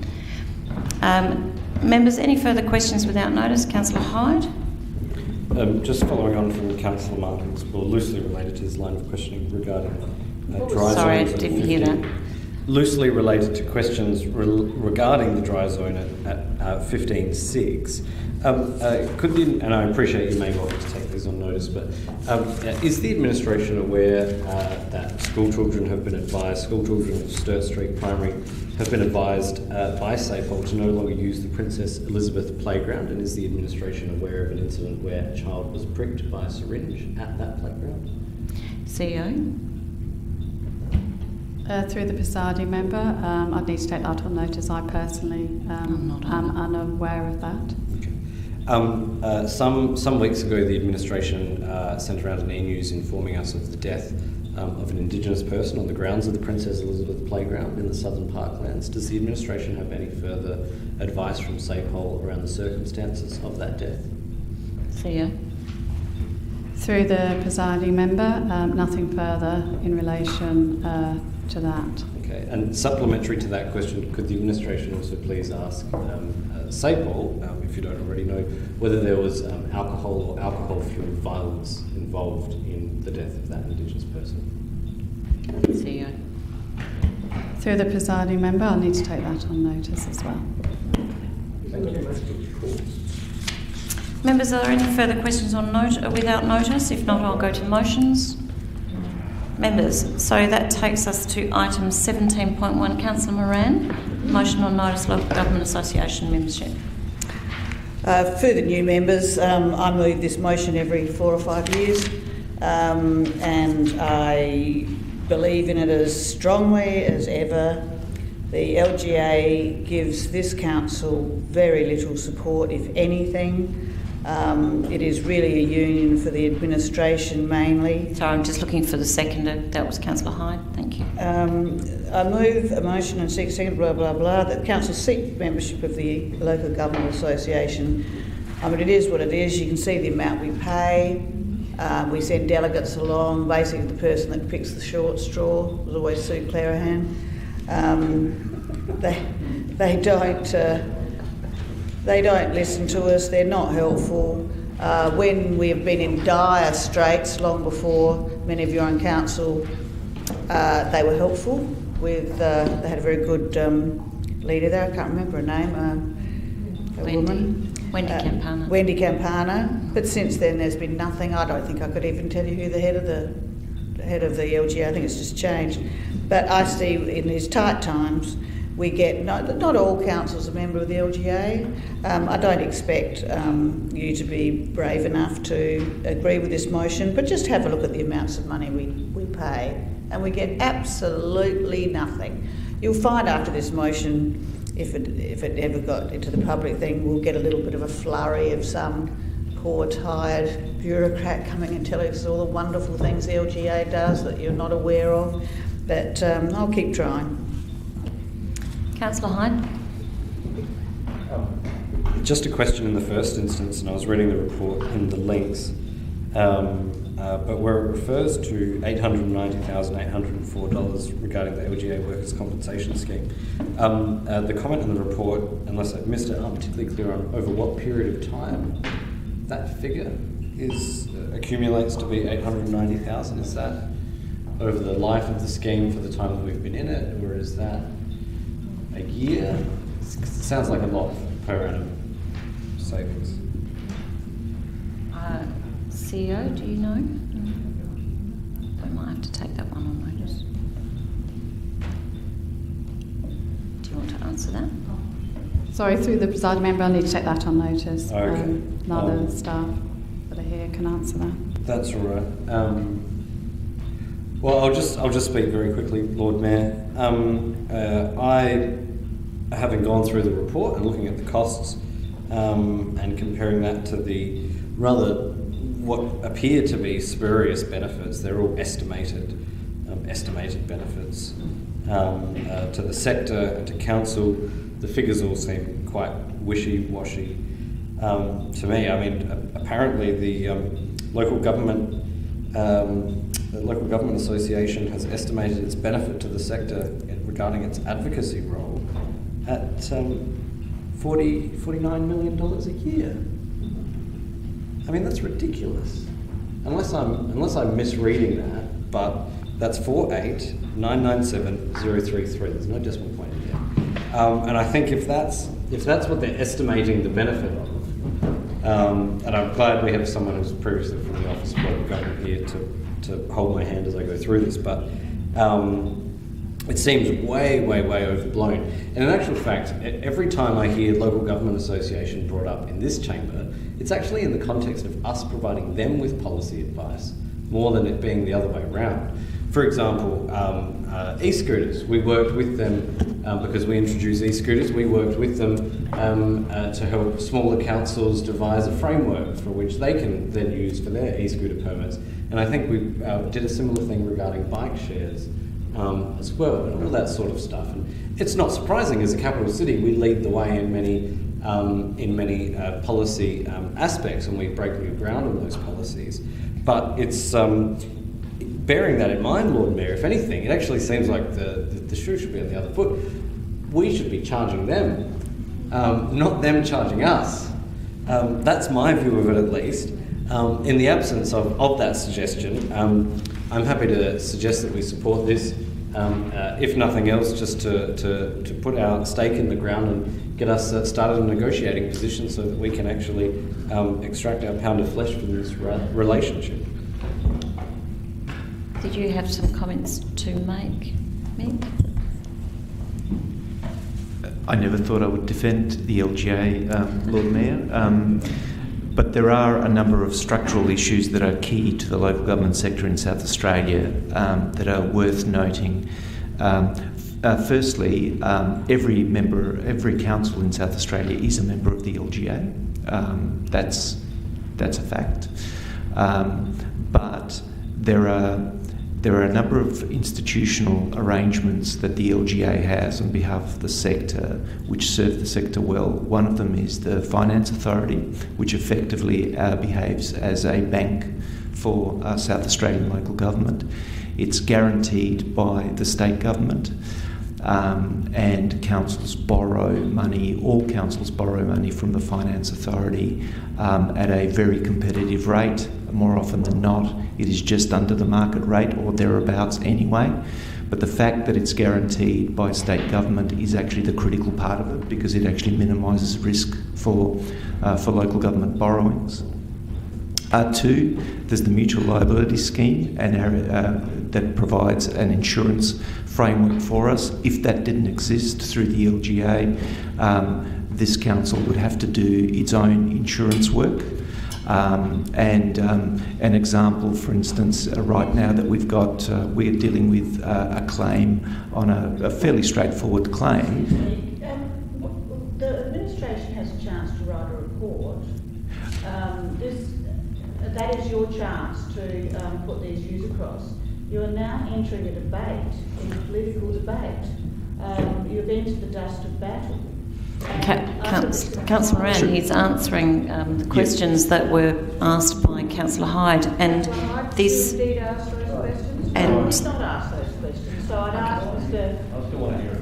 Yeah. I want to hear it. I did not ask those questions. Well, members, if a member would like to ask the questions. On the report, so we can read them and digest them. You can stand up there and say anything, and there's no back.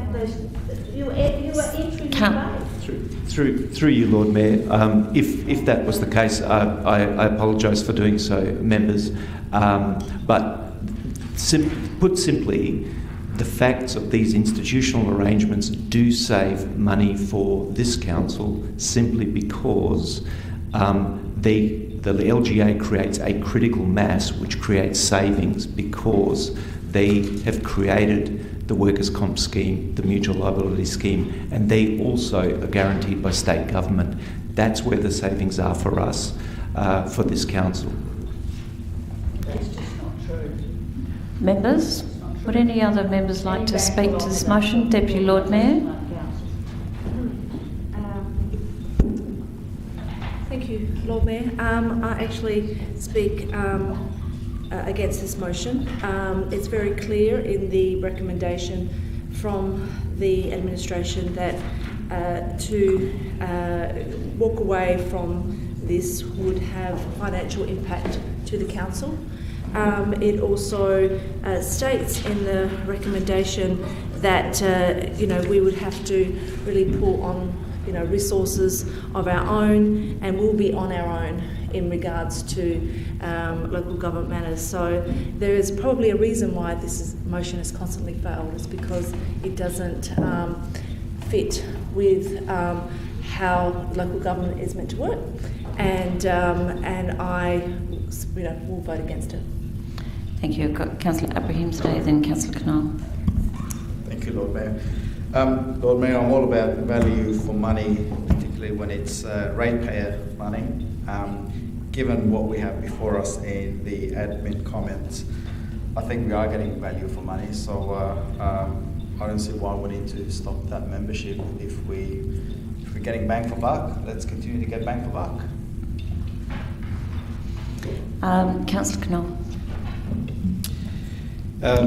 I too speak against the motion, and I have a vested interest in peak industry bodies. I'm actually chair of a few of them in the meat industry. They serve a significant resource and significant support for industry, advocacy, exactly as has been highlighted about insurances and all other things where we're able to pull this together. So being it can do things that an individual council can't. There is an example coming forward now from the fishing industry where they are wanting a peak industry body in South Australia simply because they are not being able to represent or be represented well, or actually have the ear of government, or actually have any form of influence, simply because it's not actually able to work as a cohesive industry. So these are sorts of things that peak industry body groups do. And if they don't serve a purpose, please, then not everybody's a member of these things in many cases. But it serves sufficient value, and particularly when we want to get, as a sector, certainly input from and a conversation with governments to service all of us, because each one of us has a different need. But as an industry, we have so many things in common that we can actually benefit from, as has been already expressed. Thank you. Councillor Hyde, you had a question? Regarding those institutional things that we do, and our fees are about $85,000 a year or thereabouts, looking at the report. Do we also pay subscription fees to the workers' compensation scheme and to the mutual liability scheme and to the asset mutual fund? Those are the three in the link. CEO?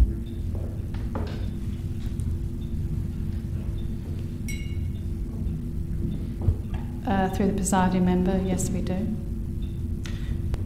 So where in the report it only talks about membership fees being $85,000, but in actual fact there's at least three other classes of expenditure there. Do we have any visibility on what those are a year? Because we can't really make a comparison on how much we're spending and how much we're saving if we don't have those. CEO? Through the presiding member, no, I don't have that information here tonight. Even a ballpark? Gosh. May I suggest if we want to interrogate this a bit more, we can actually bring a report into council. I'm not able to move that we defer it till the next meeting, am I? No, you've seconded it. Does anyone else want to do that? I'm happy to move that. The deferral's not going to get you the information that you want, though. So, it would allow me the time to then ask those questions of the administration. Okay, anyway, right. So, Lord Mayor, can I move that the matter be deferred to a future council workshop? Is that adequate? To a workshop? Even a meeting. Yeah, council meeting or workshop, whichever. Does anyone have a preference? So, well, we need to be specific if we're doing a deferral. To next month, then we can. To next month. Yeah, that sounds good. For what purpose? Deferred to a future council meeting? To allow the administration to provide further information and answer the member questions. Look for a seconder. Councillor Snape. Thank you, Lord Mayor. I think we should postpone it. I frankly wasn't going to vote for it, and what I've heard has given me some more information. I am favourably disposed to the Local Government Association, not least because they give me good pens whenever I attend their events. That's a good reason. And they're almost as good as the Kennedy Jones pens, and I should know I'm getting quite a collection of these. Not quite as good as the Local Government Association ones are. Councillor Snape. Reserve my right. Members? Councillor Hyde. Thank you, Lord Mayor, and given we have a preeminent expert here with a wealth of information, I'd be very keen to pick that brain a little bit further between now and the next meeting. But again, in particular, the report itself talks about the membership fees and talks about them in isolation. But through questioning, we obviously understand that there are annual subscription fees to the LGA Mutual Liability Scheme, the LGA Mutual Fund, which is Mutual Asset Fund, and also the Workers' Compensation Scheme. I would have thought banking itself is actually only interest payable, and that's just a saving, but I will be asking questions about that and whether there's any administrative fees regarding the local government financing arrangements there as well. Deputy Lord Mayor. Lord Mayor, I'm speaking against the deferral. You had plenty of time to ask those questions. You could have asked that before we came into the meeting. Could have had further information for all the questions that were asked tonight. So I don't see the purpose of going to a workshop or a meeting to discuss this when they can find that information and maybe bring a motion about it in chamber. But that's my thoughts. Members? If not, I'll go back to the move to sum up. Councillor Martin? I'm done. Members to the vote. Those in favour of deferral? Those against? That is carried.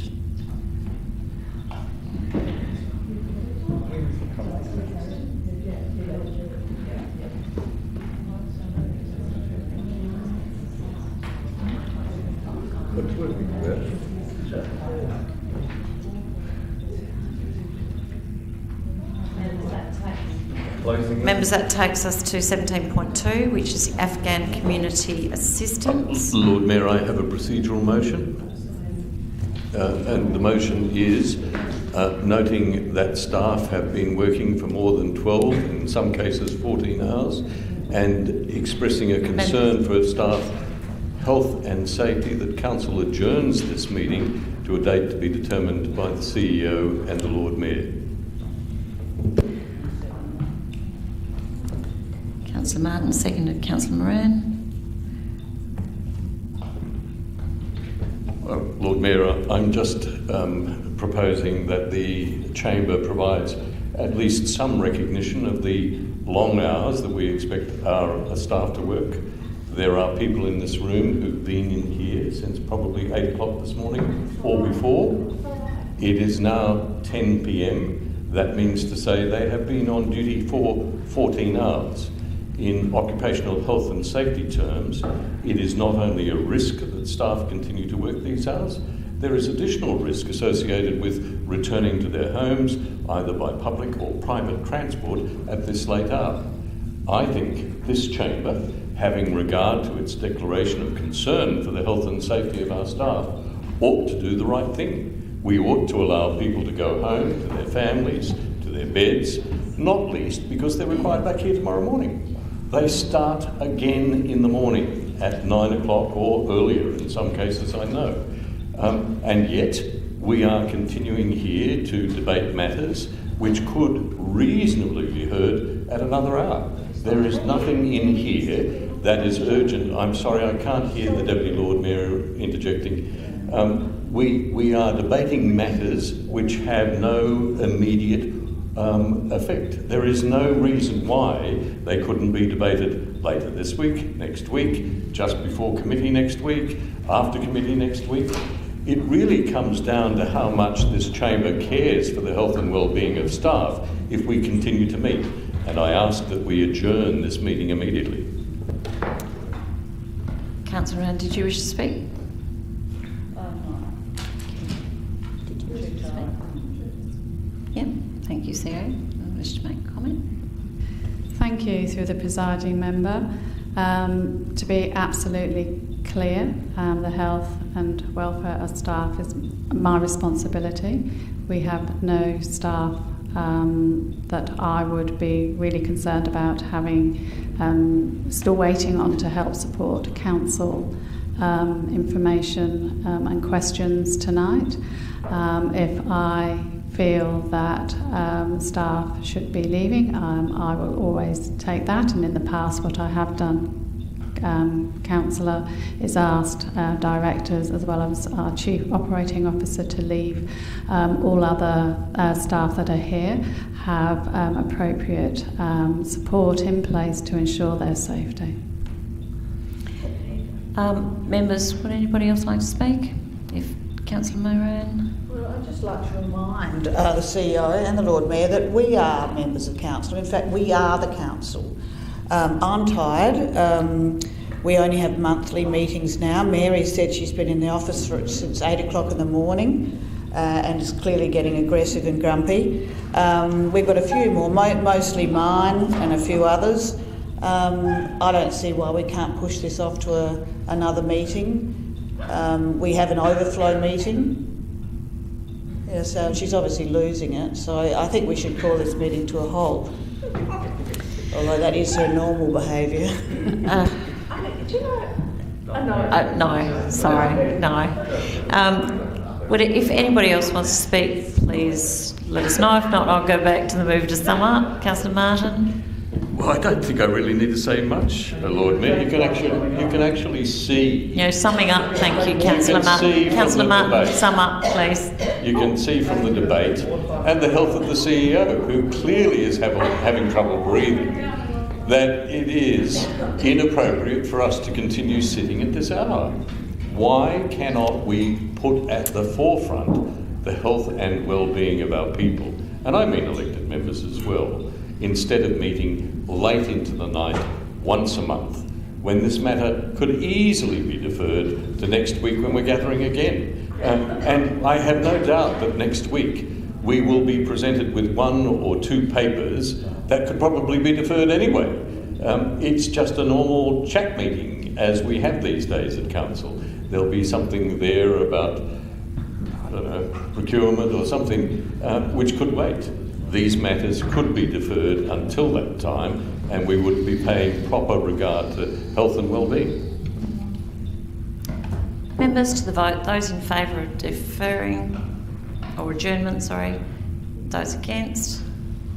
That is lost.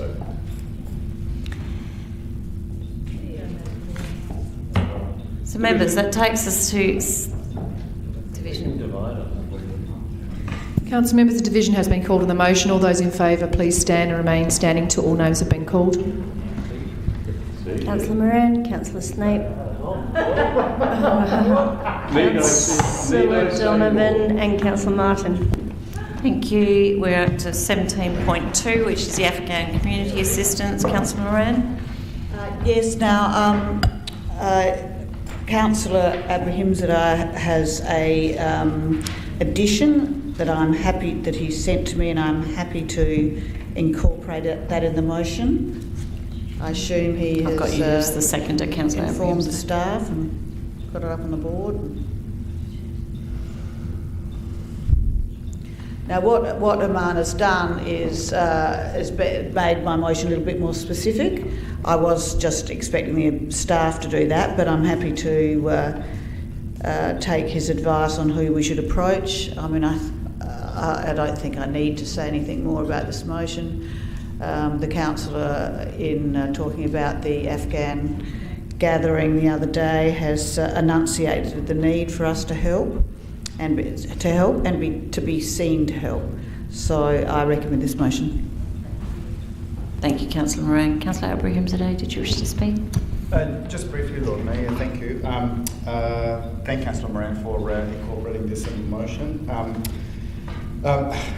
To be frank, Lord Mayor, I don't think that the local government sector plays a role here, but I think we as community members do play a role here. And as I did mention earlier in the meeting, Lord Mayor, we can assist by going to fundraisers. We can assist by getting in touch with the Afghan community and asking them what it is that they need. I myself have written to federal ministers, to the Prime Minister in my personal capacity, urging him to pay attention to this matter. Joining a peaceful protest, that there are a number of things that we can do here as community leaders, and I urge all members to assist wherever they can. Thank you. Members? Just briefly, Lord Mayor, look, I disagree with Councillor Abrahimzadeh in saying that the local government sector doesn't have a role to play here. We do have a role. We play an important role in diverse communities represented through the City of Adelaide. The Council conducts citizenship ceremonies.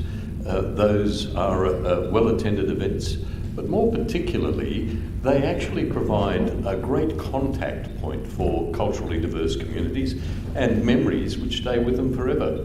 And you will remember, no doubt, Lord Mayor, at a function to celebrate the tenure of the Governor before his retirement, he and his wife talked about the first time that they came to this town hall and the way in which they were welcomed. So it's a very important role that we play. And I want to thank Councillor Moran for raising this, because she not only, has spoken about the need to provide support, she's actually doing something about it. And I thank Councillor Abrahimzadeh for embellishing her initiative. It is important. I am, and I say this in all sincerity, I am quietly conflicted about Afghanistan. I feel quietly ashamed about the way in which this country has behaved in Afghanistan, and I am particularly concerned that given the period of time that elapsed between when notice was given that we were leaving the country and to the moment when the last flight left, there appeared to be little or no organisation that would assist all of those who had an entitlement to leave that country and to come here. We let so many people down. And so the people who are in this country are traumatised not only by their own experience, but by the knowledge that this country probably could have done a lot more. And so it's important that we adopt measures like Councillor Moran has proposed here, so that people understand that they are extremely welcome and that we will bend over backwards to ensure that they are welcomed in this country in a way that no other group has been welcomed in recent years. Members? If not, I'll go back to Councillor Moran to sum up. Members to the vote, those in favour, those against, that is carried. That takes us to 17.3. Councillor Moran, motion on notice footpath directions.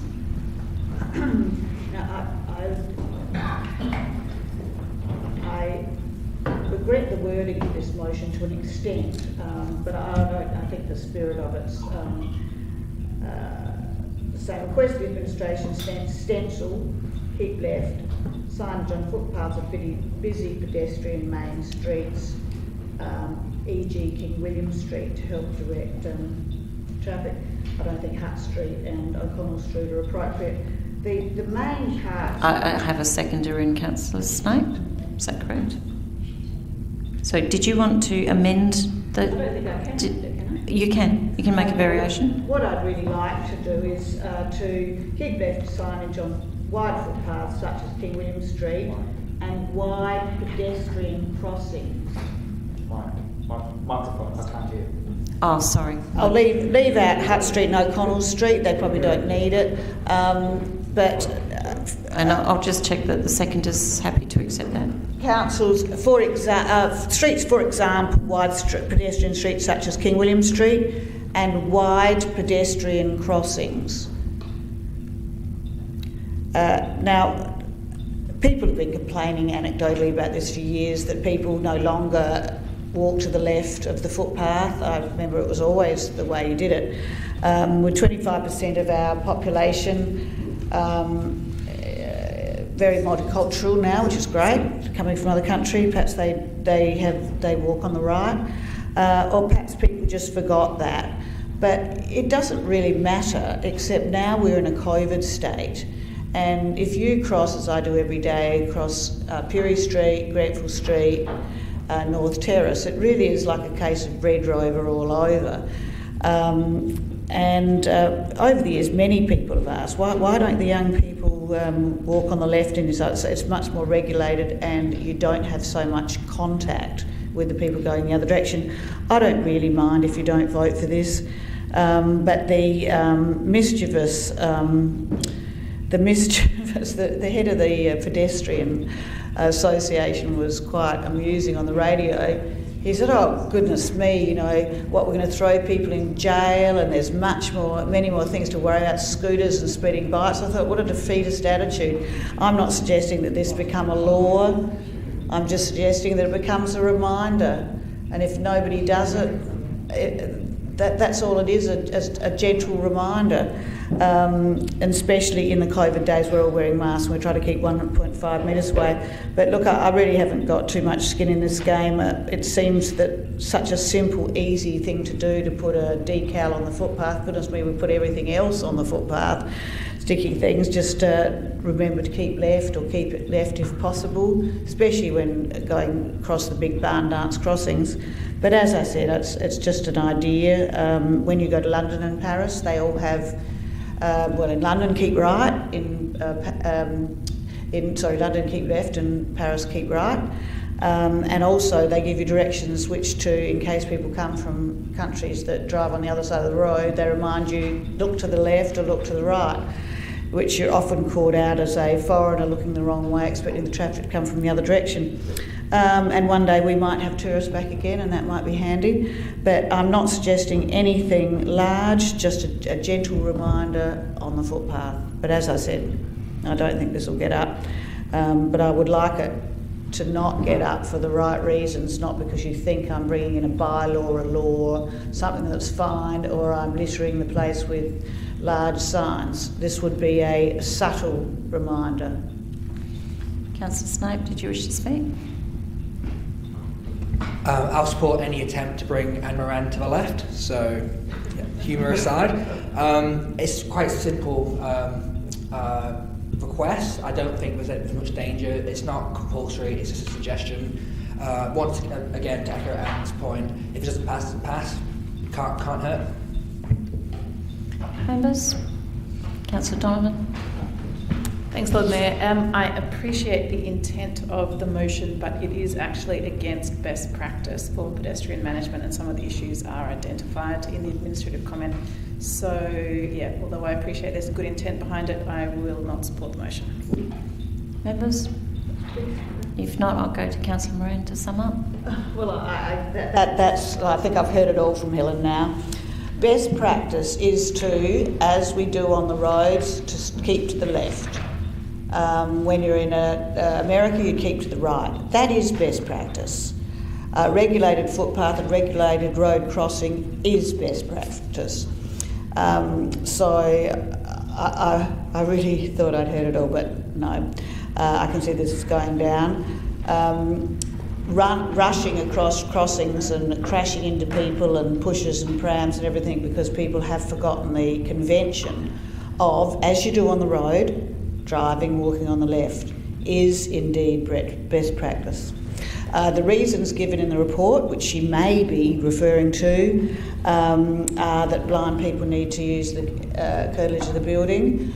I accept that, that's what the blind associations say. I've yet to see a blind person ever do that, and I see quite a few blind people in the city. They tend to walk down the middle of the footpath and use a wide range with their stick. The curtilage of the building is dangerous because they often have A-frames. They do not use them anymore. But I understand that the Blind Association does say that.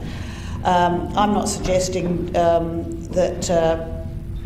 that we put it in cases where that might be a danger. I'm suggesting, where appropriate, put an aid memoir in the middle of, like, Grenfell Street crossing. Just a small sign saying keep left if possible. I'm not suggesting we enforce it. I'm not suggesting we force blind people to trip over things. I'm just reminding people to do that. And I think it's important during this COVID period that we have slightly more regulated pedestrian traffic. Members to the vote, those in favour, those against. That is carried. Oh, that is lost. I'm so sorry, that is lost. Apologies. Oh, I might have a division on that one. Council members, a division has been called on the motion. All those in favour, please stand. Remain standing till all names have been called. Councillor Moran, Councillor Snape, Councillor Hyde and Councillor Martin. Members, that takes us to 17.4. Councillor Hyde, National Park City. Thank you. I move as is and seek a second. Thank you, Deputy Lord Mayor. Look, I think this is quite obvious, Lord Mayor. Adelaide seeking to become seeking to join what I think is a very exclusive club, I think is to be encouraged. I think it's something that we can benefit from as a city overall. I think Adelaide and Greater Adelaide, obviously we have the parklands in the interior, but we also have a green belt in the Greater Adelaide and metropolitan area as well, with a growing number of national parks. We actually have in South Australia, we have the second oldest national park in the country, being Belair National Park, which I think is just shy of 130 years old from memory, but I may be getting my wires crossed there. So we are a beautiful place. I think this initiative and ensuring that the city is as best as possible plugged into it wherever it can do so would be fantastic. I know there is some opposition to it in the community, which I understand some of their consternation, even though I do disagree with the opposition to becoming a national park city. So look, I would commend it to the council chamber, and I also wanted to commend yourself and your office, Lord Mayor, on this initiative as well, and the ongoing work that you are continuing to do with other levels of government on this topic. Deputy Lord Mayor. Councillor Snape. I'd like to move an amendment, if possible. So, the end of section 1, just continuing straight on. Once the state government commits to cease further building on the parklands, including the Riverbank precinct.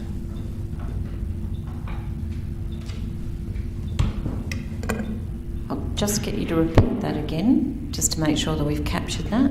I think it was commits, wasn't it, instead of commence? Once the state government commits, yes, to cease further building on the parklands, including the riverbank precinct. Okay. And I will look for a seconder. Councillor Moran, you can speak to that. Councillor Snape. Thank you. So I think the intent is great, and I would love for us to get to that destination. However, I feel if we push this right now, while we continue to have various levels of developments happening in our riverbank precinct, we are in effect greenwashing that development. And I think this is not the route we need to go down. I'd also like to remind Councillor Hyde politely that he is in fact a life member of the Adelaide Parkland Association, as am I, and they have come out quite strongly against this as well. So I'd urge him to, listen to the groups that he is involved with, and I would leave it at that. Thank you. Thank you. Councillor Moran, did you wish to speak? Okay. Members?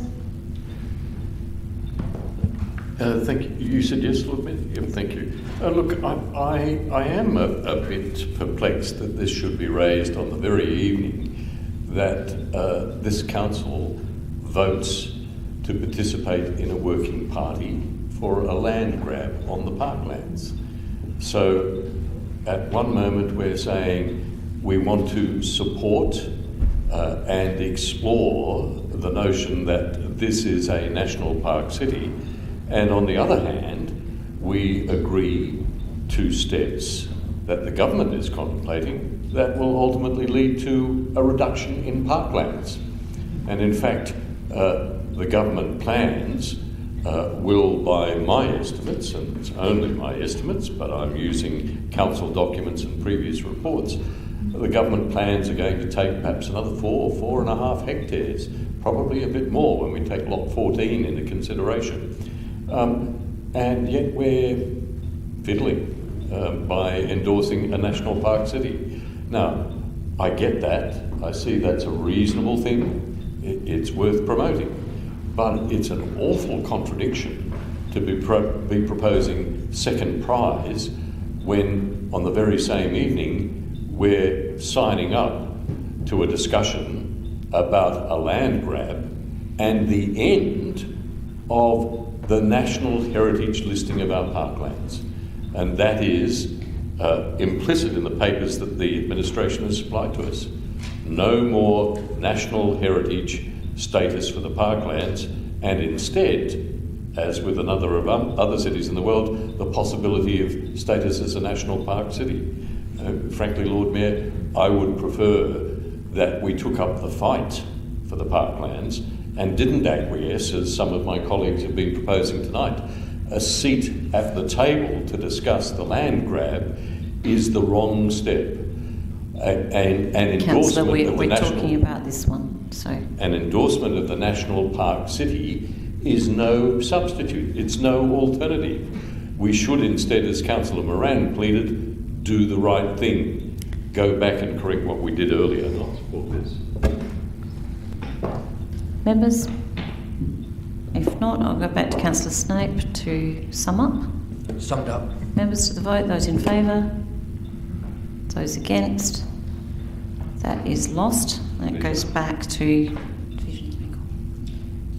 Council members, a division has been called on the amendment. All those in favour of the amendment, please stand and remain standing until all names have been called. Councillor Moran, Councillor Snape and Councillor Martin. Members, that takes us back to the substantive. Are there further speakers on the original motion? If not, I'll go back to Councillor Hyde to sum up. Very briefly,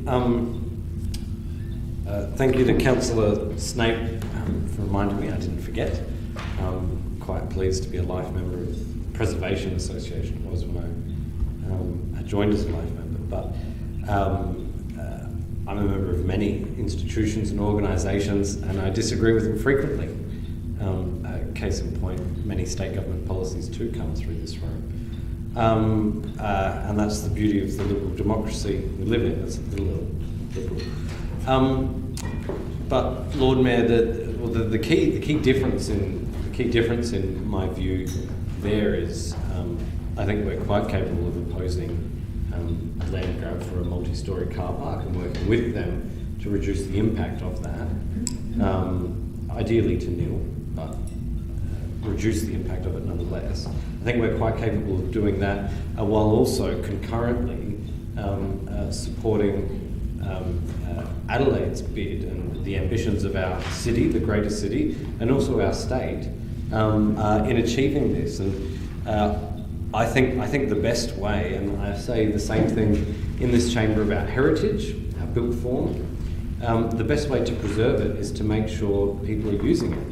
And the best way to preserve the parklands is to make sure that people are using them. If you want green open space, well then make sure people are using the green open space, because then no land grab is going to, for a popularly elected government, a land grab of areas that are otherwise used by citizens is not going to be a popular decision. Ergo, they will not make the decision. I feel the same way about National Park City and this initiative, because we should celebrate and invite people from around the world into our parklands, as well as our national parks, whether it's Glenthorne, Belair National Park into the city, or if you take into account opening up the reservoirs, Happy Valley Reservoir, Hope Valley Reservoir. There's a huge amount of space now on offer in our suburbs for recreational outdoor use. This is something to be applauded. We've done a lot in the city, but I think it's something we can become really renowned for, and we can bring people in, first domestically, noting the pandemic, but hopefully internationally as well. That's what this is about. Now, if we get more people in enjoying the green open space, there will be people there to protect that green open space. That's what it's all about. But if you're not using it, you lose it. That's what I want to address. That's the, I suppose, if not philosophical difference between my view and Apple's view, and I guess it is Appler now, the one and only. It's not a philosophical difference, but it is a difference of how you achieve what you're seeking to achieve. And that's why I brought this motion forward, working with yourself, Lord Mayor. Thank you, members. To the vote, those in favour, those against, that is carried.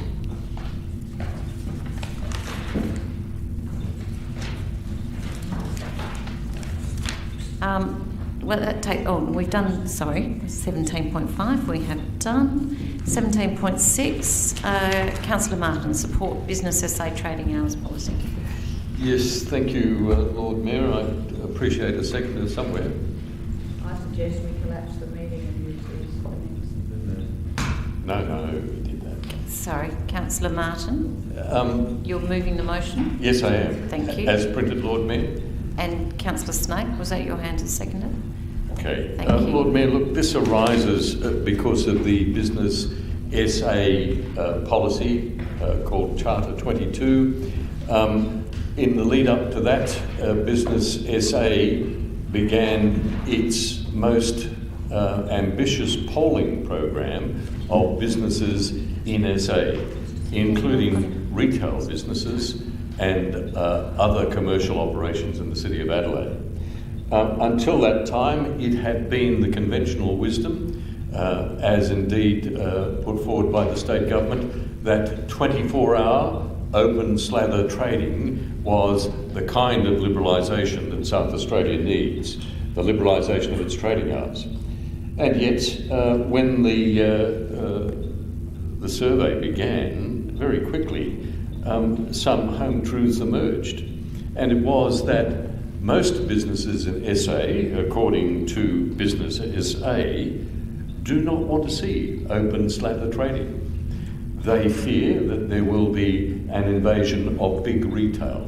The Coles, the Woolworths, the Bunnings and the like will trade 24 hours to the detriment of independents. And the survey information uncovered by Business SA surprisingly found that in South Australia, this state has a 30% share of grocers who are independent, as against 15% nationally, where nationals and multinationals exist. And those 30%, or at least thrive to their expense. And of those 30%, they provide more jobs and offer the lowest basket price for groceries in Australia. That is to say, the independent grocery sector, which would be severely challenged if we allowed open slather trading, would probably buckle. But for me, the business SA policy, which most satisfies, I think, the interests of our city traders, is its view on public holiday trading. Now, the government has, in recent times, allowed public holiday trading, particularly on Boxing Day, in suburban areas. And that has been to the detriment of city businesses. Business SA says that public holiday trading in the city on Boxing Day is worth to the city economy, one day, $80 million a year. And in those circumstances, Business SA says, let's reassess the game. We are actually not representing our membership by creating the circumstances that allows the big box retailers to come in and take over not only the business share of people like independent grocers, but gobble up the jobs that that independent sector provides. More jobs than the larger multinational sector come from independent grocers, and independent grocers are responsible for the cheapest basket of groceries in the country. Now, Business SA, may I have just a minute? I have just one more point. Members, could I have a show of hand, members? Thank you. Thank you. And the point that I wish to make is that while Business SA is saying, let's be careful about what we do that impacts on SA retailers, let's be careful to ensure that the city is protected with its ability to trade on public holidays like Boxing Day. It's also saying in its policy it is prepared to see some liberalisation of trading hours, particularly among retail grocers. And it's suggesting that in the City of Adelaide, on Saturdays, trading hours be extended to 6 p.m, and it's suggesting also bringing forward Sunday openings to 9 a.m. from 11 a.m. Now, these are reforms, they are cautious reforms, but Business SA says these are supported by a majority of businesses in Australia, and they will benefit specifically the City of Adelaide. And what I'm asking is that this council advocates for the position of Business SA as has been outlined. Thank you. Councillor Snape, did you wish to speak? Is that all right? Councillor Knoll? I do have an amendment that deals with the first one, and I just seek a seconder. And it just seeks to remove that expanded trading hours component, but still, support, the opposition to the deregulation. Thank you. As a variation, I'm happy to accept that. There's no conflict there for me. And if it's possible, it's also possible to have it in two parts, and I'll explain that as I go. I don't know. So Councillor Martin has said he's happy to incorporate that as a variation. And if we're able to take it in two parts, we'll be doing the voting.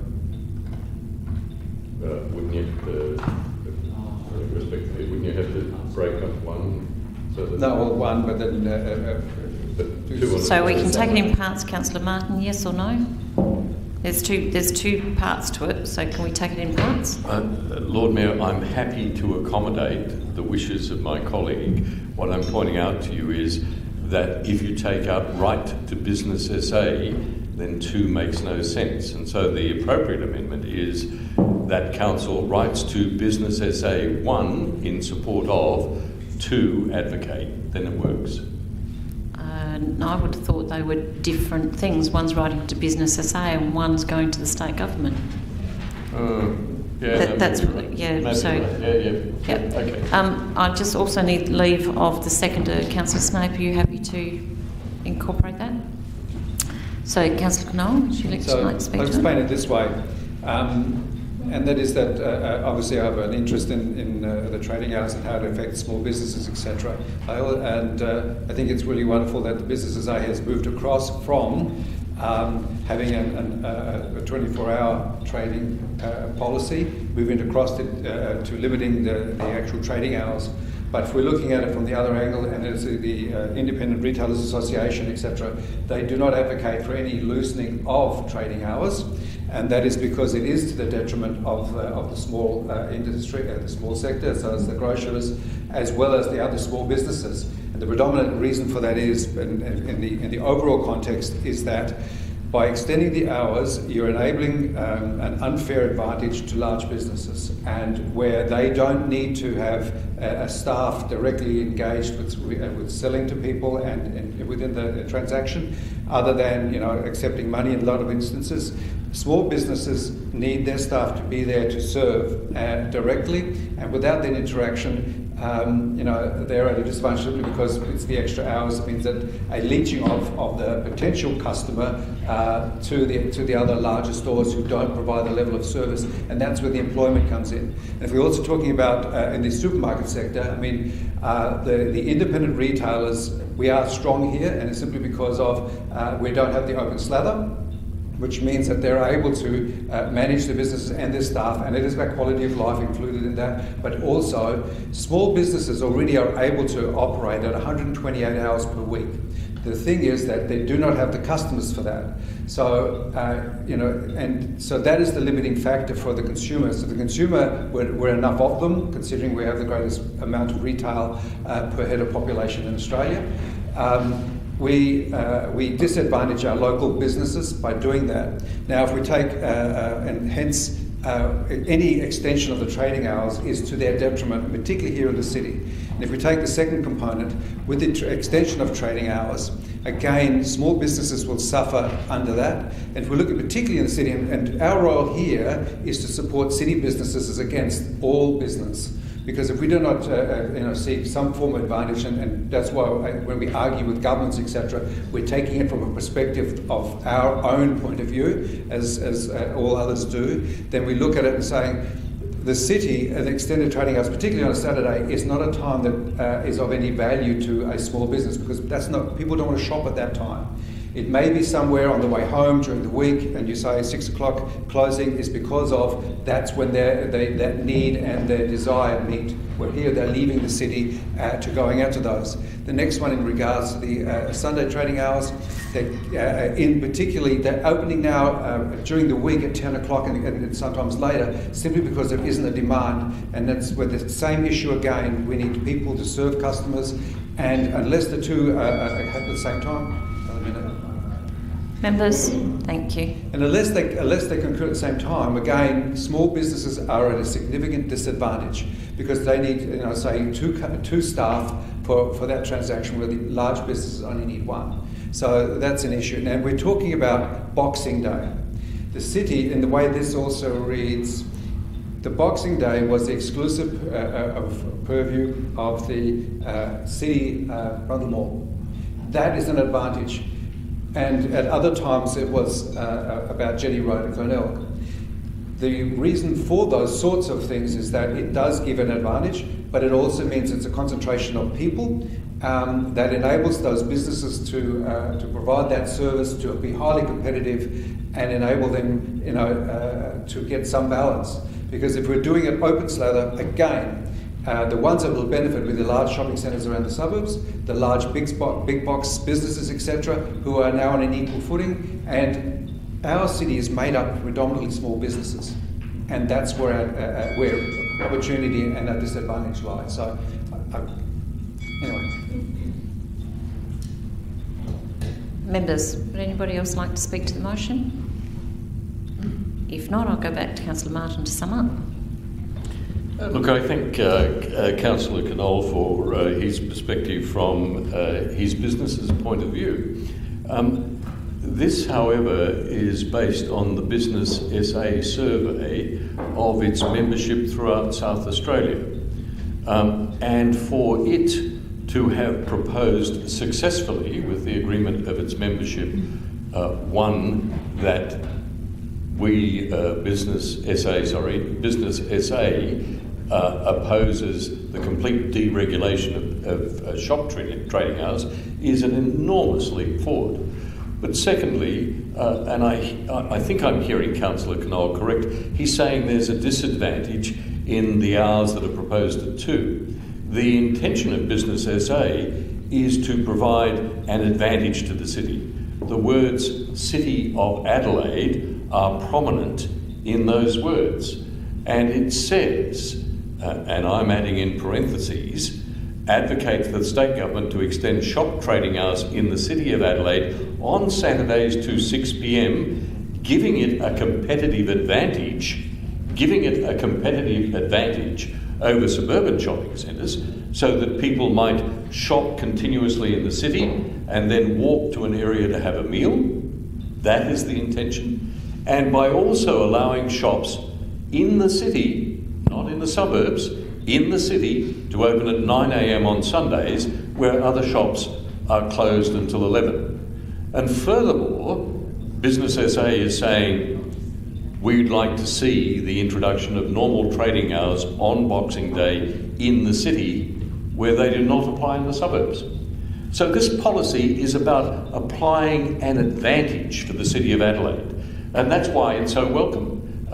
I think it's irresistible. I have no agenda other than agreeing with Business SA that this represents a substantial step forward, a step back from the complete deregulation, which will harm small business in the city and everywhere, and the specificity of allowing extended trading on Saturdays over the suburbs and on Sunday. Councillor Martin, I'm going to ask you a point of clarification just before you finish summing up. Yep. Because my understanding, just for clarity, my understanding is that those extended trading hours on Saturdays and Sundays were actually across the board, not just for the City of Adelaide. So I just want to clarify your understanding. My understanding is that Business SA would be happy to see those applied in the City of Adelaide.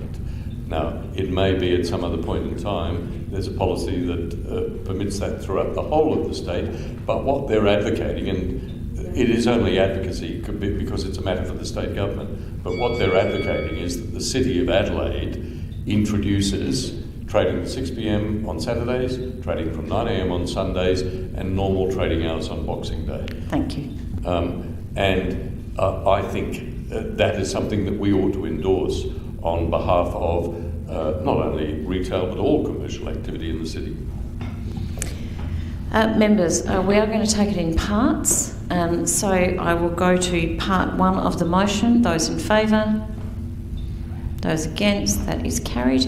And part 2, those in favour? Those against? That is carried.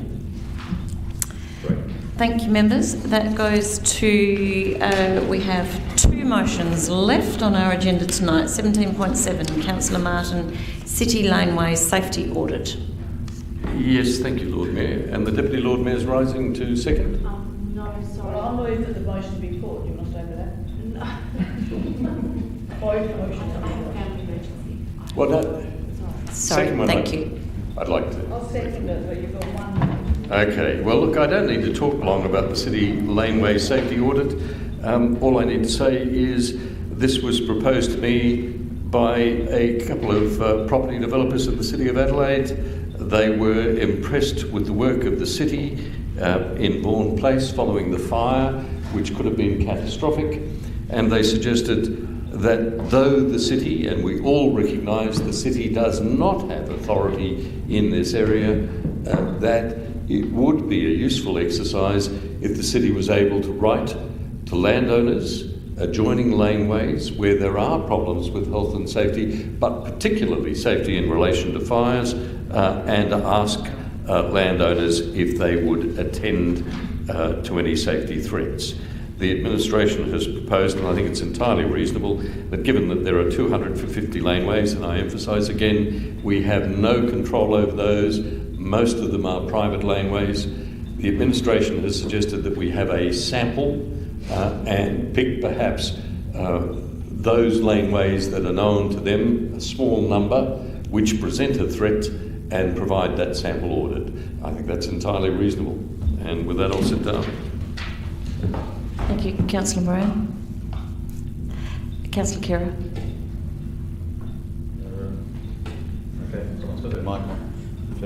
I will just alert councillors to paragraph 3, the administration response, which says a number of teams within council currently work together to monitor and mitigate risks to the health and safety of the public in laneways and all public spaces. And then to number 9, which says in order to use existing resources to undertake this work and not require additional budget, this work will involve staff usually dedicated to responding to customer requests or complaints about similar matters elsewhere in the city, so may impact response time in those areas. I just put to the chamber that this proposal will be redundant and will see net detriment to outcomes. I do not support the motion. Members? Any other speakers? If not, go Councillor. Thank you, Lord Mayor. Look, I am surprised by that. It is attending to laneways to avoid circumstances which could have been fatal.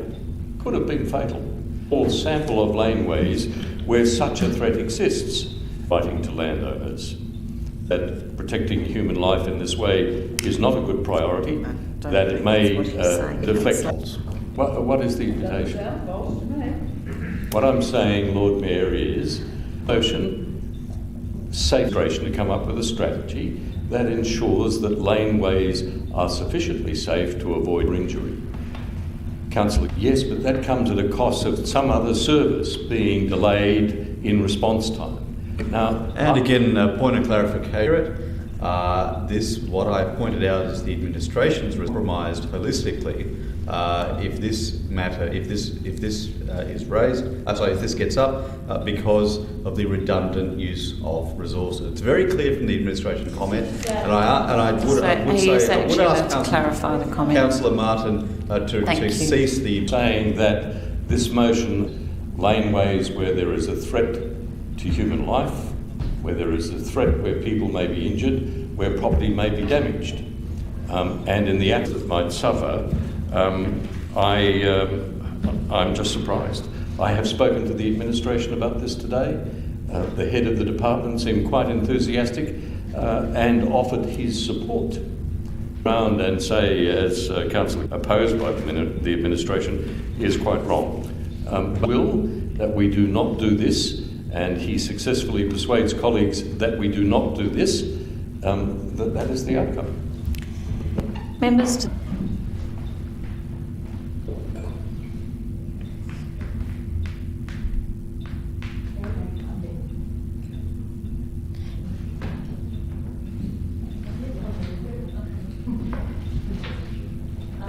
Thank you. 17 motional notice of variation to development at 69 to 71 Melbourne Street. Yes, and look, I'll be as brief as possible, Lord Mayor.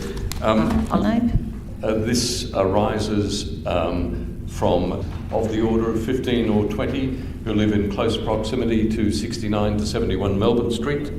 That the City of Adelaide supports them in whatever way they can, and that council supporting, or at least pointing out that the elected body has supported this resolution, noting that residents are deeply concerned and object to come near us.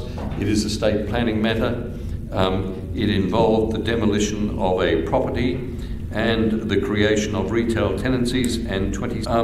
There was a variation by the developer apartments to one-bedroom apartments. Additionally, they sought the addition of car parks, and after the approval of the Planning Commission, the addition of another storey. After that, approved by the Planning Commission as not a significant variation, the developer went back and has currently to extend the height a further storey, bedroom units to the apartment. The residents believe the site is zoned for 6 storeys. It's on a heritage block that is a a block of surrounding houses. And indeed, this block is marked in Kingston's first map of the 80 years of settlement of South Australia. Now, their view is that if this was to be an 8-storey, that should have been what was notified to the State Planning Commission. But through a process of creep, it's now become 8 stories. And the developers' variations include not only increased height, it's increased parking and density of accommodation. And none of this, that is the extension from 6 to 7, from 7 to 8, has been the subject of any public consultation. All through because of COVID restrictions. The residents are concerned that in the area, they say that the building will have such high density that the laneway that accesses for 42 vehicles for which parking is provided, a substantial loss of light and privacy for the surrounding homes. They ask that this council notes their objection and conveys that. Yes, and I will keep it quite short. Having recently done up through the area, I dare say I probably know more about residents' views than 50% of our North Ward are upset about various, I won't go into details, I won't say specifics, but various building works happening in North Adelaide and the lack of consultation between the height, and this is another example of this happening. I'll be supporting Councillor Martin's motion. Members? Councillor Hyde.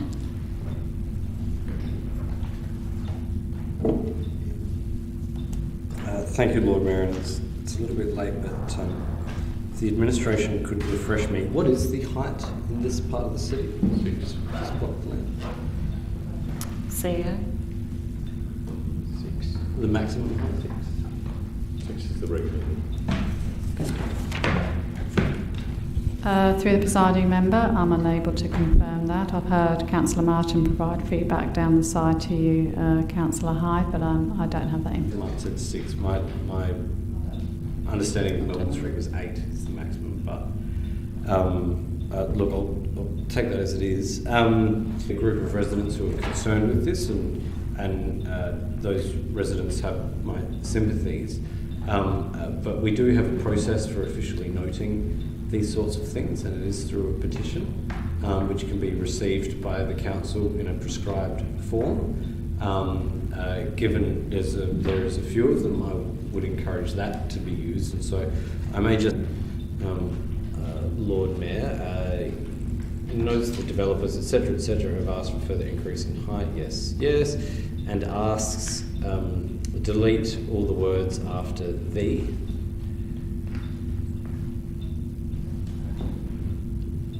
All the words, sorry.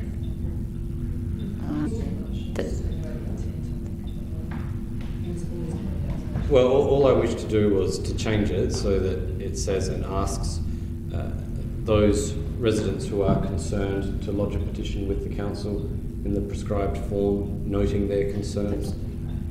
Too great a change to the motion, Councillor, to the intent of the motion. Well, I disagree, Lord Mayor, because the intent of the motion is us. I'm not arguing that. My advice from governance is that that's too great a change to the motion before us. I'd ask you to make an alternative ruling on that advice, Lord Mayor, because a petition could very easily capture all those things that Councillor Martin has kindly fleshed out in the motion, and would actually give the council chamber the benefit of understanding how many, who, where they're from. It would be precisely the same thing. The advocacy is the same. But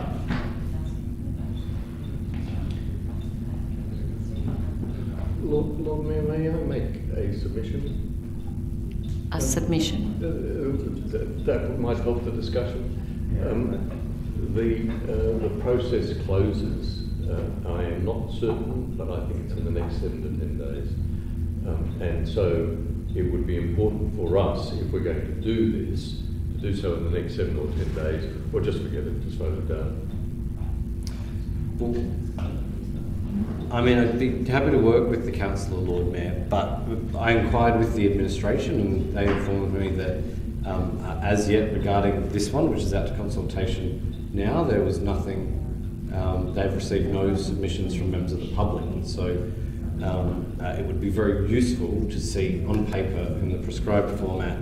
We have a process for this, councillors are well versed in it, and it helps us understand it. Ultimately, I think would assist to SCAP with the appropriate petition. We could send it to the member for Adelaide as well. Through you, Lord Mayor, the intent of this planning commission. So, as the active and simply noting and asking for a petition is to advise the planning commission of the below. So, and if we were to ask for a petition, we simply receive a petition. So, receive the petition and do much the same. And the thing with it, my point being is that there is no process for us to submit to other than technical comments. So we're talking about waste, emergency service access. That's all we can actually talk about. We actually have a submission that they have. Our processes allow for people. My point is that would be the more, and actually could allow us to more effectively advocate for it. That's my point. Such a petition wouldn't just advocacy. In a petition, I don't think it assists those energies in the appropriate. I do also note within the administration comment that there is the link there as to how people can provide feedback directly to SCAP. The change to the petition is changes I have been given as that doesn't fulfil the intent of the motion. And I'm not going to overrule that advice. With respect, Lord Mayor, I think the whole point of an amendment is to change the intent of the motion. The question is, do we? No, it's not. It's not. If you actually change the intent of the motion, it's then a new motion. So, with all due respect, Councillor, I'm ruling that I won't accept it. Then we'll have some disappointed residents in North Adelaide then.